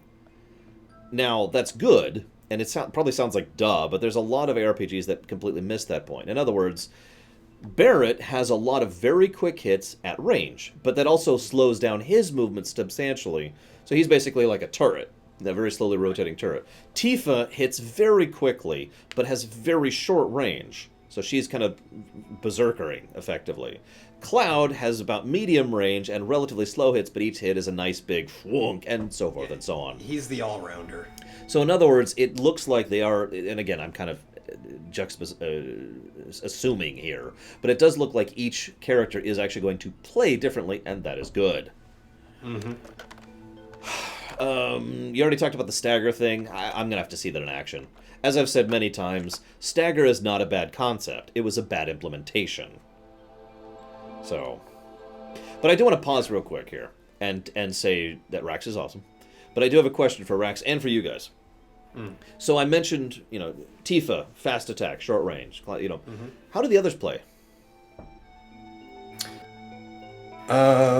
Sid, medium attacks, long range. Yuffie, I would probably make her... Would I make her a ranged character? Like, just straight up? Because she has the shuriken. I probably would, honestly. I would make her have range be a non-factor, basically. So she could attack in melee, or she could attack at, let's say, medium range. Right. I'd also have her attack speed, slower than Barrett, but have her being much more maneuverable than Barrett. That's exactly what I was thinking, too. Make it so that either her movement is not locked down at all while attacking, which would make sense, because she just fires and forgets. Or make it so that she can, dodge in the middle of attacking. Something like that. I also like the idea of Red 13 kind of being a similar take. So basically, I picture Red 13 playing like Tifa, but with either more or less maneuverability. I haven't decided which makes more sense there. I'd say more maneuverability, slightly less raw damage. Ooh, actually, there's a thought. Hang on. Why not make it so that... This is going to sound weird, but make Red 13 a charge character. So instead of just staying in melee, his whole thing is he runs out and then charges in. He's a cavalry, effect cavalry. Funk, just leaping attack, that kind of a thing. Yeah. Huh. I have no idea what to do with Kate Sith. He's the wild card, guys. Funk. I don't know. Seriously.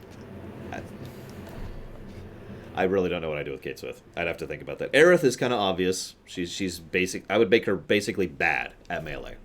I would make her short range, slow speed, low maneuverability. She's the white mage. Yeah. There's Vincent. So I actually had a thought about Vincent. Admittedly, this is a little bit based on Dirge of Cerberus, but I like the idea that he's basically No, keep it away. I like the idea that he's basically the bazooka guy. It takes him a while to shoot. He kind of has to set up for the shot, but that shot hits like a truck. Bam, bam, that kind of a thing. And he's artillery effectively at that point. He's artillery. I keep thinking of this in tactical terms. I don't mean to be. Speaking of Vincent, I'm really interested to see how they handle the chaos forms. Oh, no kidding. For the limit breaks. Because, and Cashel brought this up as well, because his type of attacks could vary substantially. And of course, it would make sense that we can't jump into his form. We can't control him, in other words, while he's transformed, while he's limit breaked. He just does his thing. So that kind of slides in neatly. Maybe it immediately swaps you to a second party member or something like that. And over here. Is that everyone? I think it's everyone. I think so. Yeah. So, anyways, I just wanted to kind of jump on that really quick because I thought it was a cool thing to talk about. Boss health. We mentioned Sid. We mentioned Sid at the beginning. Yeah, Sid was like the first one. Yeah, long range, slightly slower than most characters. Yeah. So, okay. One of the things I mentioned here. Now, this is still the realm of speculation, but by all accounts, it looks like they're just kind of the EU out of it, the extended universe, the compilation. They have said that. Okay, So. apparently they have said that since then. So that's good, in my opinion. Not because I dislike this compilation, although I kind of do, but because I think that having to deal with Before Crisis and Crisis Core and the setup for both Advent Children and Dirge in this game would be a bit much. Mm-hmm. I mean, I know they're trying to stretch it out, but that's... I don't mean it would be a bit much in terms of content. I think that is just a bit much. And it's also Just unrelated. in terms of storytelling. Yeah. Also, it gets rid of Gact, which is awesome. Yeah, let's just get rid of him. Yep, nope, he's gone. He's gone. I would absolutely have Sephiroth playable, or make it so he's AI only. One of the two. I would make him playable for one segment only. And that's the part where you fight the dragon. Yeah. Let's see. Would I be in favor of Biggs, Wedge, and Jesse being temporarily playable? Yes, but I'd be pretty boring with them. Because basically I wouldn't try to flesh them out combat-wise all that much. I'd basically make them play like a slight variant on Barrett. Mm-hmm. You know, and, you know, slow maneuverability, that kind of a thing.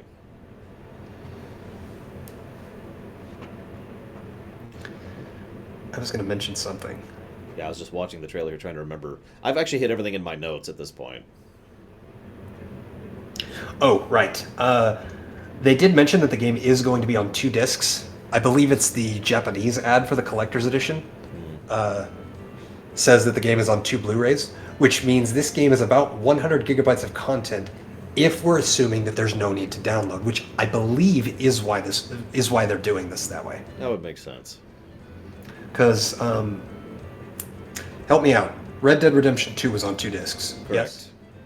And the second disc was just an install disc. Just an install disc. Yep. See, that's about what I'm thinking with this. That's what I'm assuming as well.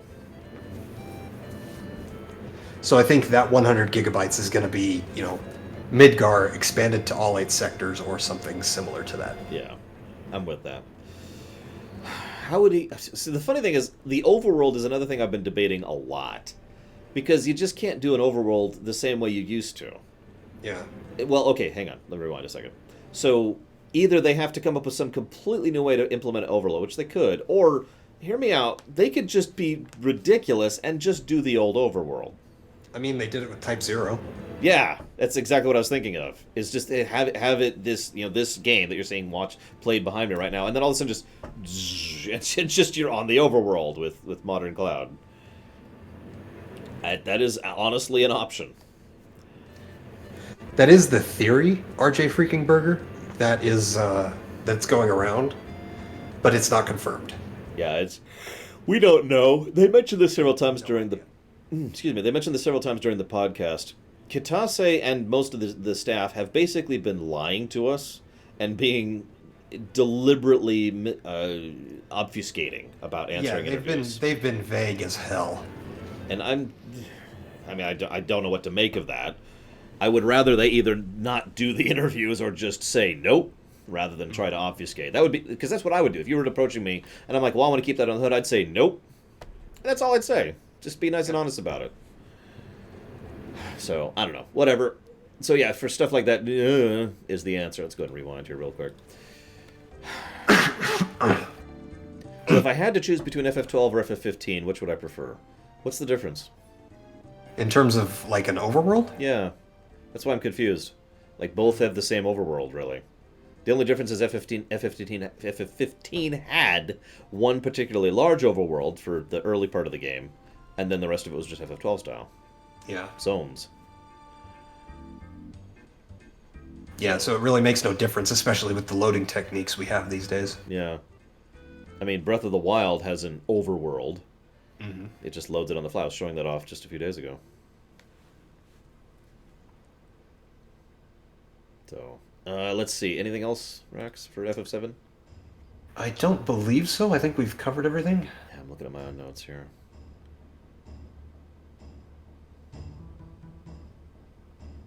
I suppose, FF7R level of excitement / OIP is a question for you guys in chat, too.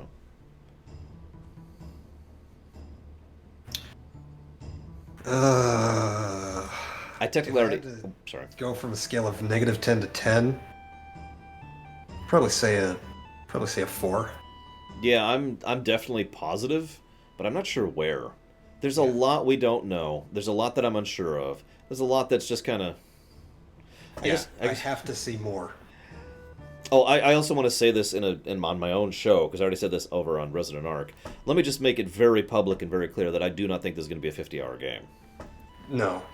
I think this will be... They said this is going to be the length of an average Final Fantasy. Yep. And they did clarify, since you had that podcast, they said Final Fantasy. Yeah. So I think this is going to be 25, maybe 30 hours. Okay, that makes perfect sense to me, Savicom. Because that's the entire reason why I am in favor of things like easy mode or casual difficulty, and also why I tend to be in favor of the backseat gaming concept. Yeah. I mean, my sister loves Zelda games, but she can't play them for a damn. So, it's no offense to her, she can't do Zelda games, so I'd sit here on the end. So I get that. I'm with that. Now, someone earlier asked, what about the Katase saying we don't know how many pieces it is? I think that's a lie, to be blunt. I really do. I think that is another bit of misinformation that is being tossed out. It's entirely possible he's being sincere. So let's address this. If it's a lie, then there's nothing else need to be said. They know how they're chopping it up, whatever. Mm-hmm. If it is sincere, what that means is they do not have the scripting done. Now, I don't mean the actual writing down the dialogue. I mean, you have to do directing scripts, and right. There's a term for that. Like a storyboard kind of a thing, yeah. Right. In order to pace out how much is going to be where and what. The directing, the blocking, all that fun stuff. It is entirely possible that they have not done that, and if that is true, what that means... Okay. That means they're flying by the seat of their pants. Yep. And, yep. That's a problem. See, the thing here is I feel like I say this a lot lately. I feel like the corporate side is screwing over the creative side. Mm-hmm. I mentioned quite a bit ago that they announced Starfield and Elder Scrolls 6 too early. When was FF7R announced? 2015. E3 2015. 4 years ago. Yep. This is a problem. It is my opinion that they are basically being rushed to get Episode 1 out the door to fulfill basically an artificial deadline established by an early announced window by a corporate management structure that had no idea what it was doing at a point in time at which, it is worth noting, that same corporate structure was mismanaging everything. And I know what you're thinking, huh? FF15? Go ahead, Rex. It's also worth noting that the director of this game, Tetsuya Nomura, was A, working on Kingdom Hearts 3 when this was announced, and B, didn't find out he was the director of this game until they showed a trailer behind closed doors. Yep.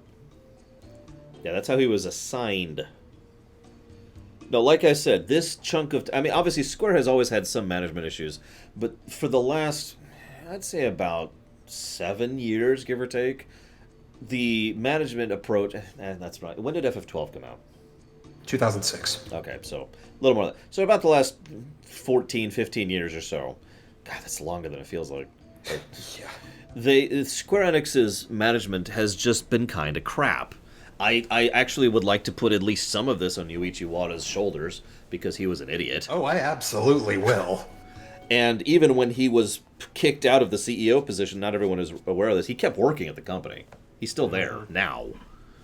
So, yeah, no, this specific type of mismanagement, absolute mismanagement, I think, is the main reason why, if what Katase said is true, that explains it, basically. That they were like, okay, you need to get out FF7R1 next year. And they're like, you're kidding me!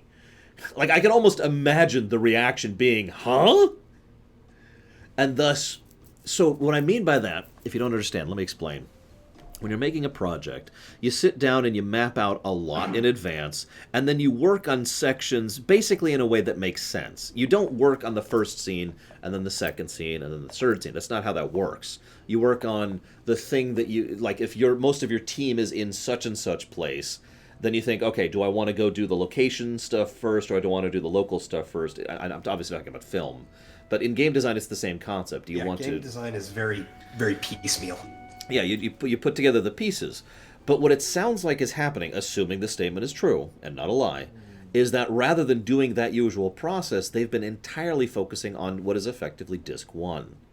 Mm-hmm. That's bad, because it means at best they have an outline for everything after this, and they've been having to ignore it in order to focus on this. Now, the good news is that they will have the engine in place, they'll have the physics in place, they'll have the gameplay and the combat, the leveling system, and all that fun stuff. So a lot of the core infrastructure and framework will be there. So when Episode 2 will probably take a lot less than 4.5 years to come out. Yeah, they have the assets, they have the engine. Yeah. That's certainly a step in the right direction, I suppose. Yeah, but that's as nice as I can get about that. Yeah. Now, I do want to toss out a couple other factoids. I didn't write them down, did I? No, I didn't. So just for the hell of it, I decided to kind of figure out how much of the game, like percentage-wise, Midgar was. And for the sake of amusement, I looked up a couple of speedruns of FF7, which I should just pull up my own. No, I can't. Basically, even in a speedrun, Midgar tends to be in the 30 to 90 minute range. Mm-hmm. Which is a huge chunk. It's almost a third of the entire game is spent in Midgar. I only point that out because it's interesting to think about. Because FF7 has a whole lot of side quest stuff and a whole lot of optional content. But if you were to just focus on the main content of FF7 in a normal playthrough, I think that ratio would stay pretty normal. Like that would actually be about right. Mm-hmm. I could be wrong. But I only mention it because, obviously, Midgar is a big chunk of the game, and I think some people think it's a little smaller than it tends to be, you know what I mean? And yes, Henson, when you're doing a speed run, 90 minutes is 1/3 of the game. In fact, if you really want me to look it up, I'll look up the records I was looking at, because I got a second window over here for this. No, yeah, isn't the record for FF7 like somewhere around 4.5, 4.45, somewhere around there? Well, there's several categories, because there's the wrong warp category, which is insane. Mm-hmm. But for the... I was just talking for any percent. So straight any percent, the current world record is 6 hours, 59 minutes, and 56 seconds. Mm. So we're talking about 25% of the game. Yeah. So you kind of get my point. Now, the super skip record is... Actually, I don't think it's on this list. Oh, no, there it is. No, that's not it. Is it here? Whatever, it doesn't matter. You probably were thinking, hang on, Lore, you mentioned a 30-minute. Why is there a difference between 30 minutes and 90 minutes? Well, there's a new category for FF7 speedruns, which I find hysterical, where you can use the auto speed feature of the recent FF7 ports, the thing that just triples the speed. So that's why. And I was just thinking, oh, that just sounds like cheating. I want you to try to play FF7 at triple speed sometime, very quickly. Whoops. Thanks. It's worth noting that even though Midgar is, a quarter to a third of the game in terms of speedrun measurements, that doesn't necessarily mean this is only going to be 3 or 4 parts. Now, I hate to say that because I would hope this is just 3 or 4 parts. But you got to consider, how large is this world? How long does it take to develop? How long does it take to traverse? Yeah, there's a whole lot in the air on this. I am excited-ish, but I'm cautiously optimistic. I will stick by that term. Yeah. So that's all I got. We're gonna go get rid of that. Let's move on to Nintendo, because oh my god, this is going on really long. I thought you would honestly be taking a break. Thought about it, but no, we're almost there. We got this. I'm probably not gonna do my second stream for the day though, because holy crap. Yeah, no kidding. So let's get a timestamp. What are we up to? 4 hours. Oh my god. 4 hours. It's our longest E3 ever, guys. I think. Apparently, there was a lot to talk about. There was a lot to talk about. All right, so again, I kind of have this listed in order of things I'm. Oh wait, actually, I have a different playlist through this. Hang on. Forgot about this. Sorry. I've got the best playlist ever for this. There we go. So, Banjo-Kazooie and Dragon Quest Heroes are entering Smash. I'm actually very excited about this. Go for it. Take it away. Sure thing. So, I actually want to start with a little bit of a story because those of you who've followed the Smash rumor mill, I suppose I could say, would know that Erdrick was initially rumored to be in Smash. Mm-hmm. And so, that just kind of spiraled out of control until just this week when we've got a Dragon Quest announcement. We got Erdrick. We also got the hero from Dragon Quest 4 and 8 and 11. And an additional palette swap for each of those. I'm really excited for that. However, I am much more excited for Banjo because Banjo is my childhood. And that's really all I have to say about that. I've actually never played Banjo-Kazooie. I'm leaving. Why? No, wait, come back. Which is why I'm hopeful that Banjo-Kazooie comes out on the Switch, because that's been something that's been kind of circling the rumor mill too. Mm-hmm. Because Microsoft and Nintendo are kind of... Yep. And they're fully embracing it, and you know what? Awesome. Yeah. Keep it up. Animal Crossing... Oh, I don't want to talk about that. Animal Crossing New Horizons coming out on the Switch next year, March 20th. Let me see. I wrote something down in my notes. Yes, here it is. Nook is holding us prisoner on an island, forcing us to pay off an exorbitant debt on a tent. Yeah. What a goddamn scam artist. I mean, it's at this point, it's past meme territory. Everyone knows that Nook is a terrible, terrible raccoon. Yeah. Also, something interesting I noted at the end of that trailer. It seems like several players are playing together in one town. Mm-hmm. So it's not just like 4 players like it used to be. Unfortunately, I couldn't watch all of the Treehouse stuff, so I didn't get to see any of the Animal Crossing stuff there, assuming they had any. Nevertheless, I think with Nintendo, along with several other companies this year, has just been embracing the co-op and online co-op thing, so that would be awesome. Yeah, vastly expanding Animal Crossing would be pretty neat. Yep. So there's a new Switch controller. Oh yeah, I just want to talk about this briefly. There's a new Switch controller from Hori, Hori. They do custom controller stuff. Now this is amusing to me. I actually have my Switch right here just to demonstrate. So here's my Switch. Now I of course love the Joy-Cons. These are basically the best controller for me, in my opinion. The new ones are basically if you took the Switch Pro controller, chopped it in half, and stuck it on both sides. Yeah, it's strange, but it looks comfortable. The biggest thing to me is it looks really awkward to play in handheld mode, specifically. Oh, I'm sure. Yeah, it's because you're going to be, I can't even really demonstrate, but it's going to be kind of like this as you're playing. And now, if you actually chop them off, because you can do that, that might actually work. I don't know, but we'll see. Yeah, it's split. They look, fairly usable. Handheld mode, not so much. Yeah. Aonuma had an interview about a possible remaster of Skyward Sword. And it is something he is absolutely considering doing, for the record. However, it would probably include motion controls.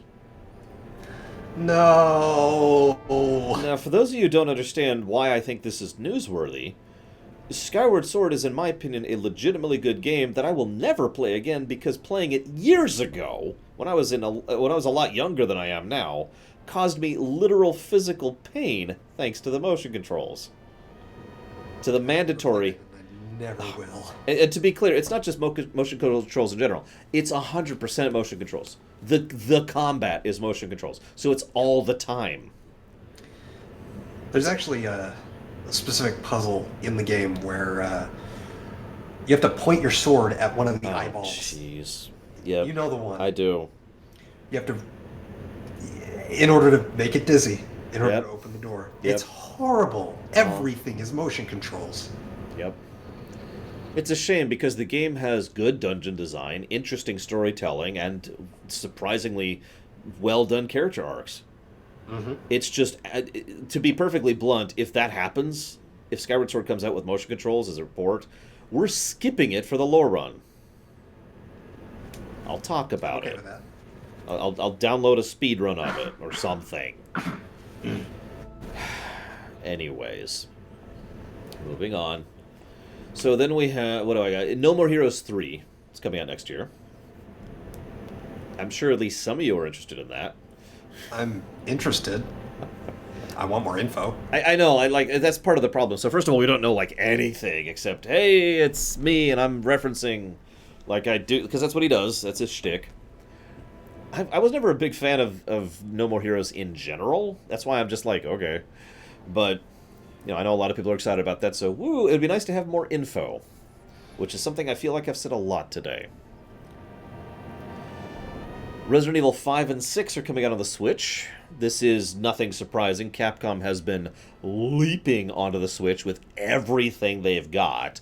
I'm actually not sure. I need to look this up at some time, but I think there is a small handful of Capcom games not on the Switch at this point. And I think most of those are licensed titles like DuckTales or Darkwing Duck. Mm-hmm. Because, yikes, they have been jumping on the Switch. I'm with it. Contra Rogue Core. There's a new Contra game, guys. This came out of left field. The timeline we live in. That's what? Okay, so there's a new Contra game. Just out of frickin' nowhere. It's got local and online co-op, so that's awesome. Mm-hmm. And it looks like a Contra game. I don't know what else to say about it. Shrug. Yeah, I'm not sure if I'll pick it up or not, because I like Contra, but this just looks a little... Yeah, it doesn't... it didn't look that great to me, so... Yeah. We'll see. It does have online and local co-op, which is always a plus for me, so... Now, I looked this up a little bit, so they showcased Panzer Dragoon. Now, I actually thought that was going to be a new one. It is not. It is actually a remake of the original. Yeah. Yep.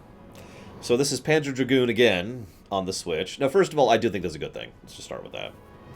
But at the same time, I was kind of hoping for a new Panzer Dragoon. Admittedly, I was too. However, this could set a good precedent, because if this sells well, they might port Panzer Dragoon. Is it Orta? The newer one on the 360, and then they might go ahead and make a third one. Yar. And yeah, I'm totally with it too. In fact, in complete and total honesty, I am with like I said earlier, I'm with more remakes and I'm with more Microsoft stuff being on the Switch. So yeah, let's do it. Mm-hmm. Mm-hmm. Because I've never played Panzer Dragoon for the obvious reasons. What? I don't have an Xbox, dude. What do you want from me? I was one of those guys who... I had a friend who owned a Saturn. That's how I got into Panzer Dragoon. Yeah, I've also never had a Saturn, consequently. I've rented a Saturn once to play Mega Man 8, so... Oh, I'm sorry. Well, for those of you not aware, Mega Man 8 is literally a different game on Saturn to PS1, so that was why. Oh, I didn't actually know that. Yeah, it's weird. It's the same thing with Soten, actually.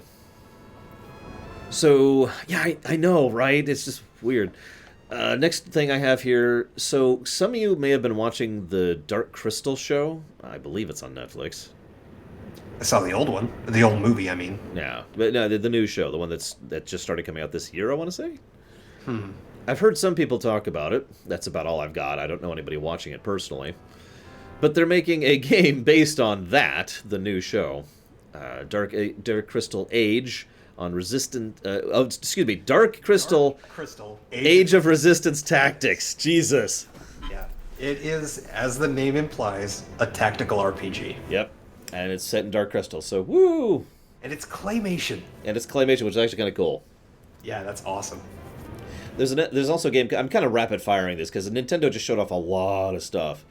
Empire of Sin actually looks really good to me. Mm-hmm. So for those of you who didn't catch it, Empire of Sin is it's the dolls, it's the gangster era of America's the early 30s. It's also apparently a combination top-down action game and also management sim.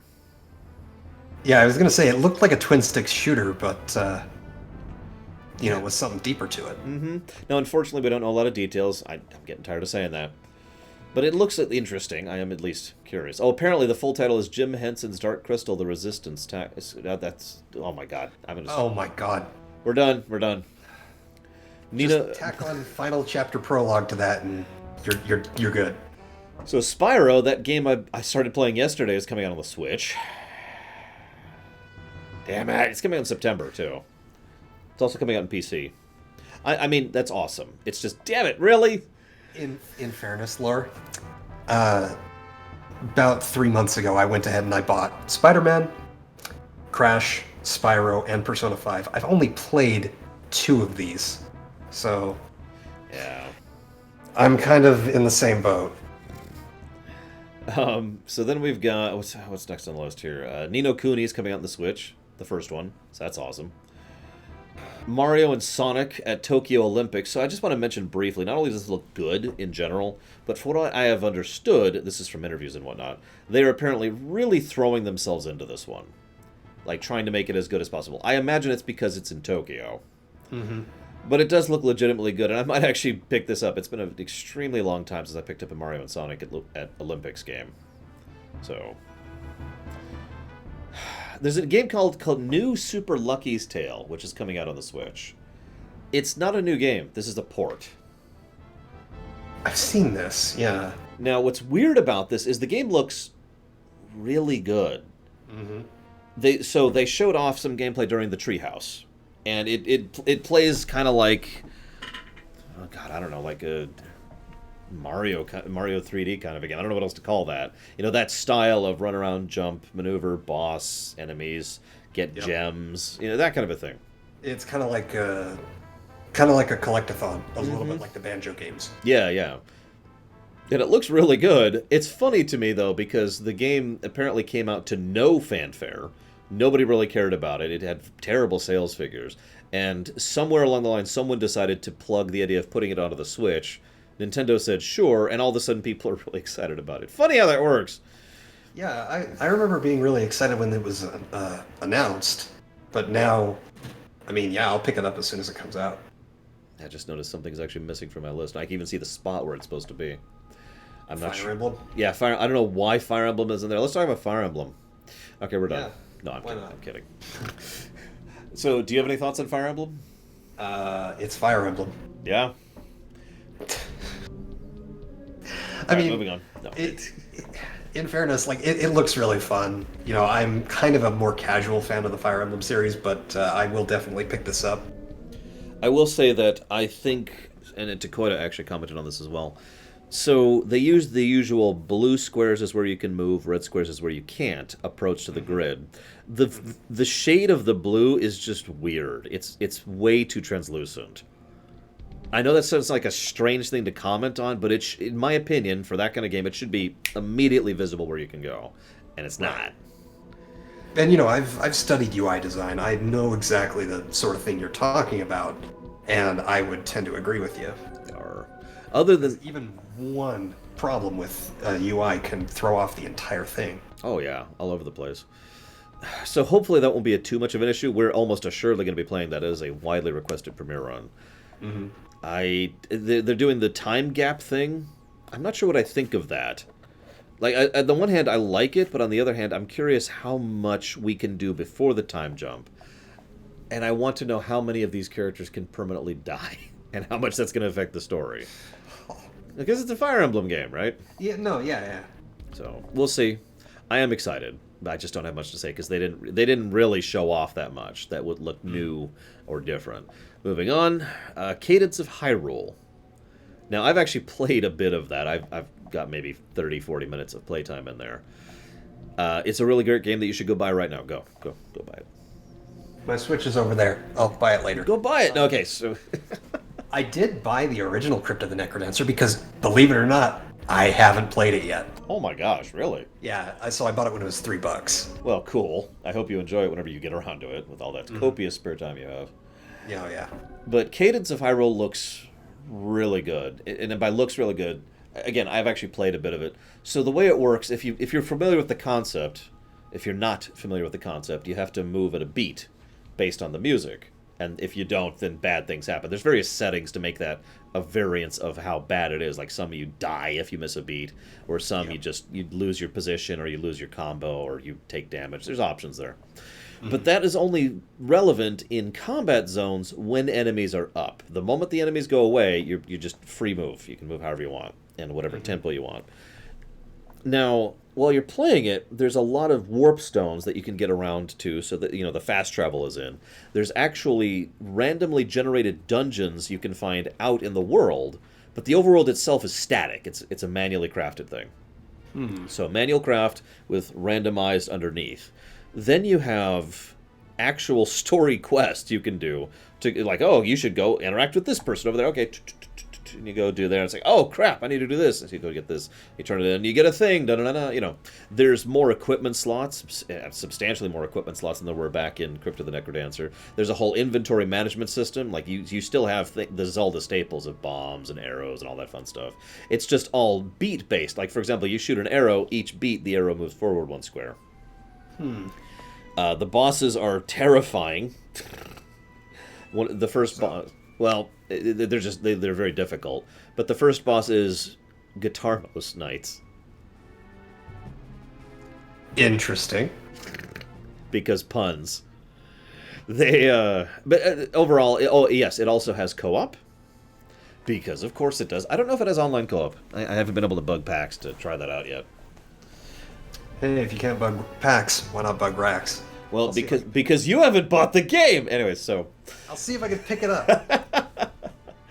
in short, it looks like a very good game. At first, when they first announced it, it looked like Cadence of Hyrule was Crypt of the Necrodancer with new music and Zelda and Link skins. And I thought that's all it was. It looked like just a skin. Yep, but it is a completely new game, and I highly recommend it.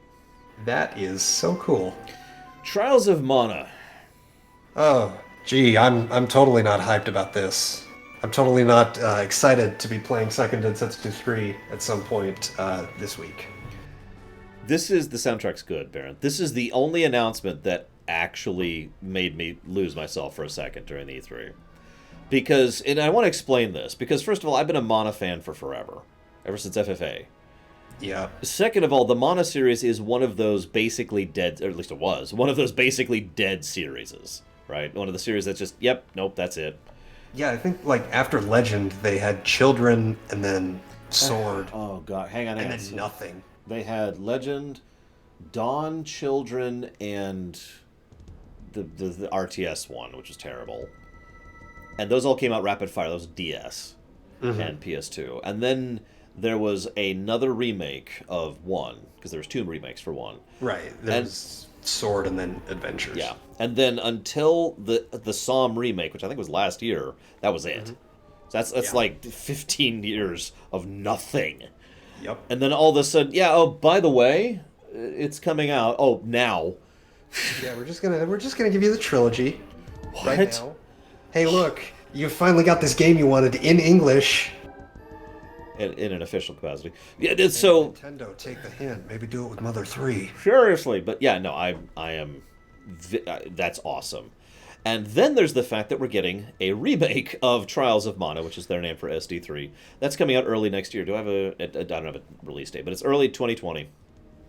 And it looks like okay. My opinion of the Psalm remake was net positive, but it was net positive. Like, there were some pretty big issues with that. It looks like they have taken it looks like they've actually learned their lesson, basically.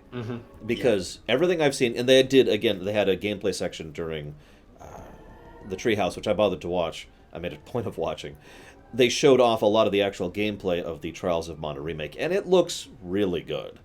There are a couple of issues. The camera doesn't quite work right, and there's some terrain issues, but for the most part, it looks fantastic. Yeah, it seems to me like they are not only appealing to a new crowd with this remake that they're doing, but they're also trying to appeal to classic fans with the collection of mana, which I'm all for. Which kind of leads into our next point. Wait. Before we do the next point, I just want to say really Sure quick, thing. because I do have another thing to say here. I know this isn't realistic to do for every game, but every time I say I want a remake of a game, what happened with this is exactly what I want to happen. I want you to release a collection on a modern system, and then I want you to make a remake. Exactly. Now, I know how unrealistic that is. I don't care. That's what I want. I'm so happy they're doing this, especially with SD3, which, while it is a buggy, broken mess, is nevertheless a fantastic game. Mm-hmm. Okay, so, moving on to our next point, Dragon Quest XI. Oh boy.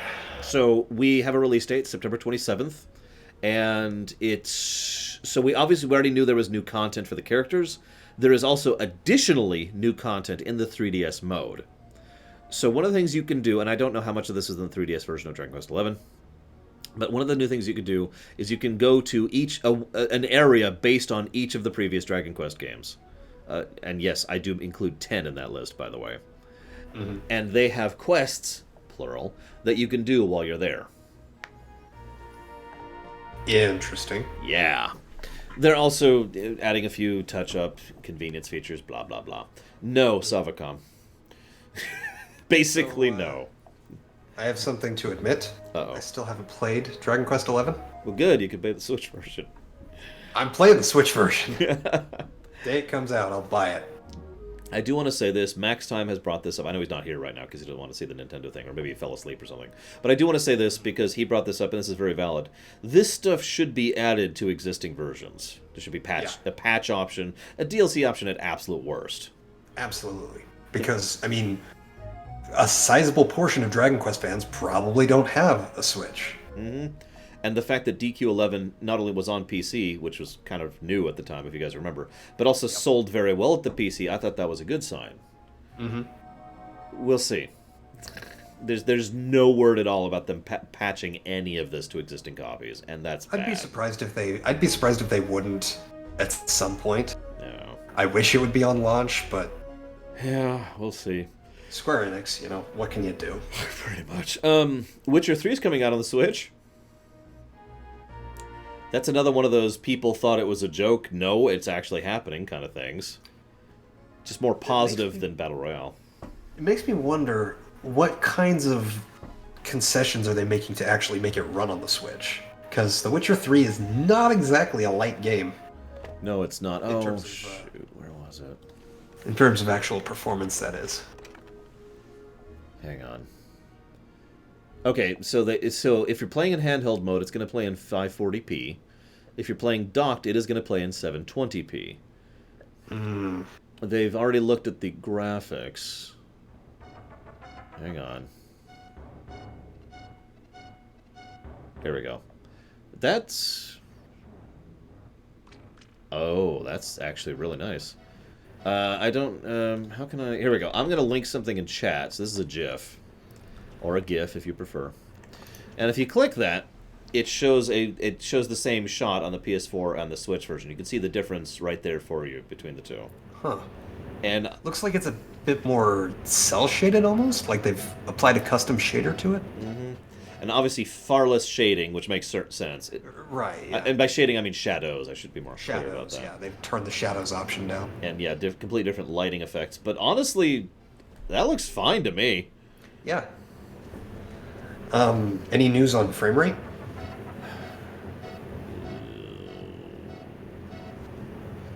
30. I think I'll stick with PC. Yeah. That's a bit of a shame. I'm still going to pick it up. Because, of course, I am. I'll still pick it up because it's Witcher 3 on the go, but yeah, my primary platform of play will be PC. Let's see here.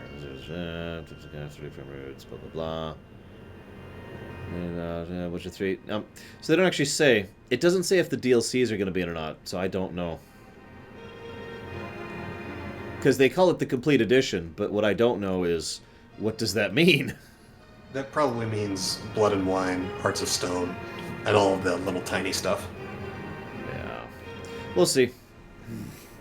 So I still think that's awesome. It's just kind of a eh. So then we have Luigi's Mansion 3. So Luigi's Mansion 3 looks extremely good. It's worth noting I am a fan of the Luigi's Mansion franchise, so make of that what you will. I mean, even hang on. Even Yahtzee likes Luigi's Mansion. Come on. All right, go ahead. What do you got? I've never played them.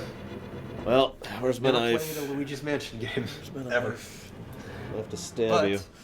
I am interested. Did they report Dark Moon to Switch? No, it's still just 3DS.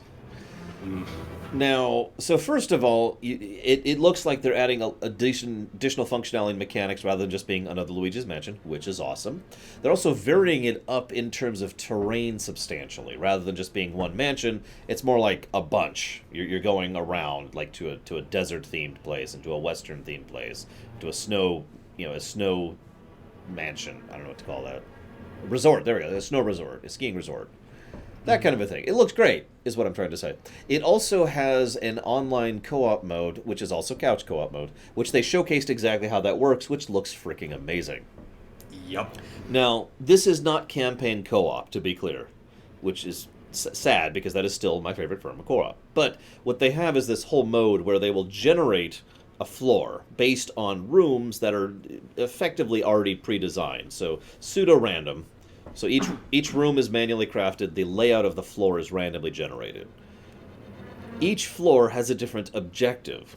So sometimes you need to rescue toads, sometimes there's just a timer for doing something, sometimes there's coins, sometimes you have to catch so many ghosts, sometimes you have to catch all the ghosts. Right, you get the idea. And as you're going through this mode, you run around and do stuff, you get items. Now you basically get one item per player, and if you pick up the item, obviously they don't get it. So it's trying to emphasize cooperation between the player members in order to actually get something like teamwork. One of the items that they actually showcased is a map item, which makes it so that the other players show up on the minimap, along with which rooms you've taken out and just little details like that. There's also like a ghost scanning item that they showcased. In short, it looks like a legitimately fun co-op mode, and the game itself looks fantastic. Sounds pretty good. Not that I'm aware of, Elwind, but they didn't showcase or even talk about that, so I don't know is the truthful answer. I mean, they should, because Gooigi is awesome. He's a little bit better than Bluigi, in my opinion, but that's just... Sorry. So, Gooigi, for those of you who don't know, is some of the new functionality. You can turn into this T-1000 version of yourself. I'm not even kidding. He can just go through bars. Basically the rules that apply to him are completely different than the rules that apply to Luigi himself. And so they show this in single player mode. They showcased how you could just swap between controlling Gooigi and controlling Luigi at will in order to solve puzzles. And it really does look awesome. Which brings me to Link's Awakening. This game looks adorable, and I can't wait to play it. And it has custom dungeons. The custom dungeons looks really cool. This is a new feature they announced. You start with a mold, and you have to fill that mold with rooms. Now, this is going to sound familiar. The rooms are manually crafted, but the layout's up to you. And obviously only certain things can connect in certain ways. Think of it like a puzzle. And you design this in a certain way to try and make it so that you get to the end and defeat the thing and blah, blah, blah. You do get rewards for making. You do get rewards for completing. So both of those. Now, they were really limited in how they showcased that in the clubhouse. They showed off one template and one playthrough of it, and that's it. I am hoping that this is the beginnings of Zelda Maker, basically. I was going to say, this is probably the precursor to that. It certainly looks like they're leaning in that direction, and I hope so, because that would be an awesome thing that I'd play the hell out of. Oh, yeah. I think we all would. Yeah. Same with a Metroid Maker. Oh, God, yes. And a Mega Man Maker. But anyways, so... They also showcased a little bit more of the game itself, but the biggest complaint I have about this, and this is going to sound strange, is that it's Link's Awakening. Like, I know that sounds like a dumb statement, but what I mean by that is, other than the Dungeon Maker, it doesn't look like anything is new. Oh, fair enough. I get what you're saying. Yeah, like it would be like if FF4DS didn't have the new, the augments, or the cutscenes or anything like that. So it's like, okay, well, it's a 3D FF4. That's neat. I like that, but we'll see. Yeah. We will see. Which brings me, of course, to something else that's not on my... What is wrong with my list today? Mario Maker 2.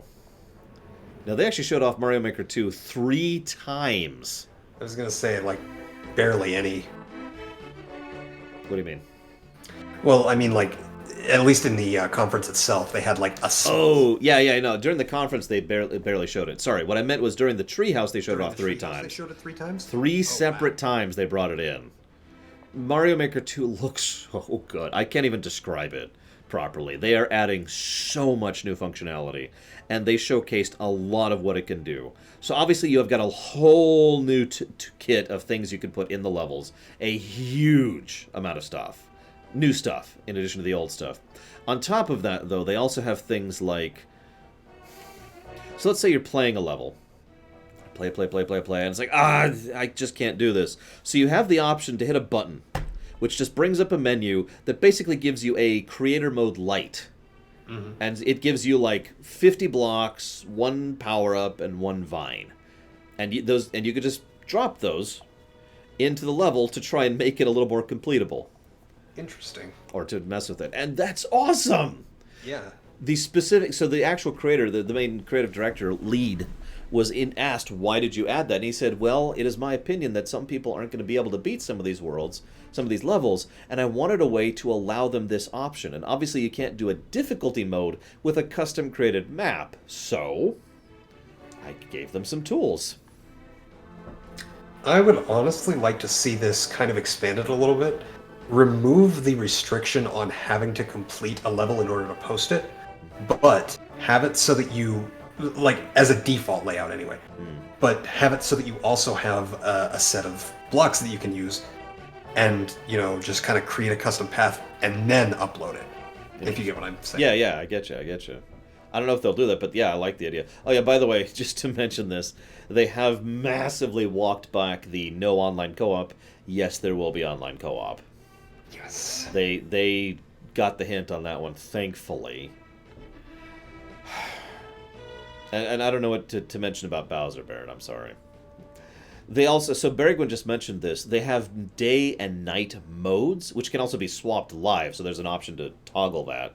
Or you could just have them separated out. And the literal rules vary based on day or night. To use the most obvious example that they showcased, in night mode on, I think, normal, like the standard default grassland terrain, means that gravity goes up instead of down.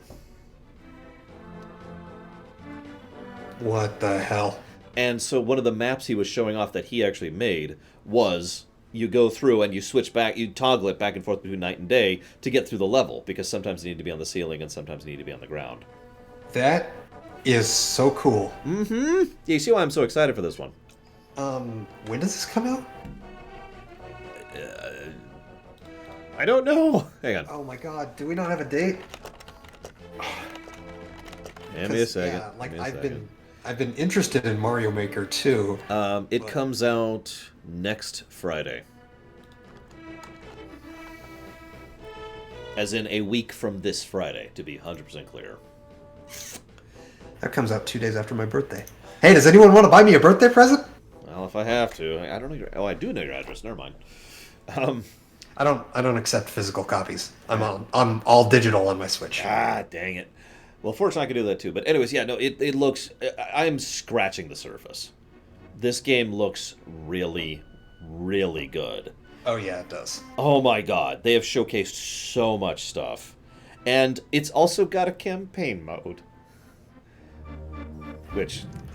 Hey, guys, just send me friend codes. I'll be in the Discord. But yeah, someone mentioned that, oh, we should totally do a premiere run of this since they have a campaign mode. I gotta be honest, I was kind of hoping to do a premiere run of it anyways, because there's so much we could just discuss about level design. Exactly, yeah. Now I know what you're thinking. Lore, your levels are terrible. Well, that's valid to say. But they always bake in their levels. Mm-hmm. And those levels are a masterclass of the kind of creative stuff you can do with this sort of thing. Yeah, the Nintendo seal of quality. Yep.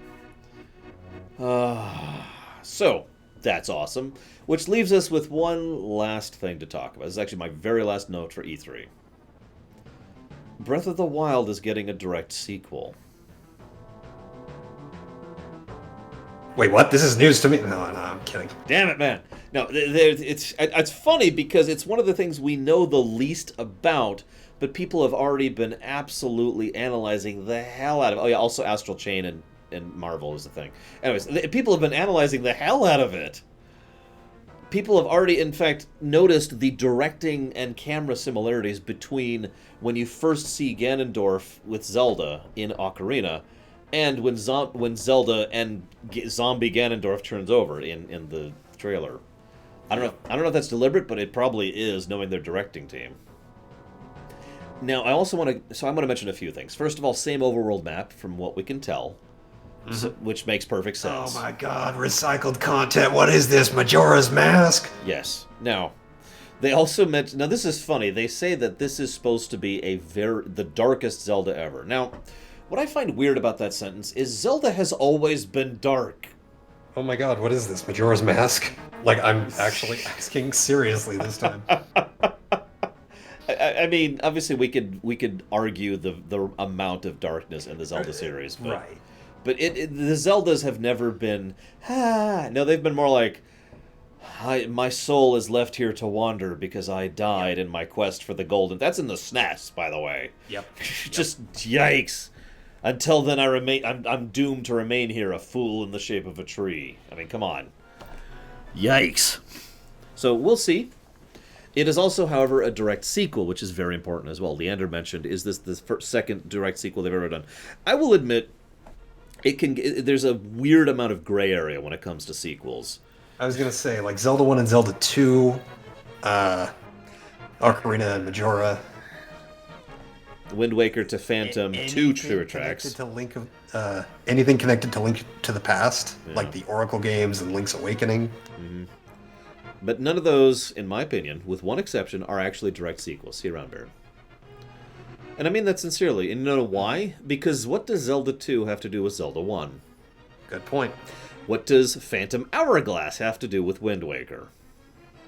What does Majora's Mask have to do with Ocarina? So, in other words, what I'm who is never mentioned again. Who was never mentioned again. So each, with one exception, each Zelda sequel has basically been, and here's another story set in the same time with the same character. Yep. Now that qualifies under certain definitions of a sequel, but in my opinion, to be completely blunt, that's not a sequel. That's another story. Yep. A sequel is something that directly and personally follows through on the events of the previous, which is what this is intended to be. Mm-hmm. Now, I mentioned an exception. That would actually be Spirit Tracks, by the way. Phantom Hourglass very clearly and directly connects to and leads to Spirit Tracks. That's it. That's our only Zelda sequel, as far as I'm concerned. So, yeah, this is actually... I'm really excited about that. I'm very excited about that. However, I just... I have some lingering questions about the nature of Ganon, as I'm sure we all do. Yeah, how he's related to Calamity Ganon and how that just comes about. I will admit, as someone who is always mentally... Damn it, Bragwin. She just Ganon-balled me. Oh. Hang on. Where's... Oh, jeez. That's... How many did that splash out? Good lord. I assume I know where you want to put that. Thank you, Bragwin. Thank you very, very much. As ever and as always, much appreciate your support. And so just to say this out loud, I am putting that towards Mario Maker 2. So I have long since differentiated Ganondorf from Demise. And if anyone remembers my premiere run, I actually said at the very last shot, this is for Ganondorf, as I shot the Calamity Ganon with the final hit. Mm-hmm. I'm curious if I was right. Like, to be honest, that's one of those things where it always felt like headcanon, as in not intended or not real. More like head Ganon, am I right? I'll stop. Point being, I'm curious if there really is a legitimate distinction between Ganondorf and Demise. Now, in an ideal world, let me go ahead and get out my pie in the sky, completely never happening wishes, and I want to hear yours too, Rex. So first of all, full campaign co-op with Zelda and Link. Yes. Just yeah. And also, I want Ganondorf to be a character, like an actual character. I mean, yes. Well, I mean, if you think about it, he's not often a character. He was a character in Wind Waker. Yeah. He was kind of a character in Twilight Princess. Yeah. That's about it. Ocarina? No. He was a mustache-twirling villain in Ocarina. He was a caricature in Ocarina. Fair enough. There was no development, is what I'm trying to say. He was a one note. Right. What are you? I'm Ganondorf. What are you? Well, I'm evil. Duh. What in the world? Anyway, so I would like him to be a fully fleshed out 3-dimensional character. I would love it if they really showcased, like, basically if they moved past the post-apocalypse. If we actually shoved ourselves into post-post, that would be great. You know, really showing people start to develop and expand and grow instead of being a few disparate villages barely connected to each other, scattered across the world. What I'm wondering, and this, of course, it always has to relate to the timeline. How long after Breath of the Wild is this? Good question. Don't know. Is this a year? 2 years? I mean, she's had enough time to chop her hair down. Right, yeah. That's about all I got. Hello, Anselmo. I thought you died, dude. What's up? Thank you very much, as always, for the sub. I'm not going to go through the whole speech, but if you want to put that towards something, let me know. And it's good to see you. So, shoot, I've already lost my train of thought. Another thing I would really like is give us more of the Terry town kind of thing. Mm-hmm. Give us more of that. Give us more ability to shape, change, affect, alter the world that we're walking through. That would be fantastic. Right. And I refuse to say thank you to Shadow Machine because I don't want to lose my train of thought really quick. Because the other thing I want to say really quick here before I lose my train of thought, I would also, and again, this is in the realm of absolutely never happening, but I would love it if we had some form of playable Ganondorf. I do specifically mean Ganondorf, not Demise, not Ganon. I would say that's never happening. And then I remember, oh wait, Mario Odyssey happened. That's true. So yeah, even as a Princess Peach section, which is a little more in the realm of possible, I think that would be phenomenal. So Leander, and I don't want to talk this out, because, sorry Shadow Machine, I swear I'll say thank you in a second. One of the things I actually mentally pictured as a format for how to do this is I love the idea that as you go through, rather than getting the... like in the first game, you get memories of Zelda and Link's journey, right? To help establish why this is a post-apocalypse. I would love it as you go, you get memories from Ganondorf's journey, but they're playable. Playable. Yeah. And that's how you could do it. That's the format. And you could make him playable and make him beastly. I mean, I've played Hyrule Warriors. Ka-kong. Just, yes, that would be amazing. And that's a little bit more in the realm of possible, as opposed to a full playable thing. Anyways, thank you very, very much, Shadow Machine. As ever and always. I've actually already written that down for Banjo-Kazooie. Thank you, sir.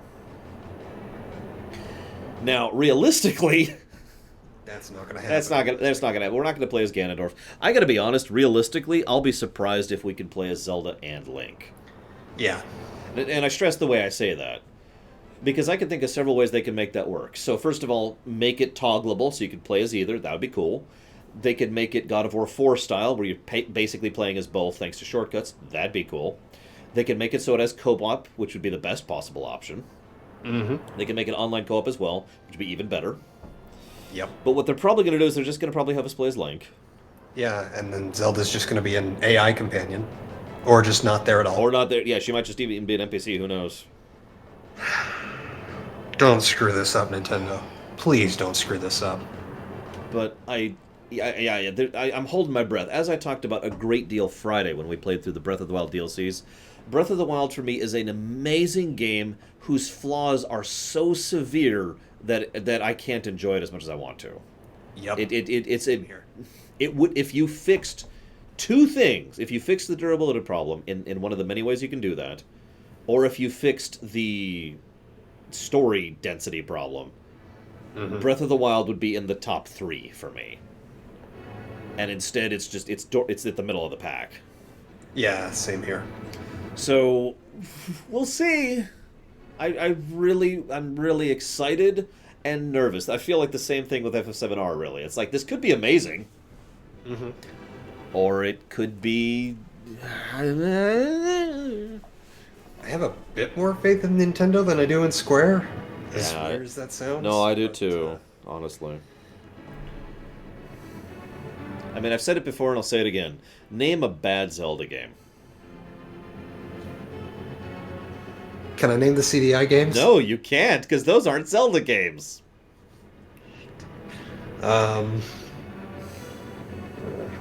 Yeah. Yeah. So, I'm pretty sure that one way or another, Breath of the Wild 2 will be a good game. It's just, they have a truly unique opportunity to make an amazing game. Yeah. Will it just be good, or will it be great? Exactly. You know? Exactly. So, fingers crossed. Fingers crossed. I am very hopeful and very nervous. We don't have a release date. We don't even have a name for that one. That game had better be coming out next year, or I'm going to be pissed. Because I am tired of people announcing things way too far in advance. The good news is, as I mentioned with FF7R, since so much of the engine and terrain is already drawn, that actually is feasible. This can come out next year. Yeah. So we will see. That's actually all I got. I don't have anything else either. So, which is good, because I've been streaming for 6 hours, and I feel like I'm about to fall over here. I feel like I need to go back to bed and sleep off the rest of this freaking cold. So, first of all, thank you everyone for joining me. Thank you, Rax, for joining me. It's always a pleasure to have you here. I hope I haven't killed your throat. I know my throat's killing me, and I didn't have a cold today. So, I hope that you guys have enjoyed this E3 recap. You can kind of see why I wanted to do just this today. Holy crap. We will, like I said, I'm not coming, but I'm not going to be, let's cut off the local recordings. Let's just